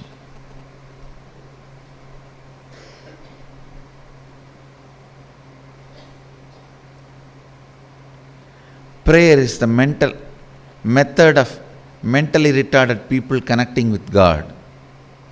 Declaration is the method of matured beings connecting with God.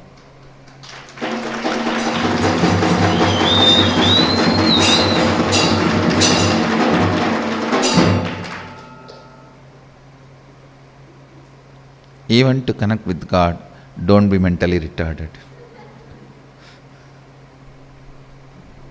Declaration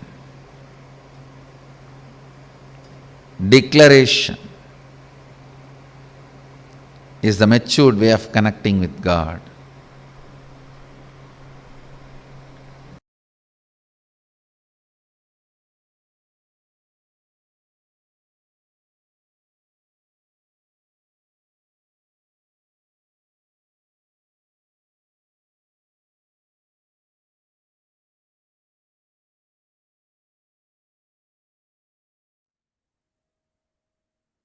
So beautifully, Swamiji explained to all of us how to deny the very existence of pain and suffering, and how don't ever even cherish that idea of pain, idea of suffering inside you. So beautifully, Swamiji explained this to all of us. And Swamiji also explained to us in multiple layers how this applies and what exactly we need to understand from this. Can I request all the participants to take a few minutes to type out?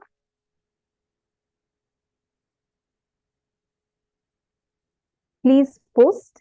What are the understandings that each of you had? Take a few minutes and please post it. What did you click with? What are the clicks and understandings that each of you had? The first and foremost thing is, first, just decide. Swamiji told, I have no suffering, no pain forever. I am deciding I have no suffering, no pain. Make that as a declaration. Understand, like, actually these statements that Swamiji told are extremely powerful. Just that one declaration is so powerful. It can immediately remove the pain, remove the suffering from you. Okay, see, many of you. First, I request all of you, take a few minutes and post it. What are the clicks you had? Come on. Nithyananda has posted. Ha ha ha. Even to connect with God, don't be mentally retarded.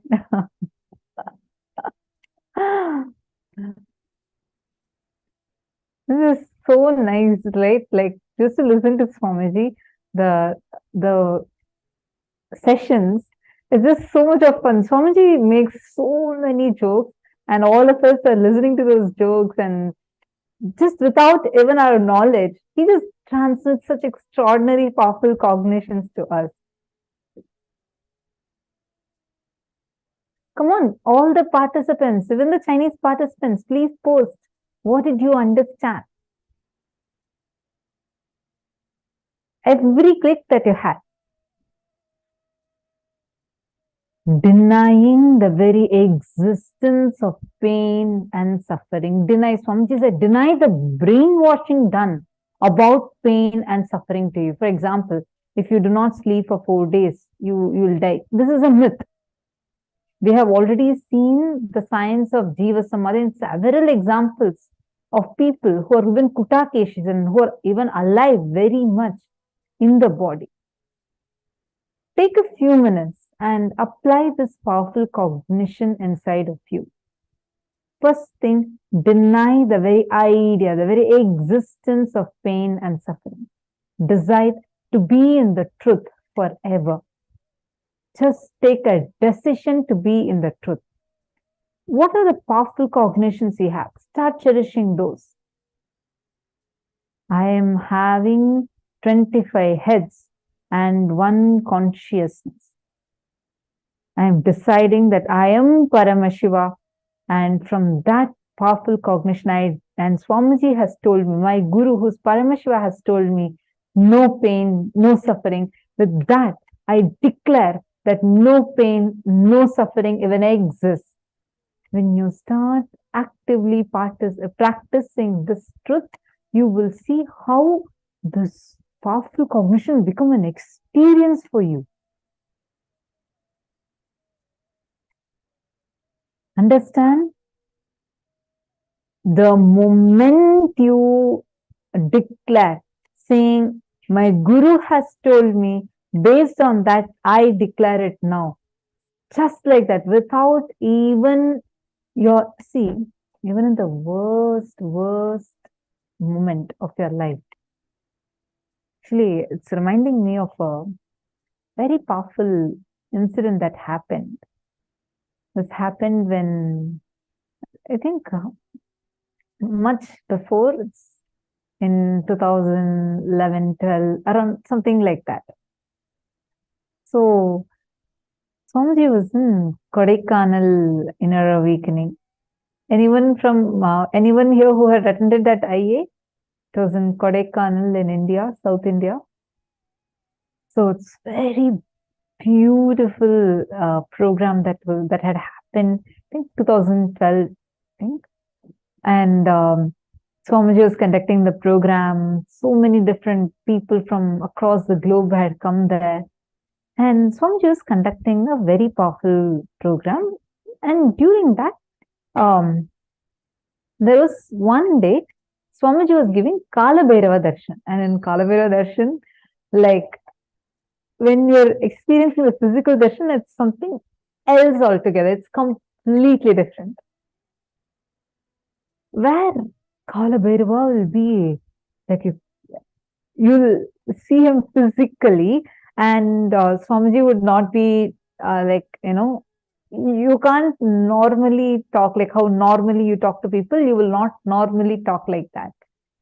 Even Adinavasis, no one will talk to Swamiji that time, because Swamiji will be in the Kala Bhairava Bhava and revealing Akashic reading. So suddenly, one of the main coordinators, she gets a call. And usually darshan time, whole hall is filled with participants, and like the music is going on, darshan is happening, Kalavira was revealing the Akashic records, etc. So people like, you don't pick up the calls during darshan time. She didn't answer the call. The phone kept ringing 3-4 times. So she thought must be some emergency and picked up the call. And on the call, on the other end, there's a person, like, she was very in a frantic voice. She was saying, Ma, this particular Adinavasi has gotten into a very bad accident and he's about to die. And his situation is very, very critical. It needs to be informed to Swamiji immediately, and Swamiji's blessings are needed urgently. She is shocked. It's a huge thing. It's a life or death situation. She looks up. Kalavira is sitting there, and darshan is going on. She wasn't sure whether she should go interrupt and tell anything, but Kalavira was conducting the whole thing, and it was a very powerful darshan happening. And she was like thinking whether I had to go and tell or not, Within that itself, by then, darshan itself got over. And the curtains are closing. So immediately she got up and she rushed to the stage to tell Swamiji. Swamiji was still, in the Kalavira Bhava. The moment Swamiji saw her, Swamiji smiled and called her. And she rushed to Swamiji. And when she was about to go to Swamiji, she got a call again. And then Swamiji told her to pick up the call. She picked up the call, and the person on the other side said, Ma, please inform Swamiji that the Adinavasi has died in the accident. We admitted, but he's clinically dead. This coordinator was shaken. She's like, wait, what? See, it's not just, where clearly, if you could have just told Swamiji, immediately Swamiji would have said, her delay in telling, she thought, God, what has happened? Then Swamiji asked her, what happened? Then she told Swamiji, like, this person was an accident, and darshan was going on, I couldn't come and tell, and now I got the call that he's dead. Swamiji just closed his eyes, and he just did like this and did that. And then Swamiji blessed, and then Swamiji smiled. And Swamiji told, now he'll come back to life. Don't worry, I'll take care. And the moment Swamiji told that, in a matter of few seconds, she was like, she felt relieved and she felt like, oh my God. And then she was typing a message to send to that person. But by the time she could even start typing, she got the call again. Swamiji told again, pick up. And she picked up the phone. The other person on the line was like literally screaming in joy. She was like, Ma, you won't believe what just happened. Clinically, he was dead. We are in the hospital, but suddenly life came back. This is a miracle. I know Swamiji said, like, she's so excited. The person came back to life. And then the person, this coordinator, was like in tears. She looked at Swamiji and with a question like, what did Swamiji just do? Swamiji smiled and told that actually his soul had left the body, and Swamiji literally took the soul and put it back into his body because the body was not much damaged and the soul had the possibility to return back. And so he put the soul back into the body. The coordinator was saying, like, for Swamiji, this is more like just take it out and put it back in. And for her, literally, the life came back because it was not a joke. The person who brought back to life, he said how even at she was in the worst situation. But even at that worst situation, he was at the worst situation. Even after he left the body, when he died, Swamiji did not leave. because that feeling connection was so strong. Swamiji is saying so coolly, I just took the soul and put it back into the body.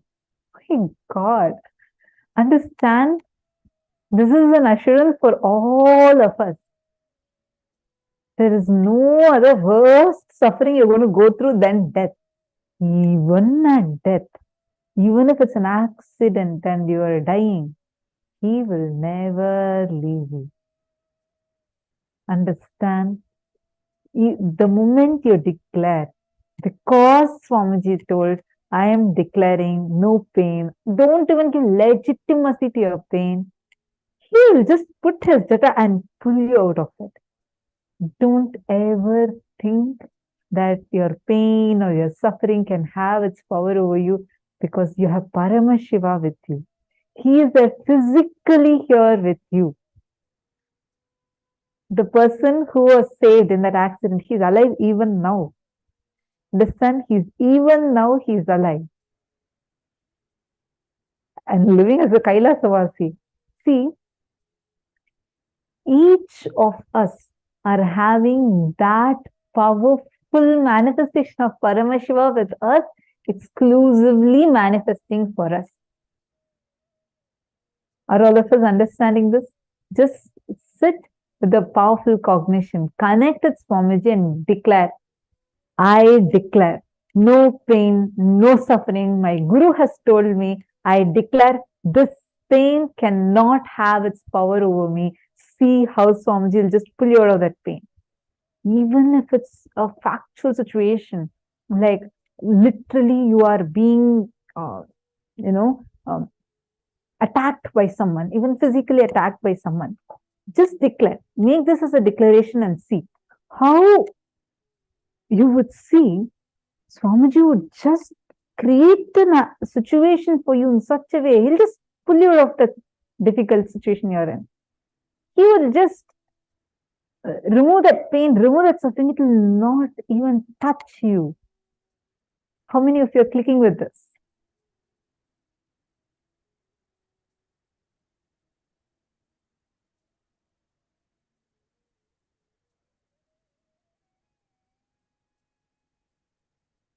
This denying of pain and suffering is based on Guruvak. It is the truth. The moment you deny, and along with the cognition that this is what Swamiji said, I know it is the truth because Swamiji has told it. See, because our mind, we all believe that pain is there, suffering is there. We'll believe it so strongly. In Gurukul, like the cognition Swamiji gives us is pain is a lie. I don't know how many of you know the story of a young Gurukul Balasan. When he was about 6 years old, he fell down and broke his arm. And he was playing, but because he was in Gurukul from a very young age, he listens to Swamiji's satsang, and Swamiji teaches about how pain does not exist. Pain is a lie. So, because at such an young age, he understands when a child is living with the master from a very young age, his very bio-memory starts listening to the master. So, because this kid was living with Swamiji from his very, very young age, and the cognition of pain as a lie had gotten so deep it went up to his bio-memory. Bio-memory is the decision-making mechanism that you have. So, when he fell and broke his arm, he didn't cry, he didn't scream in pain, nothing. He just looked at his arm. It was hanging. Understand? It was fractured very badly and it was hanging, swollen and hanging. He ran to his mom and he told her, Mom, I think my hand is disconnected. She didn't understand what he's talking about. She asked, what are you talking? Show me your hand. He lifted his hand and showed. His elbow was literally hanging and it was not even connected. Like this was broken. Understand this part, you all have the maximum pain. Just if ever this elbow hits the wall. How much of pain we all face, right? Here, this kid is coolly saying, I think it's disconnected. The mom was shocked. She just took him and rushed to Swamiji. And Swamiji was smiling. And Swamiji was so happy that this kid did not experience the pain. Swamiji blessed, don't worry, it will be completely healed. And she wanted to take him to the hospital also to get it checked. And so she went to the hospital. They put his hand under the scanner and took an X-ray, scanning, etc. Doctors could not believe their eyes. They thought, see, there's another symptom, like a disease that people have where they don't have sensitivity. So their mind will not cognize pain at all. Understand, that's not a power manifestation. That's a powerlessness of a body, meaning you don't have certain sensitivity because of which the pain will not be there. So they thought that syndrome might be there for him. So they checked every other place. He was having perfect sensitivity. His brain was showing proper sensitivity, everything. But the hand, he's saying, there's no pain at all. Why? Because pain is a lie. It does not even exist.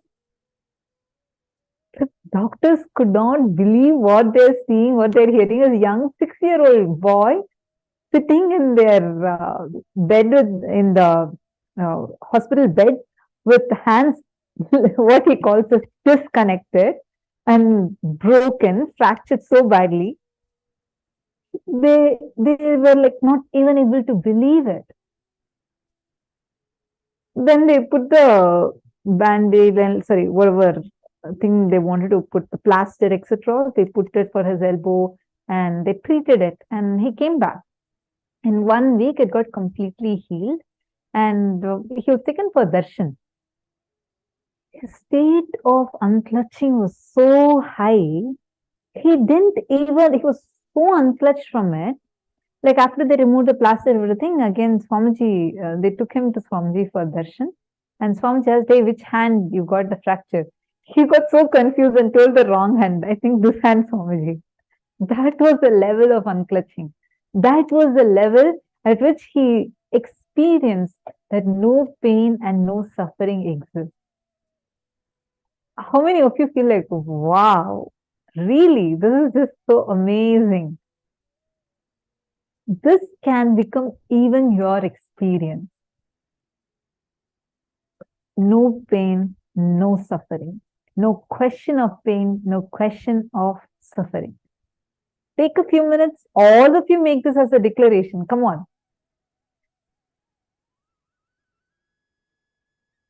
See, when you start actively cognizing this and using this declaration in your life, just like that, every other pain, suffering will just lose its power over you. We also have a free ebook as a gift from Swamiji, where Swamiji will explain how you are beyond pain and beyond suffering. You all can take a few minutes. Please do check this out. We'll actually send it to you as an email. You'll be receiving this as an email.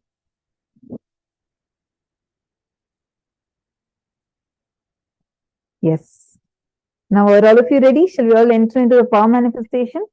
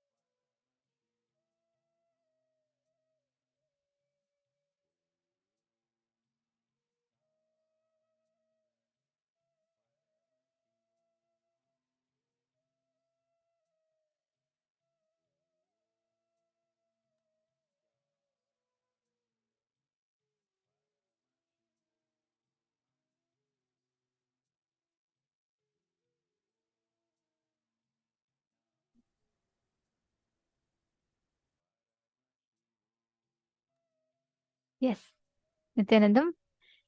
Now, once, actually, these powerful experiences, these powerful incidents are all literally a experience, a source of lifeline for us. See, every time you hear an experience, if you feel like, oh God, it's so powerful, understand that means you are resonating. Your whole biology is clicking with that experience. So it's a very, very powerful one. And now, we're all going to be continuing to manifest the power of Durashruti. All right, are we all ready? Okay, now let us do in this round as well. Let us do this power where each of you are going to this time connect to a partner and manifest. Okay, declare, see, if you choose to suffer because of not manifesting, you will never have the experience that the power is intended to give you. Declare no pain, no suffering. Sit ferociously to experience that Paramashivanandam, that ultimate bliss of being Paramashiva. Sit with that decision. You will see how you will be able to consciously manifest this entire experience. Okay. Now, I request each of you to please connect to a partner. Here, within the Zoom itself, you all can connect to a partner.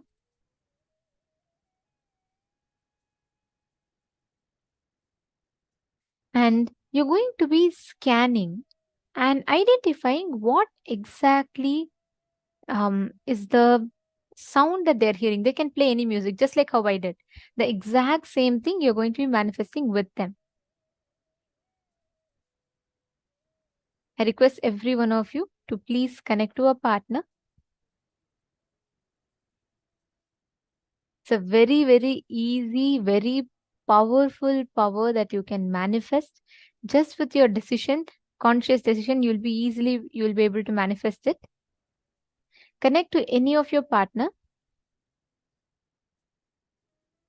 Sit in the deep listening without any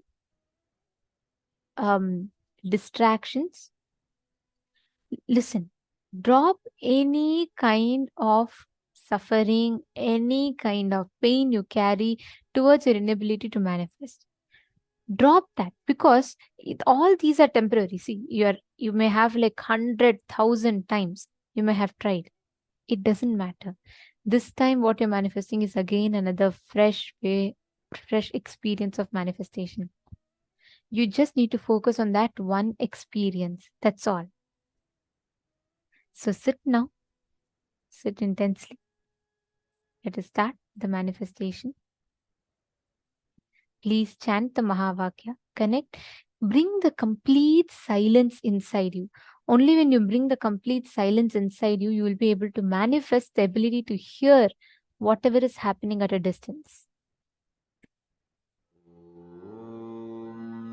Nithyananda Paramashivoham. Om Nithyananda Paramashivoham. Om Nithyananda Paramashivoham. Om Nithyananda Paramashivoham. Om Nithyananda Paramashivoham. Om Nithyananda Paramashivoham. Om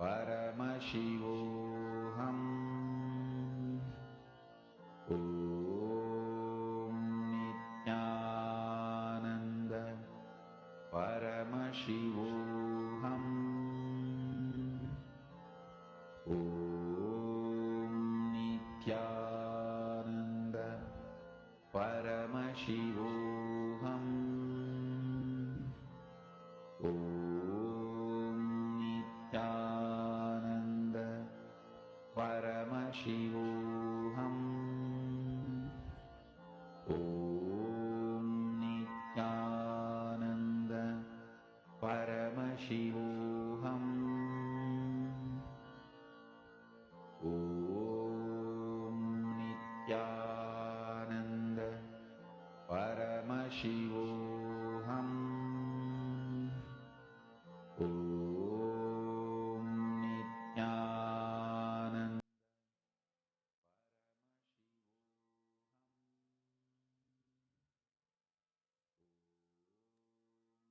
Please relax. Can I request all the participants to please verify with each other? Please connect to each other and please verify as to how many of you have manifested the power. Please take a few minutes. And I request all manifest very sincerely participating and beautifully manifesting. I request the male body side. I see Shane Dennis are sitting, but I request all the others to please manifest. Okay, Ma Maheshwaramaya and Ma Dahanananda are manifesting. Okay, Ma Dahanananda, listen, no problem. If you're not, it's okay. Make Ma Maheshwaramaya, you can play 2-3 more rounds and she can hear. You guys can do it like that. Okay. Now we're all going to be entering into the next session. We all are going to be continuing to manifest this power. We're going to now learn about one of the most important truths about obsessive compulsive reactionary patterns. Let us listen to the revelations now. Paramashiva's message directly from Kailasa.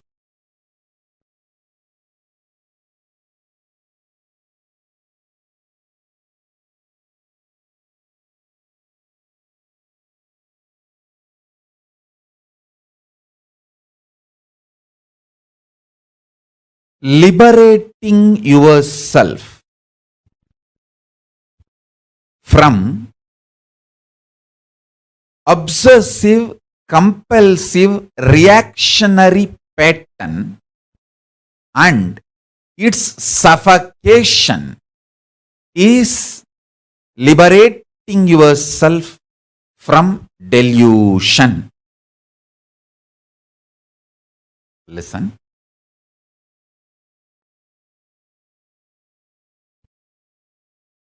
The greatest suffering is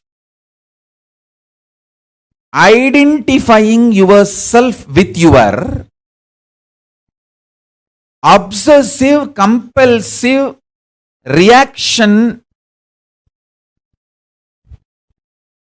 and suffocation it brings in your life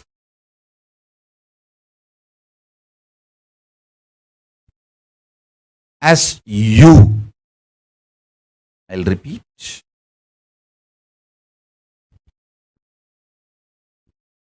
Obsessive compulsive reactionary pattern.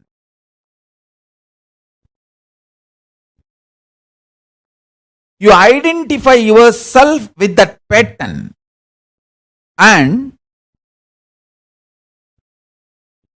not only you identify yourself with that pattern, all the suffocation that pattern brings,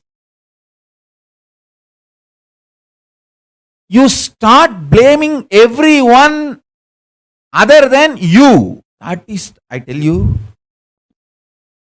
this is the worst delusion in the life.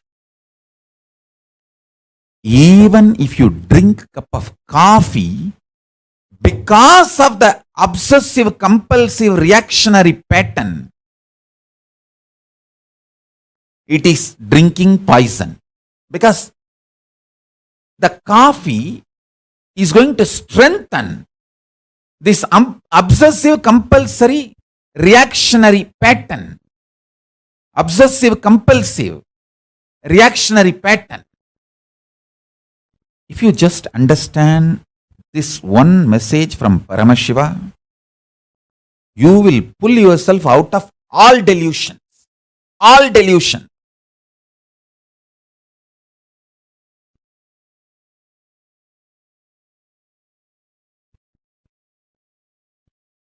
this obsessive, compulsive, reactionary pattern, you strongly feeling that pattern is you, and all the suffocation comes with that pattern, you start blaming everyone around you,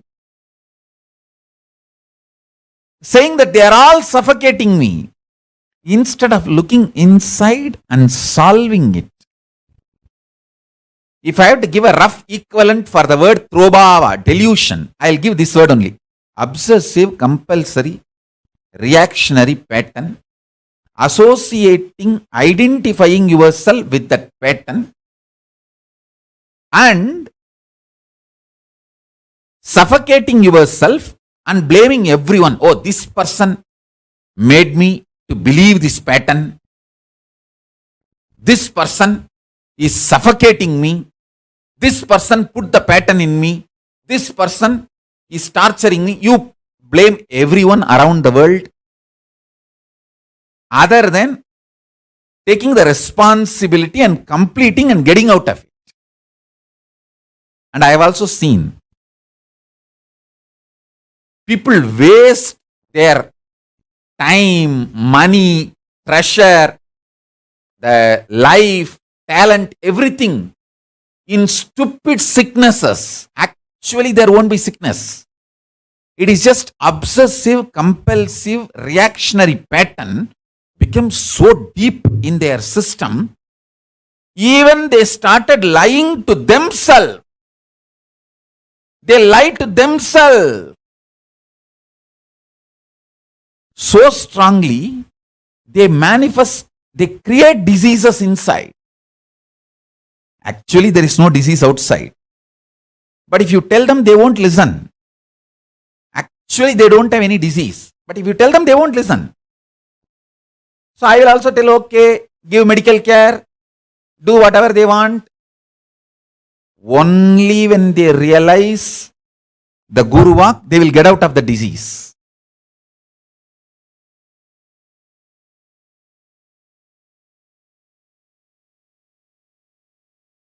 I tell you, I have made thousands of people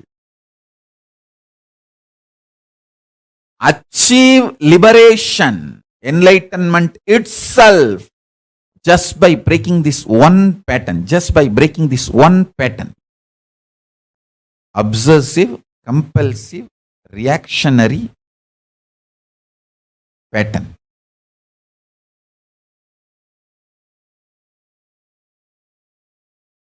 Now listen deeply.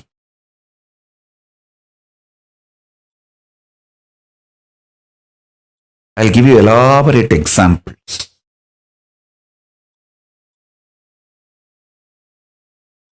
Whole Hinduism is focused on human beings experiencing conscious sovereignty. Listen. Fundamentally, mind binds you, chains you through patterns, obsessive, compulsive, reactionary behavior patterns, many other bondages, illusions, delusions. Mind binds you, chains you. It takes away the conscious sovereignty of the human being, and it takes away the best way the human beings can exist naturally, dharmically.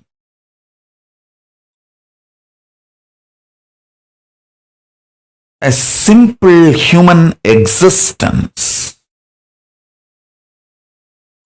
And the best things that simple human conscious existence can manifest, everything is hijacked, taken away, chained, bound by mind. And When you start manifesting ferociousness and break the patterns, manifest powers, your mind is transformed into supermind.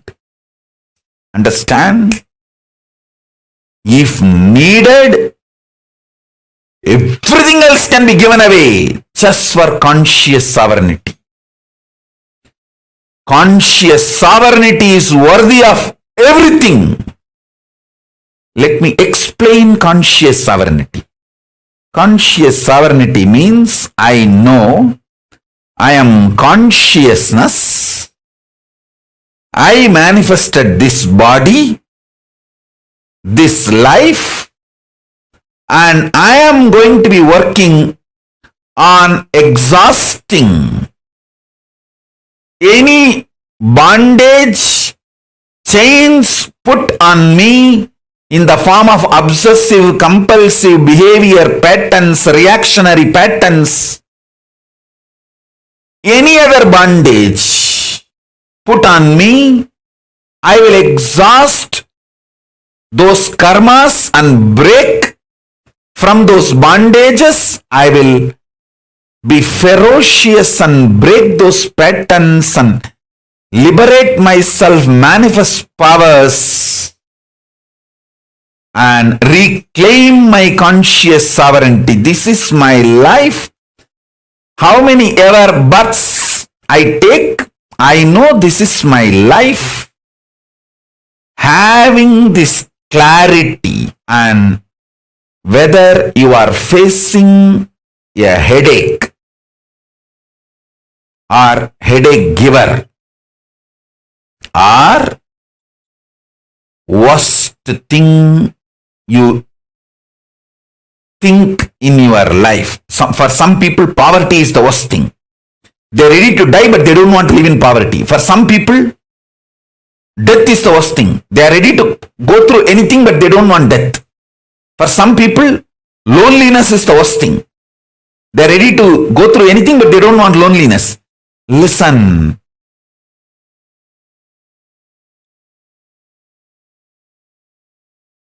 Nothing is worst in your life other than losing conscious sovereignty. Even in the worst situations, if you make strategies, decisions from your conscious sovereignty, you already started living enlightenment. Conscious sovereignty is too important. Don't lose that.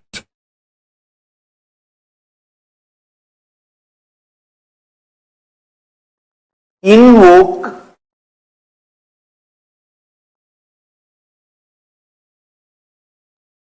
cosmic being in your identity.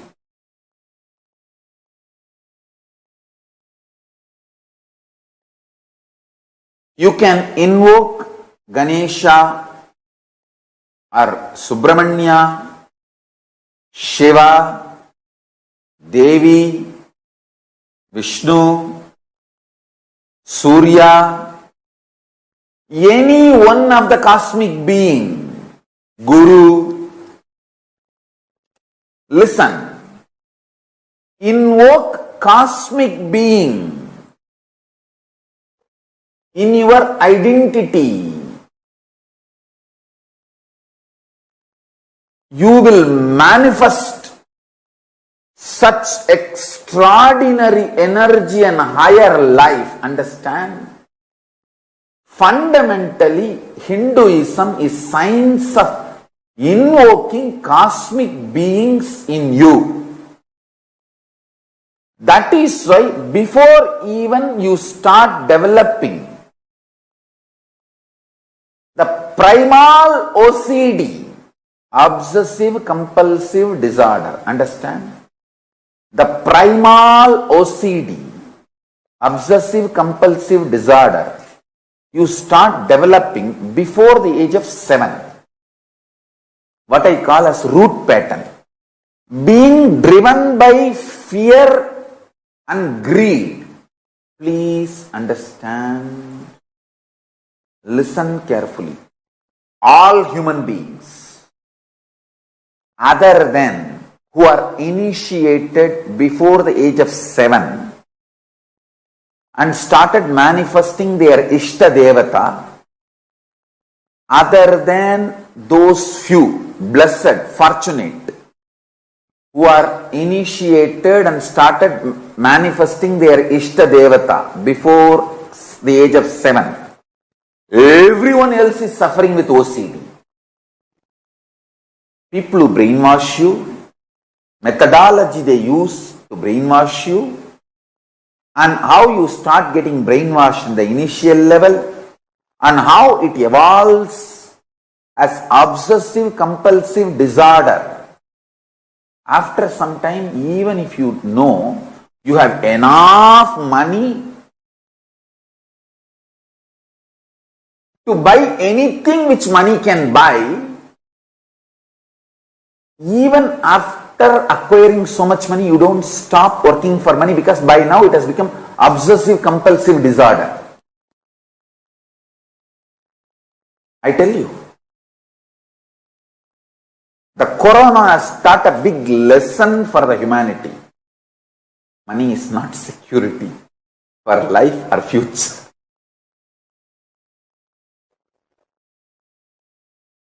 I wanted to tell every human being, consciousness, rich consciousness is the most powerful security. If you can manifest a power, if you can just live blissfully in an unclutched way, if you can just radiate consciousness within you and the people around you, that is the most powerful, important security. First thing, get initiated and start manifesting the cosmic being in your identity. Understand, Paramashiva exists. He is a living being, all powerful, all knowing, who just creates, maintains, destroys, rejuvenates, puts in delusion, pulls out of delusion, liberates.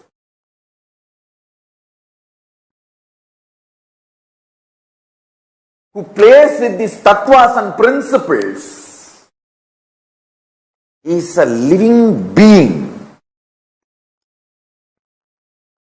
alive, who can respond to you now. Invoke him in your identity. What do you feel as you? The core of you.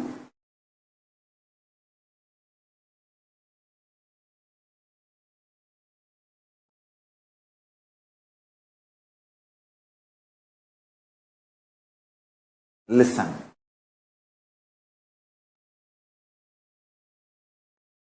When you invoke him, invoking him in you needs only two things: initiation and your conscious will persistence, requesting him, asking him to manifest in you. Invoke him. See, when you invoke him, the fear-based obsessive compulsive disorders become irrelevant. Listen carefully. I am not saying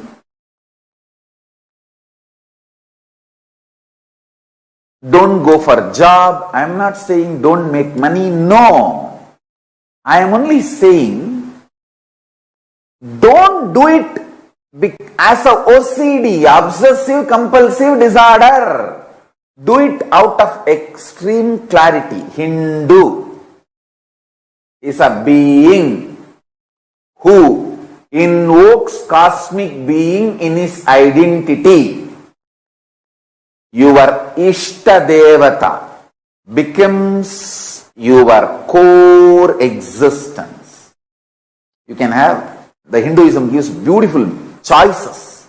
You can connect with Ganesha, Subramanya, Shiva, Shiva's multiple forms, Nataraja, Kala Bhairava, Swaranagarshana Bhairava, Somaskanda, Tyagaraja, Arunachaleshwara, Sundareshwara, Sukha.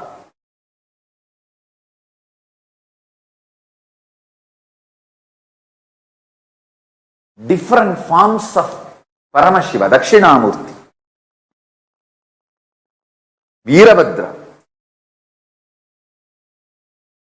Different forms you can connect.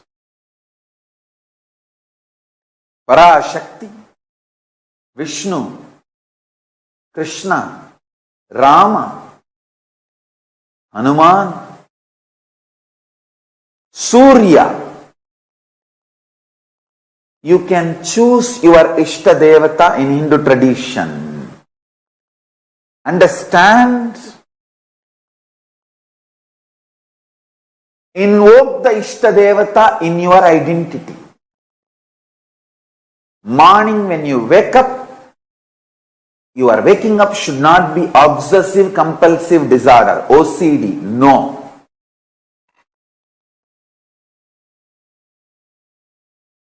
It should be IID, Ishta inspired decision. Not OCD but IID, Ishta inspired decision. Use this word.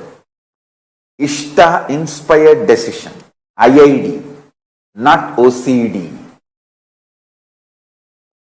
I tell you.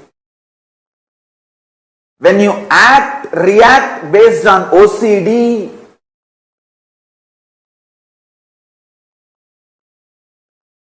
you feel stuck, suffocated.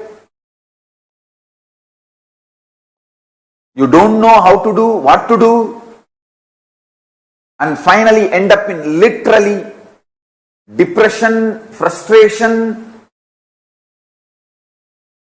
living dead or suicide itself. All the problems of the human life, all the sufferings and pains humanity is going through, the source is OCD you started developing from your root pattern.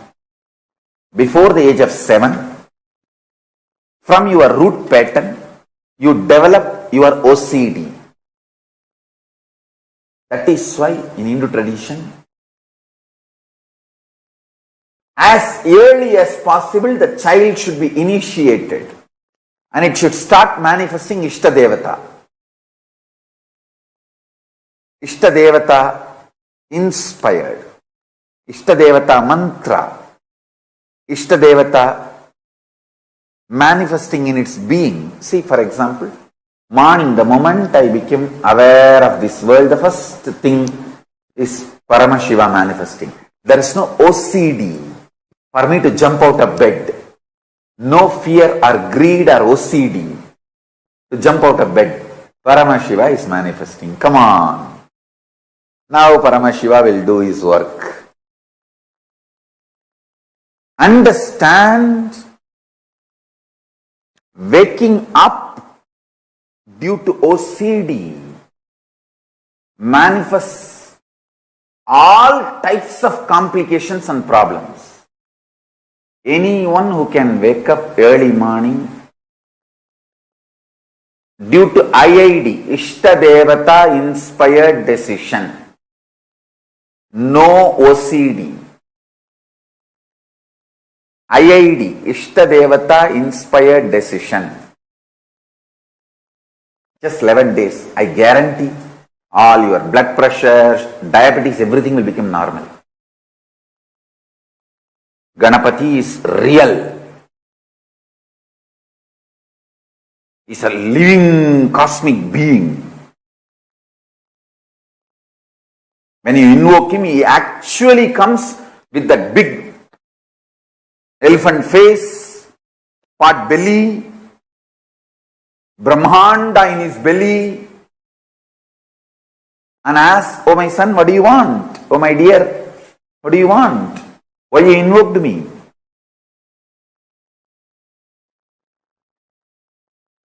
They are all really, really real. Don't think they are just some principle painting done by some rishi to explain certain concept and principle. They are all real beings, cosmic beings.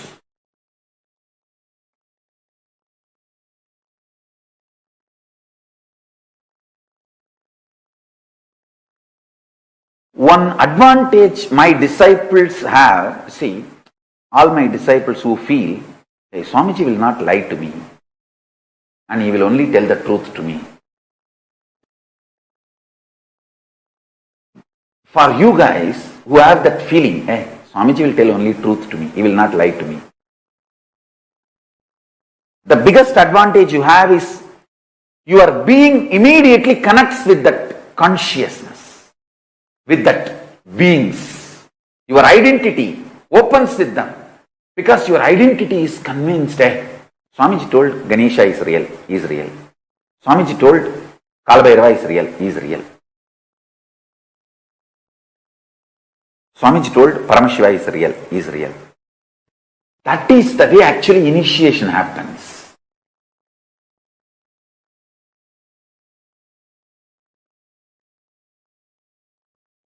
That one initiation and connection happens between you and me, I know for sure you will be enlightened. Today or tomorrow or day after tomorrow you will be enlightened, no doubt.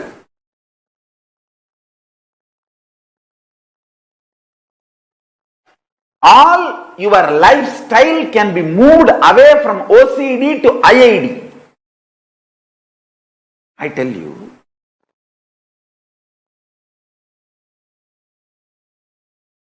all your decisions and its good, bad effects, results, success, failure, everything finally take it to Paramashiva and cry.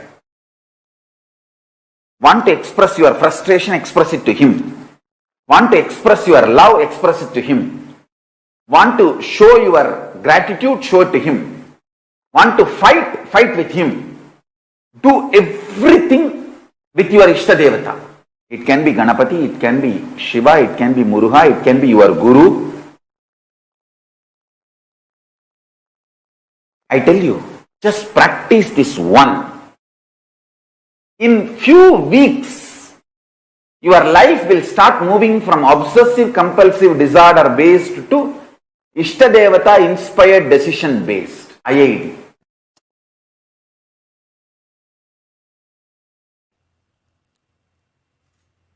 Ferociously, not softly, not politely, not mildly, but ferociously breaking the obsessive, compulsive,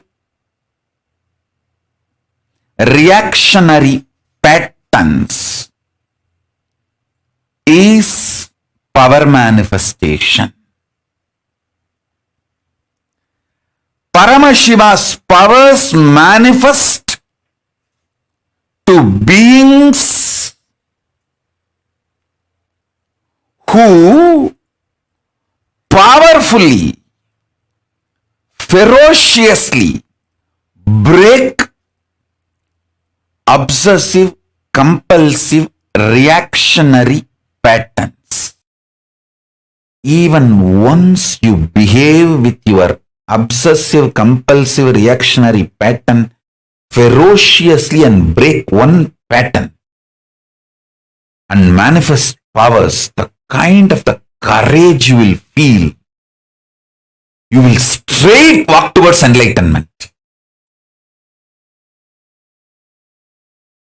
Because after that, every obstruction, every barricade, every stopping will look very funny. All your patterns, obsessive, compulsive, reactionary patterns, are not worthy. Life, Paramashiva's powers are only worthy to manifest, celebrate, enjoy. Listen carefully. Listen intensely.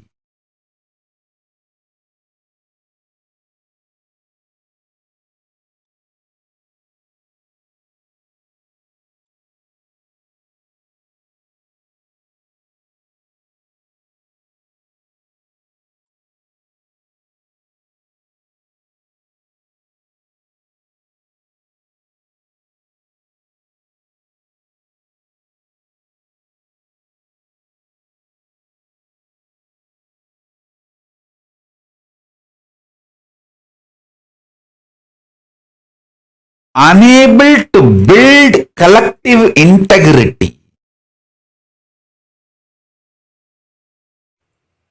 is just because of your obsessive compulsive reactionary pattern. Understand? Whatever stops you building collective integrity is your obsessive compulsive reactionary pattern. Sit and pen down what stops you building collective integrity around you. Behave ferociously with those patterns. You usually behave ferociously with the people, not with the patterns. Behave ferociously with the patterns. Behave cutely with the people. You do opposite. You behave ferociously with people and behave very cutely with your patterns. Every time you behave ferociously with your patterns and break, you manifest at least one power of Paramashiva. Listen. To behave ferociously with your pattern, you don't need anything other than feeling connection or trust on me, because the trust you have on me will naturally manifest as the courage to execute my words.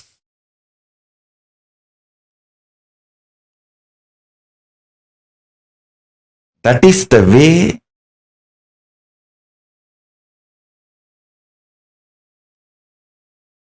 I manifested Paramashiva. See, my extreme love for my gurus,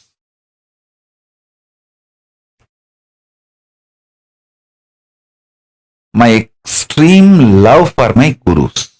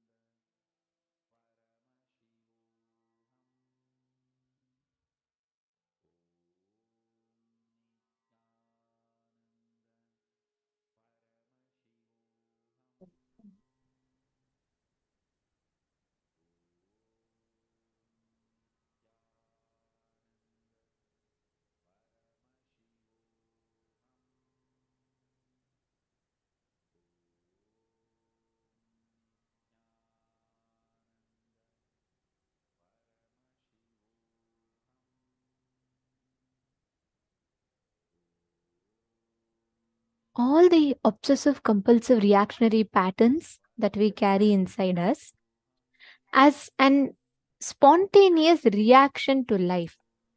We all carry this in our innate nature to respond to life. Most of the times it's triggered from the memory of the past actions that are stored in us, and how we let that past actions take over and make the reactions jump into reacting even before we can cognize what it is. That's why Swamiji will tell a very important statement. You should never make a decision when you're angry, when you're sad, when you're hungry, or when you're afraid. Because at all these times, even when you're happy, when you're too happy, when you're too sad, when you're too angry, when you're too hungry, and when you're too excited, like happy about something, you should not make a decision. Because all of these decisions are a trigger from something into you. Understand? All of these decisions are a trigger from something that is happening inside you. Because all of these are a reaction that's happening for a situation. We all react to situations, we don't respond, and that's where the problem starts. Someone tells you something, even before you can understand it completely in your head, you're already reacting to it. Based on your previous situations, patterns of pain and suffering, we all have a set of responses or reactions per se that we have for each of the situations. For example, for one situation, you want to say that this is what is, this is what is life. This is what it is. So you have a certain cognition. Okay, people don't want me to be happy. People don't like my joy. People don't like me to be happy. That's why people are all going purposely trying to do this to me. Understand, then you manifest only that as a reality. That's an obsessive compulsive pattern you're triggering inside of you. All these set patterns is what based on which you react. Each of these are the ones that based on which you react and respond in life. Every time you react to these patterns, please understand they are obsessive compulsive patterns that you react from. Are all of you understanding? If you just understand this one truth, if you understand this one powerful cognition, you will never be stuck in any obsessive compulsive reactionary patterns. Fundamentally, the mind binds you, consciously it binds you, chains you through the patterns, through all these reactions. When you start manifesting ferociousness to break, you manifest powers. You manifest the space where your mind is transformed to supermind. Can I request each of you to list down just 5 obsessive compulsive patterns? 5 of the patterns where you experience pain, you experience suffering, and automatically it just gets triggered in you. When a certain situation happens, let's say someone is coming and telling you something. Your boss is telling you that, oh, you didn't do it good enough. You could have done it better. You won't even wait to listen to what he has to tell. But even before he can complete the statement, your mind jumps in. And you go like, God, how can he tell this? I have put in so much effort. How can my boss tell like that? We carry so many judgments, assumptions inside of us. And we react from that pattern, not from the power. We react to the situation, not respond to the situation. You already have a script in your head. Oh, that means he's telling like this. He's telling for this reason. He doesn't even know. How can he tell? This is what he did. This is what he does always. You have a whole script running inside you and you respond. You react, sorry. This is how all situations happens in life. Look back to some of the most bad fights that you've had, conflicts you've had in life. See what was the reason. What was the exact pattern that triggered in you? Can I request each of you to write this down? Please take a few minutes. I request each of you to pen this down.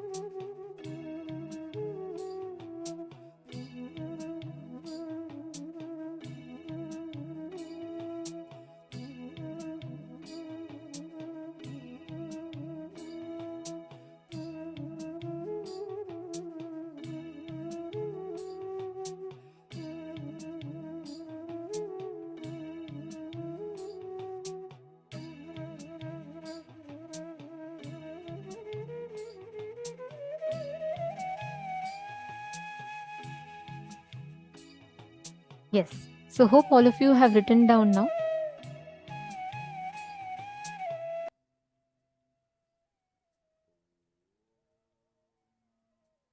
Now,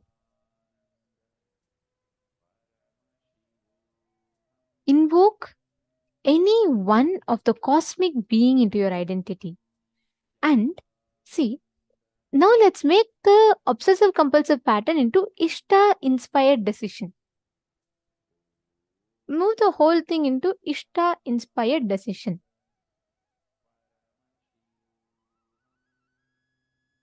And invoke any one cosmic being, any of your Ishta Devata, anyone in your inner space, in your identity.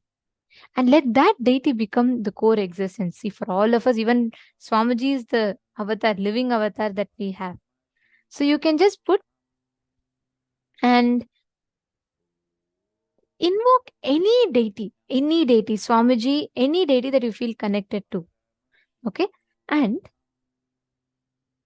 understand the moment you invoke them, now align all your decisions as Ishta inspired decision. How each of those decisions that you are having right now, how Swamiji will do it. Just replace it like that. Now, instead of me having it, instead of me reacting it this way, how will Swamiji react?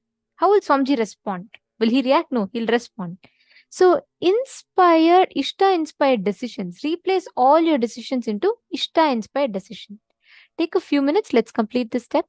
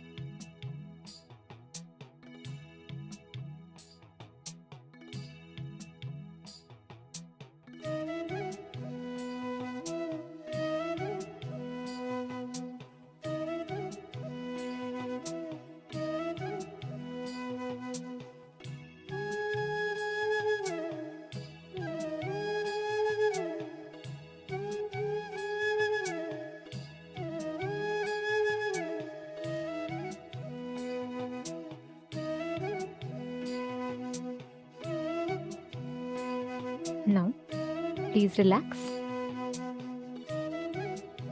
Let us now make the Ishta inspired decision as an action. Now, we're all going to be working on understanding how to get rid of these obsessive compulsive reactionary patterns.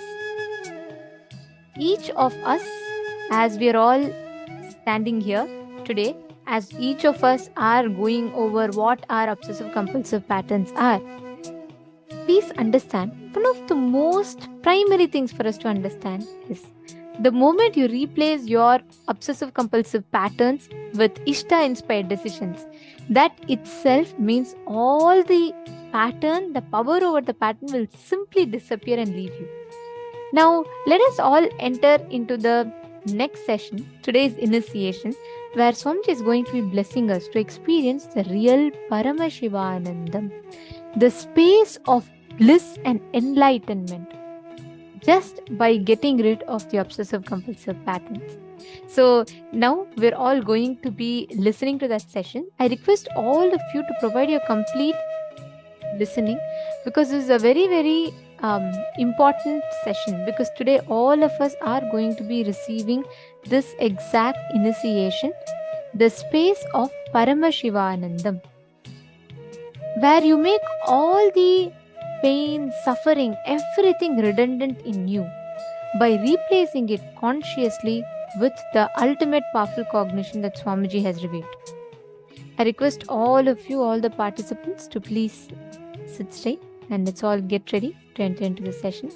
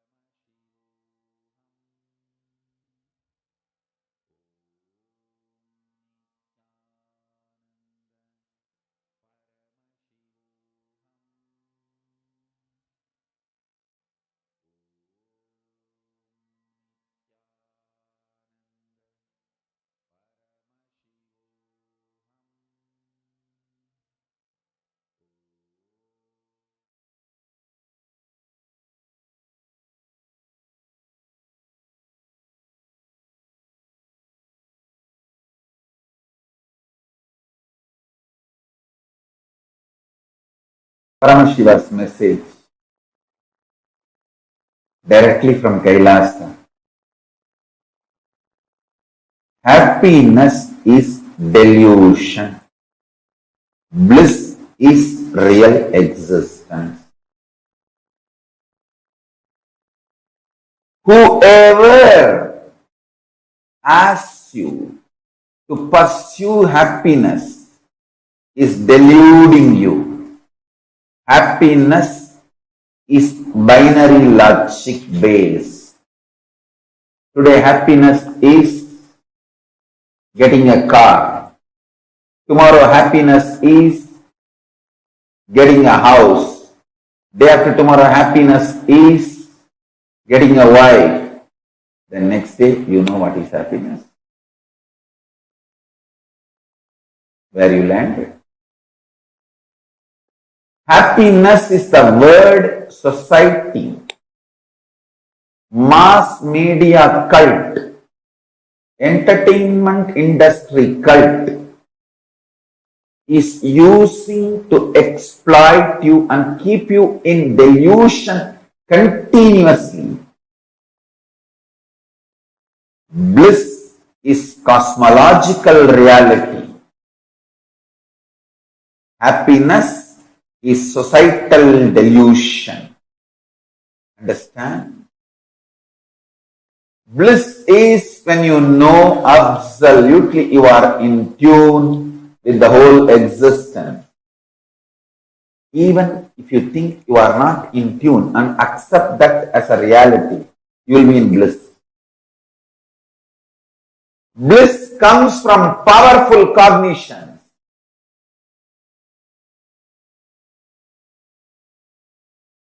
Happiness comes from the opinions of the people who make you powerless and those powerless cognition.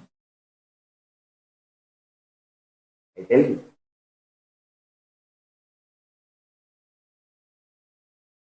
Each time when you cognize powerful cognitions of the cosmic truth, cosmological truth,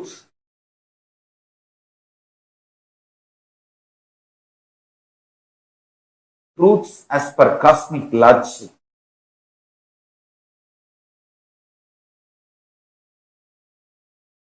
you manifest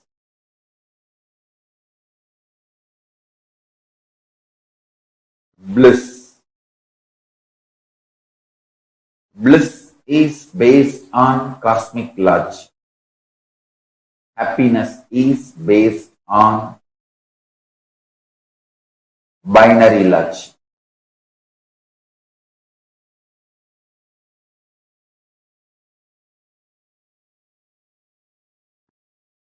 Society keeps you deluded with the idea of happiness.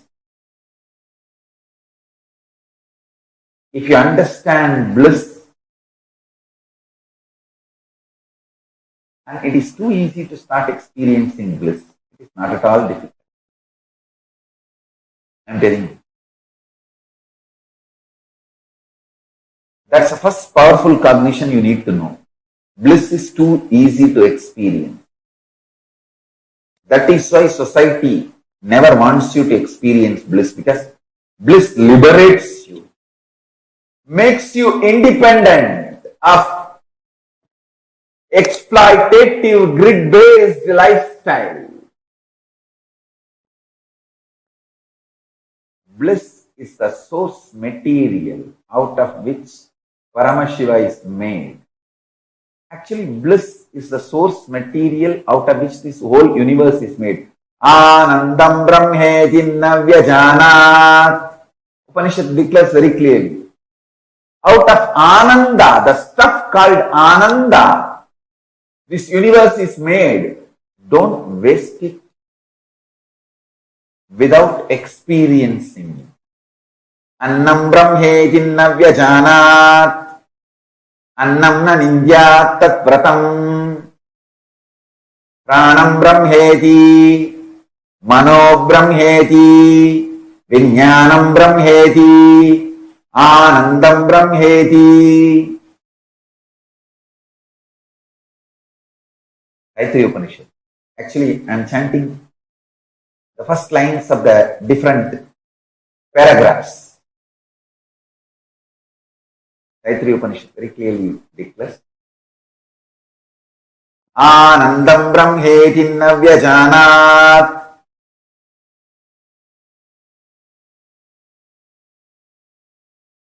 Understand? The whole universe is made of stuff called Ananda. It's made out of stuff called Ananda.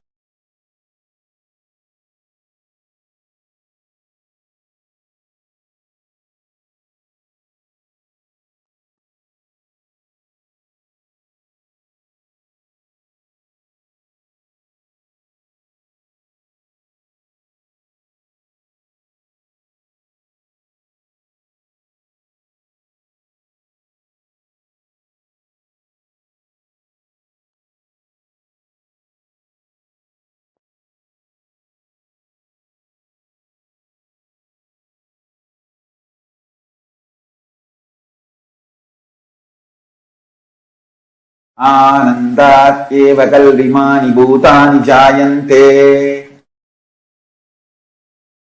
It is indeed from Ananda all the beings have happened. Do not miss understanding about Ananda, because once you understand Ananda, you will not be exploited anymore by this stupid happiness concept. Understand?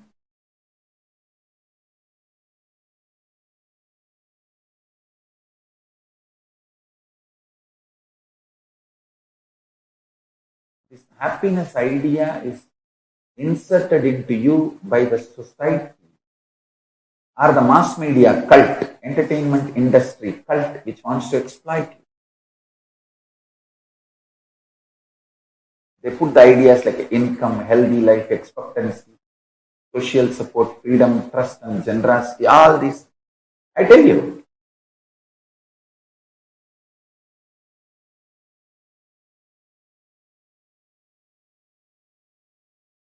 happiness is binary logic based. Bliss is cosmic logic based.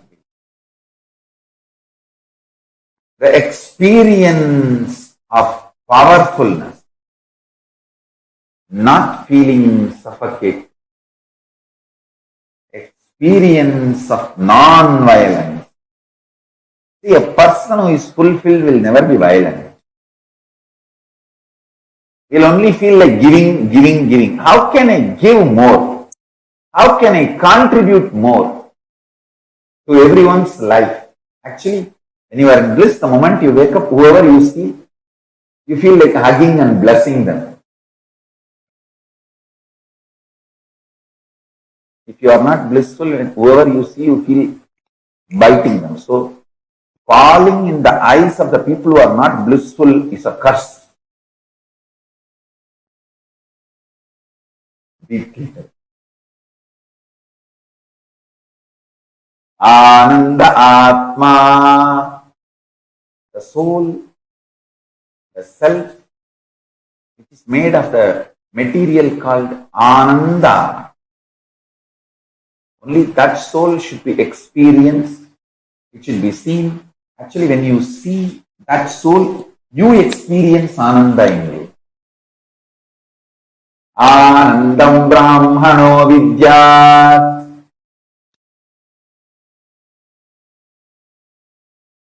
Bliss is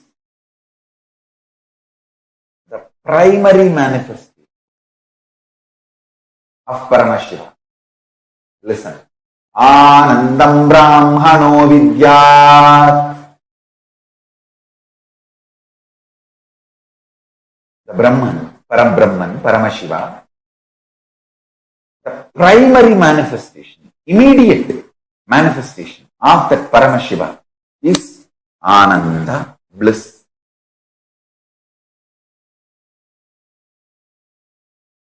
Understand By jati you can be anything, but by varna you can become Brahmana. Same way, by social conditioning you would have felt happiness or you may not have felt happiness. But as per the cosmic logic, the multidimensional logic, reality, the real reality, you are blissful, you are qualified to be blissful, and that is your very nature and quality. I tell you, even if you think you are happy as per the society standard, you are not successful. That's more like a operation success patient died. Because you are happy as per others. Even if you are happy as per yourself, it is not eternal or permanent.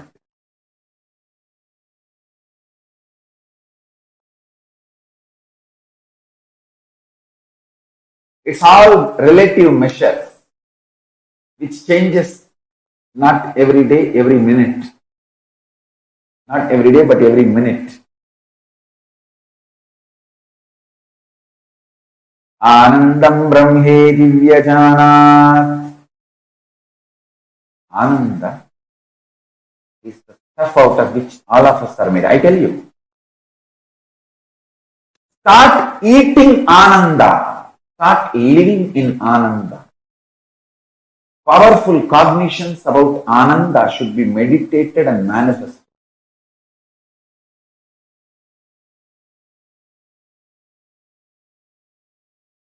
The pure truth I revealed now. Paramashiva made his own pure consciousness as the core recipe of life. Then he added other many things. But the core recipe of life is his own consciousness. This is the pure truth. Now the applied truth, listen to this very carefully. Listen to this very carefully. First, this is the greatest news, best news. Second, listen. Eternal bliss, Nitya Ananda, is one of the core, inherent, innate quality of Paramashiva's consciousness. Understand one thing. My inexhaustible activism comes from absolute fulfillment and bliss, not from any discontentment. See, discontented fellow will be active but cannot have a large vision which can go on expanding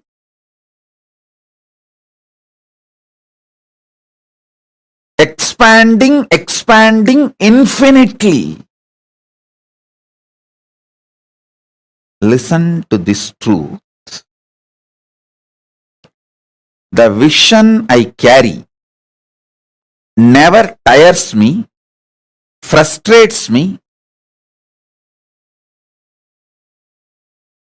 It is like a huge energy, inspiration for intense activism and eternal bliss, the pure bliss.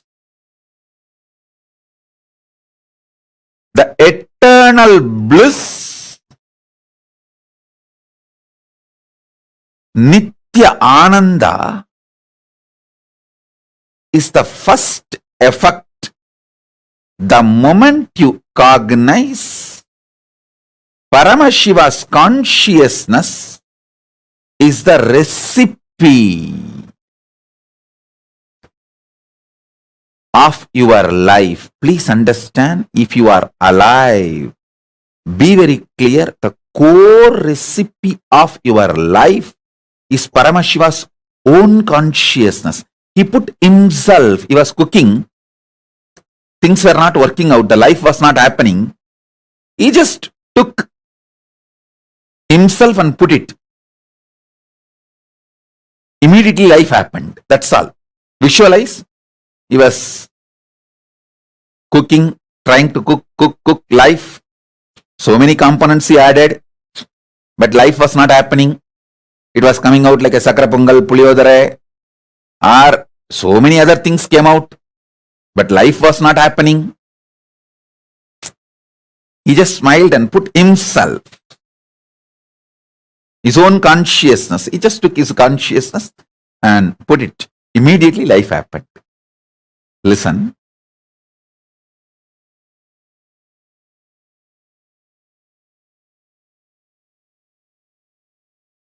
First thing, this is the best news. Second, this means your core programming is such extreme,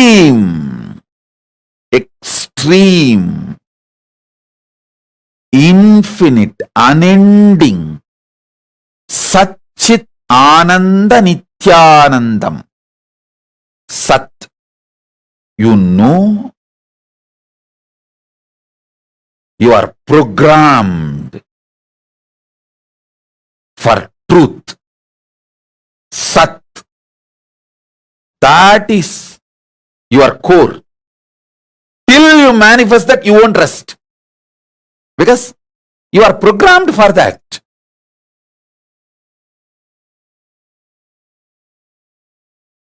Chit, consciousness.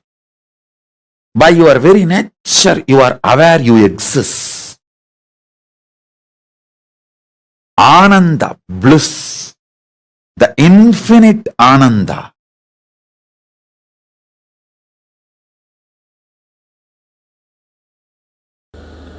Now again I am going to give you some of the conclusions about you. Cosmic conclusions about you. See, you have your own conclusions. I am tall, short, fat, lean, fair, dark. You have your own conclusions about you.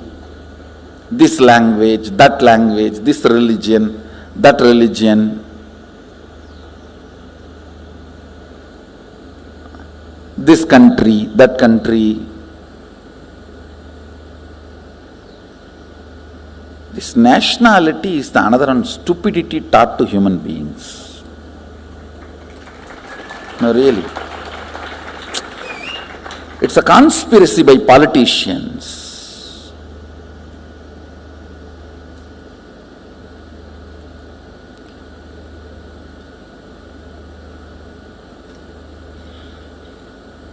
All these ideas, concepts, you have about you, but cosmos has some conclusions about you. The owner who made you has some conclusions about you, and he also is very clear why he made you. Let's try to put that software and see how we are functioning. That's all.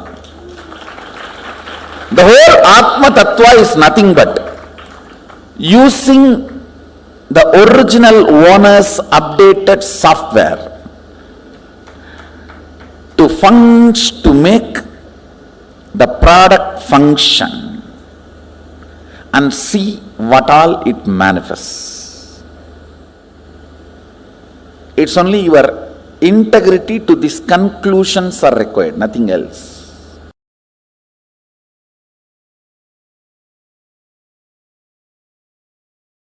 Listen. The conscious principle, consciousness, conscioushood, Atma Tattva, the conscious component, Atma Tattva in you, in all of us, is not only beyond these Panchatattva's of Prithvi Tattva, Appu Tattva, Teyu Tattva, Vayu Tattva, Akasha Tattva, means roughly in English, earth element, water element, fire element, air element, space element, the conscious element in you, consciousness in you, Atma Tattva in you, not only is beyond all these five, this empowers all these five. Listen.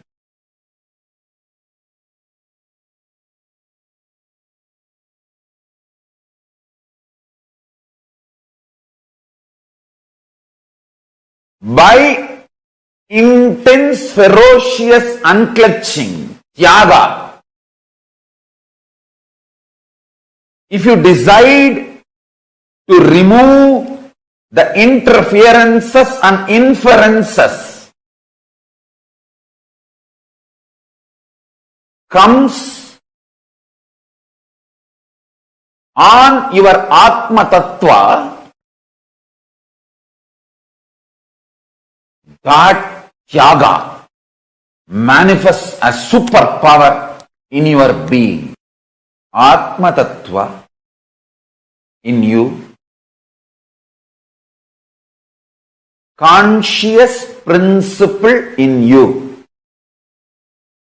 Chit Shakti in you, conscious hood in you, consciousness in you, conscious element in you. All these words denote the same.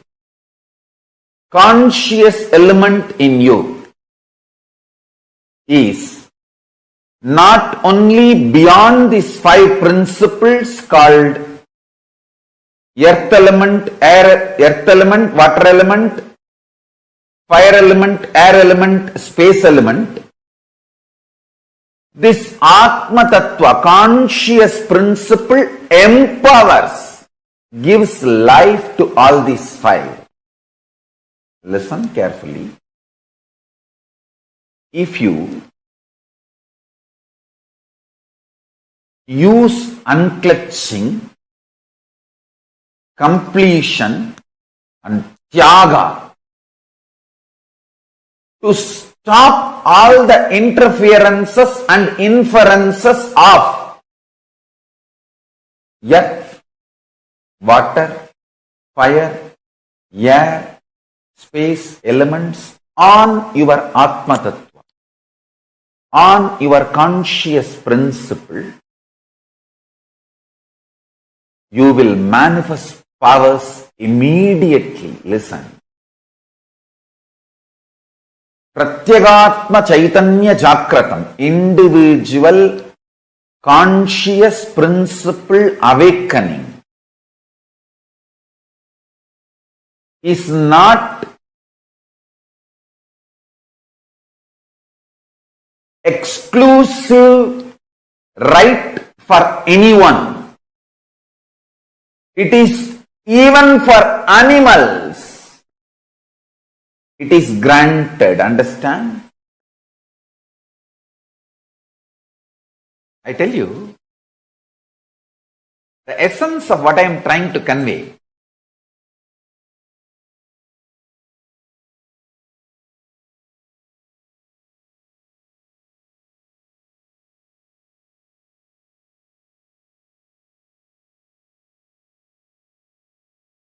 If you try to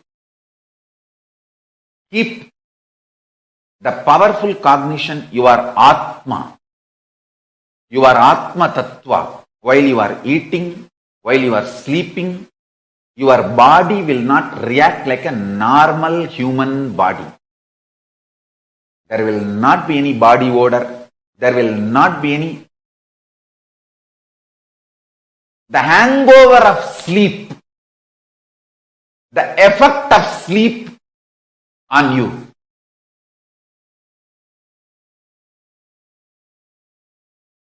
From today, all of you start manifesting this powerful cognition.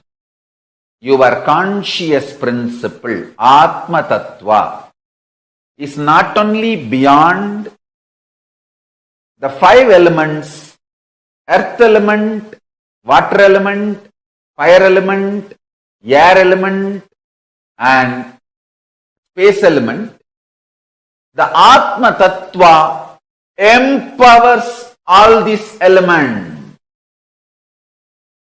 and do not allow the interferences and inferences of these 5 elements on your Atma Tattva.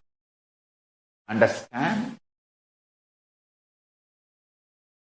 If you just awaken your Atma Tattva, that's all. Immediately, Parabrahma, Parandama, Parameshwara, Paramashiva, Parashakti, all will manifest in you.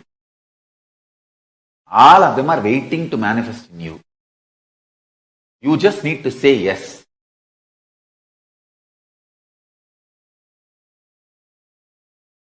The most important, first priority, top mission of our Sangha is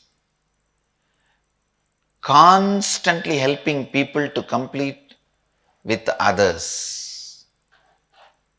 Constantly be in the completion, be in the space of completion with others and teach completion with others to everyone. That is where the Sangha starts. It is with completion with others, life starts in you.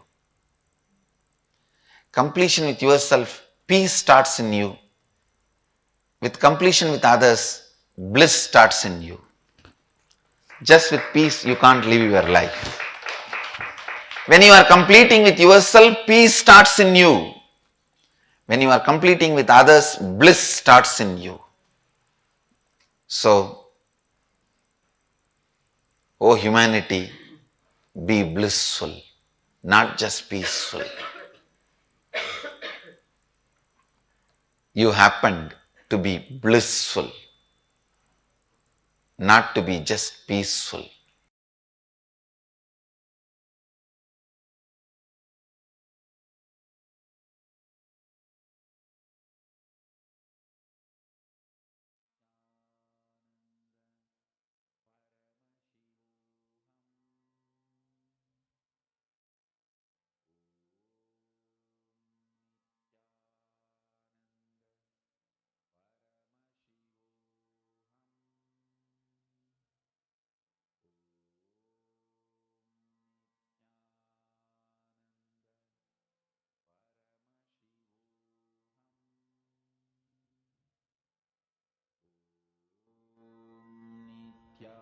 Nithyananda Paramashivoham.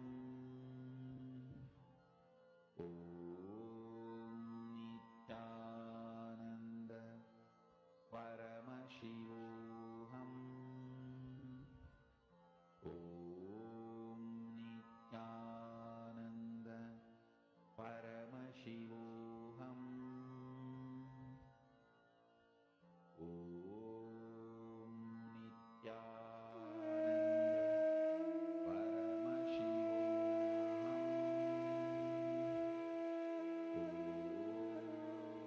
All of us are going to be receiving the initiation into this exact experience that Swamiji described, where your inner space is not agitated, triggered by any patterns, and in place of the obsessive compulsive reactionary patterns, we are going to be making Ishta inspired decisions, where you're going to be manifesting, you're going to be manifesting the space of experiencing oneness.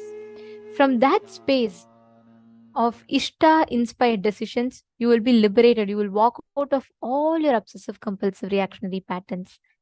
And very, very shortly, we are all going to be entering into darshan. Ma Nithyananda Jnana Yogini is posting, Swamiji is blowing my mind with all these cognitions, and I'm very excited for the darshan. I know, right? Every time when we sit and listen to these amazing truths, Swamiji, precisely like Swamiji says, he does a surgical strike on the exact place where we are stuck, where our blind spots are. And the most important part is all the 100 of us sitting here in every room. So that like the whole thousands of us are all at the same time experiencing that powerful cognition, that precise surgical strike on the patterns. Now it is time for us to get ready for the darshan. Now I request all the participants that are here with us, let's get ready for the darshan. Please quickly come and settle down in front of the camera. All the participants, please come and settle down in front of the cameras. Make sure you are visible in the camera. Make sure you're clearly visible. And we highly recommend all of you to please sit in your Nithyananda Sabha, the space where you have set up along with the Atma Murti, etc., and attending the session whole day in. Please sit in that sacred space with your Atma Murti being visible in the camera. Can I request everyone to please quickly settle down along with your Atma Murtis being visible? See all the participants that are here. Understand, you might be struggling with any obsessive, compulsive, reactionary patterns, where every time, even though you have decided you really want to get out of it, and you have decided, but you keep falling back again and again and again. Swamiji is going to remove those OCDs from us. And like what Swamiji explained, move from your OCDs, your obsessive, compulsive, reactionary patterns, to IIDs, Ishtadevata inspired decisions. So we are going to move from OCDs to IIDs and going to receive the auspicious darshan of Bhagavan Ashwarudha Murti and Guru Murti forms of Paramashiva. Can I request everyone to kindly settle down? And we are also going to be relieved all the pains, sufferings that we are struggling with. You would just see during the darshan tremendous healing happening. Swamiji, as Paramashiva, Ashwarudha Murti and Guru Murti forms of Paramashiva, Swamiji will remove, liberate all of us from any kind of pains and sufferings that we are struggling with in our life. And we request all of you to continuously keep posting your prayers, boon requests, everything that you have during the darshan.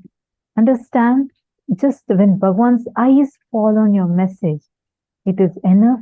Immediately your messages are blessed. Your messages are blessed. And like yesterday we saw how Swamiji is powerfully blessing as Bhagavan Shukra. And Swamiji said that everyone who sat yesterday, all of you got like literally like a jackpot, like everyone were showered.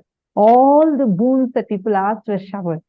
Today we are going to be having very, very, very powerful form of Paramashiva as Guru Murti, the ultimate Guru manifestation out of immense compassion manifesting for all of us, where he appeared in this form, happening, manifesting in the life of Manika Vasagar, and we are going to be having that very form's darshan today. During the darshan, just by the darshan itself, where you don't need to do some particular action, like you don't need to do some sadhana, some kind of meditation technique, some kind of kriya, nothing you need to do from your side. Bhagwan will just burn away all the pains you're carrying. You just see suddenly with this immense love, all the pains or struggle, suffering that you're struggling with, you'll just see it melting. How many of you have experienced this happening during the darshan, where you would be sitting with or remembering all your struggles or some pains, some problems, and you just come and sit in the darshan, and the moment the curtains open and Swamiji with his wide, beautiful smile, you'll just see all that problems just melt away. You will forget that you had this problem. How many of you have experienced this? Yes, me.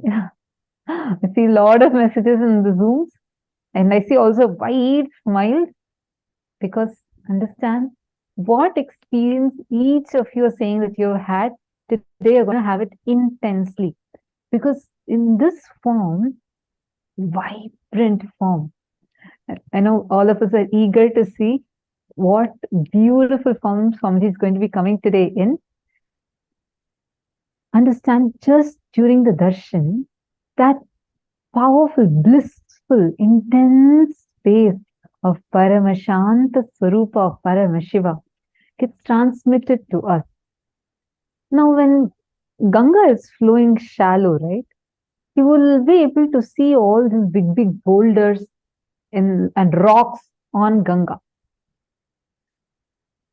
But the moment Ganga just floods, all these rocks, not just the small rocks, but even the big rocks just disappear. Same way, just by flooding all of us with his divine love and awakening the Guru Bhakti in us, all your problems and OCDs, struggles will just get melted. It will disappear.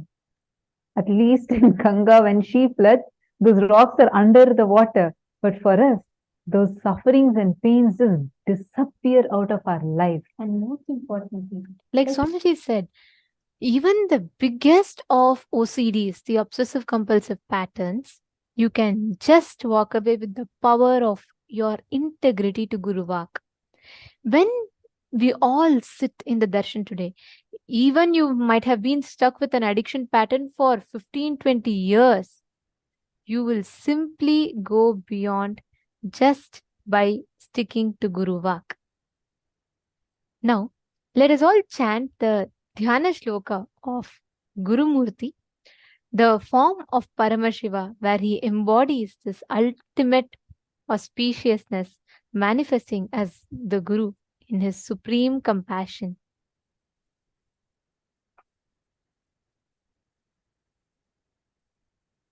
Achala upari shringe shambhu yogasanastu dhavala mamala varne chaiva vaktram trinetram karagata shuchi sarpa pustaka jnana samudram muninuta yada yugmam dakshina murti mide.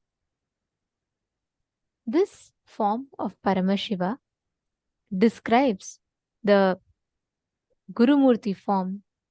The Guru's lotus eyes are represented by the Hum, the individual manifest self, and Sa, the universal unmanifest self. He is the divine cause of the universe. He, of his own being's independent will, manifests as the effulgent cosmic rays into the infinite embodied forms to uplift the world. He is supremely free, and his form is imperishable.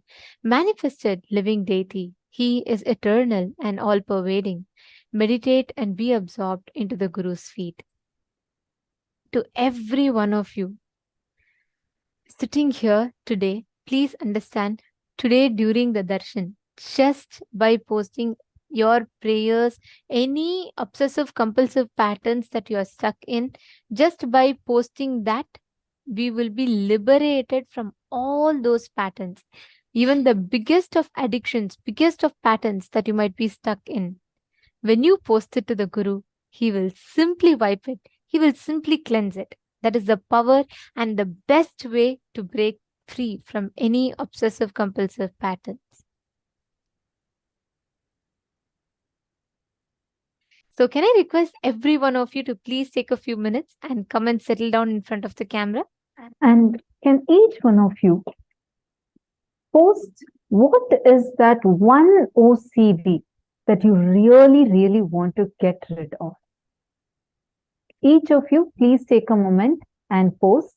And once you have posted here, I request everyone to take a few minutes, click a picture, a selfie of yourself, and with any one OCD that you want to really, really break, like you are like, I somehow want to get rid of this OCD of some eating habit or sleeping disorder, some kind of an OCD that you have been struggling with, that you are not able to come out of it. How much ever you have tried, you're not able to do it. If any of you really want to get rid of any such OCD, please take a few minutes, and I request all of you to take a selfie of yourself and post your selfie on Facebook and tag Swamiji. You can post with what OCD you want to get rid of, and use the hashtag Paramashivoham and tag Swamiji, and you can post your picture on the Facebook. Can I request all the participants to do it now? And if you want to post it only to Swamiji, like you want to post the exact OCD you want to break only to Swamiji, you can put in the chat during the darshan. But you can post a selfie tagging Swamiji on Facebook, saying that you're ready to break free from all your obsessive compulsive reactionary patterns, OCDs. So please take a few minutes, and all of you can now head to Facebook and click a selfie and use hashtag Paramashivoham and share it with your friends, everyone. Let them know you are ready to break your obsessive compulsive patterns. For Janmas, we struggle with so many unconscious patterns. But Guru, just by a look, can burn all those OCDs, the obsessive compulsive patterns, and he can liberate us from that.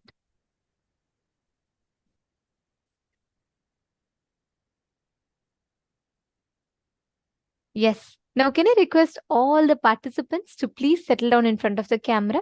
Please be visible in the camera. Please make sure each of you are sitting in front of the camera. Yes, Ma Nithyananda Nyaya Pradaini, you can sit, sorry, you can post it in Zoom also. Yes, ma. So, see, all the prayers can be posted on Zoom, where the selfie of yours, you should post it on Facebook. The prayers you want to ask Swamiji, yes, you can definitely post it on Zoom, ma. The selfie, if you could please head to Facebook and tag Swamiji and post it there. Come on, Ma Saroja Aplush and Ma Prematavasi, you all can head to Facebook and post. I see you're all putting the patterns you want to get rid of. You can post your selfie and you can tag Swamiji and say you're ready to break free from all your OCDs.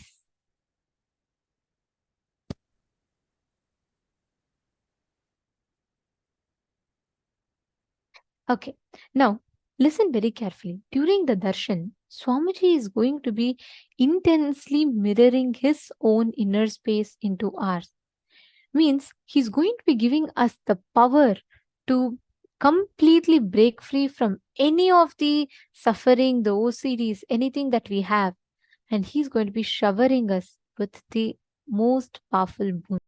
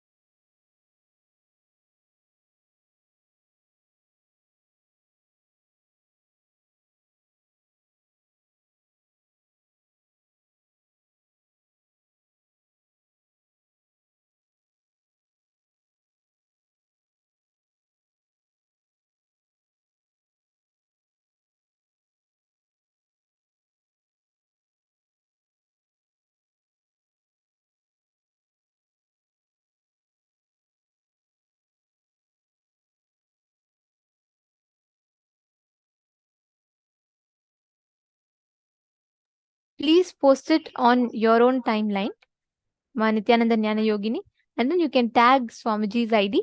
Each of you can post it on your own timeline. Yes. And also please make sure you are using the hashtag.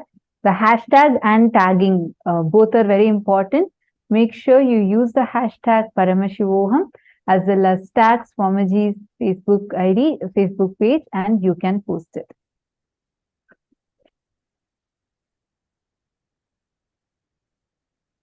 Now, as all of us are getting ready for the darshan, to all the participants that are sitting here today, if you have any of your loved ones, your near and dear ones that are stuck, that really want to have a breakthrough, but they're not able to manifest, share with them, invite them for today's darshan. It is extremely powerful, the darshan we are going to be having today. And you're going to be manifesting that high, intense, powerful space of walking out of all those obsessive compulsive patterns. So please take a few minutes and invite them. Let them all join. And during the darshan, Swamiji blesses, gives darshan response to all of our prayers in the chats, whatever you're all posting. But we all see that Swamiji gives the energy darshan to all those who have, all the Shakti darshan participants. All of these people who receive the exclusive darshan where Swamiji himself talks to them and blesses them, that darshan is for all the people who have offered the Pratyaksha Pada Puja, because many of you ask, how can I get the blessings? So for all of you, just in 4 days from now, we have an excellent opportunity on the 19th of September, on the auspicious occasion of Ganesha Chaturthi. All of you can offer a very special Pada Puja to our beloved Swamiji, and all of you can offer your gratitude, any prayers that you want. You can offer your offer the Pratyaksha Pada Puja and a special Durva Mala Seva along with Pratyaksha Pada Puja to Swamiji and Maha Ganapati, who is the embodiment of removing all the obstacles. He is Vignaharata. When you connect to this form on that particular day, Swamiji will remove any kind of obstacles in your life and shower you with all the auspiciousness.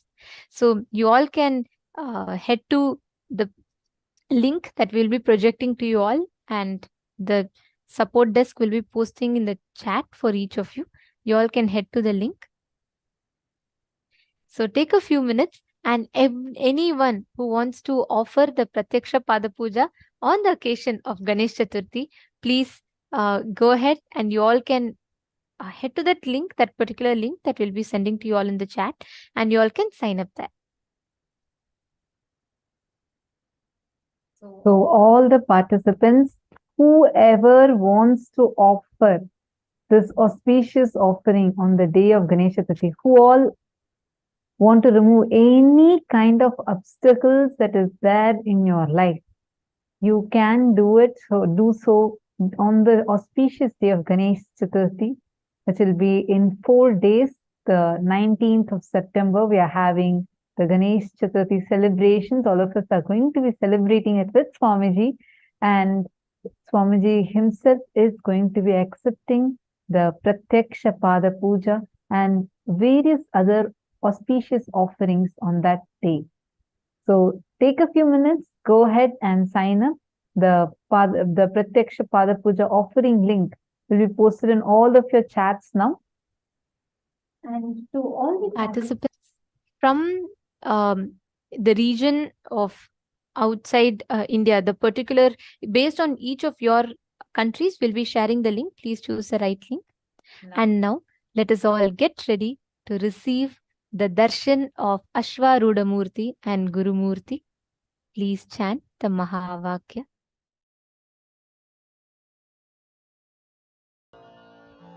Om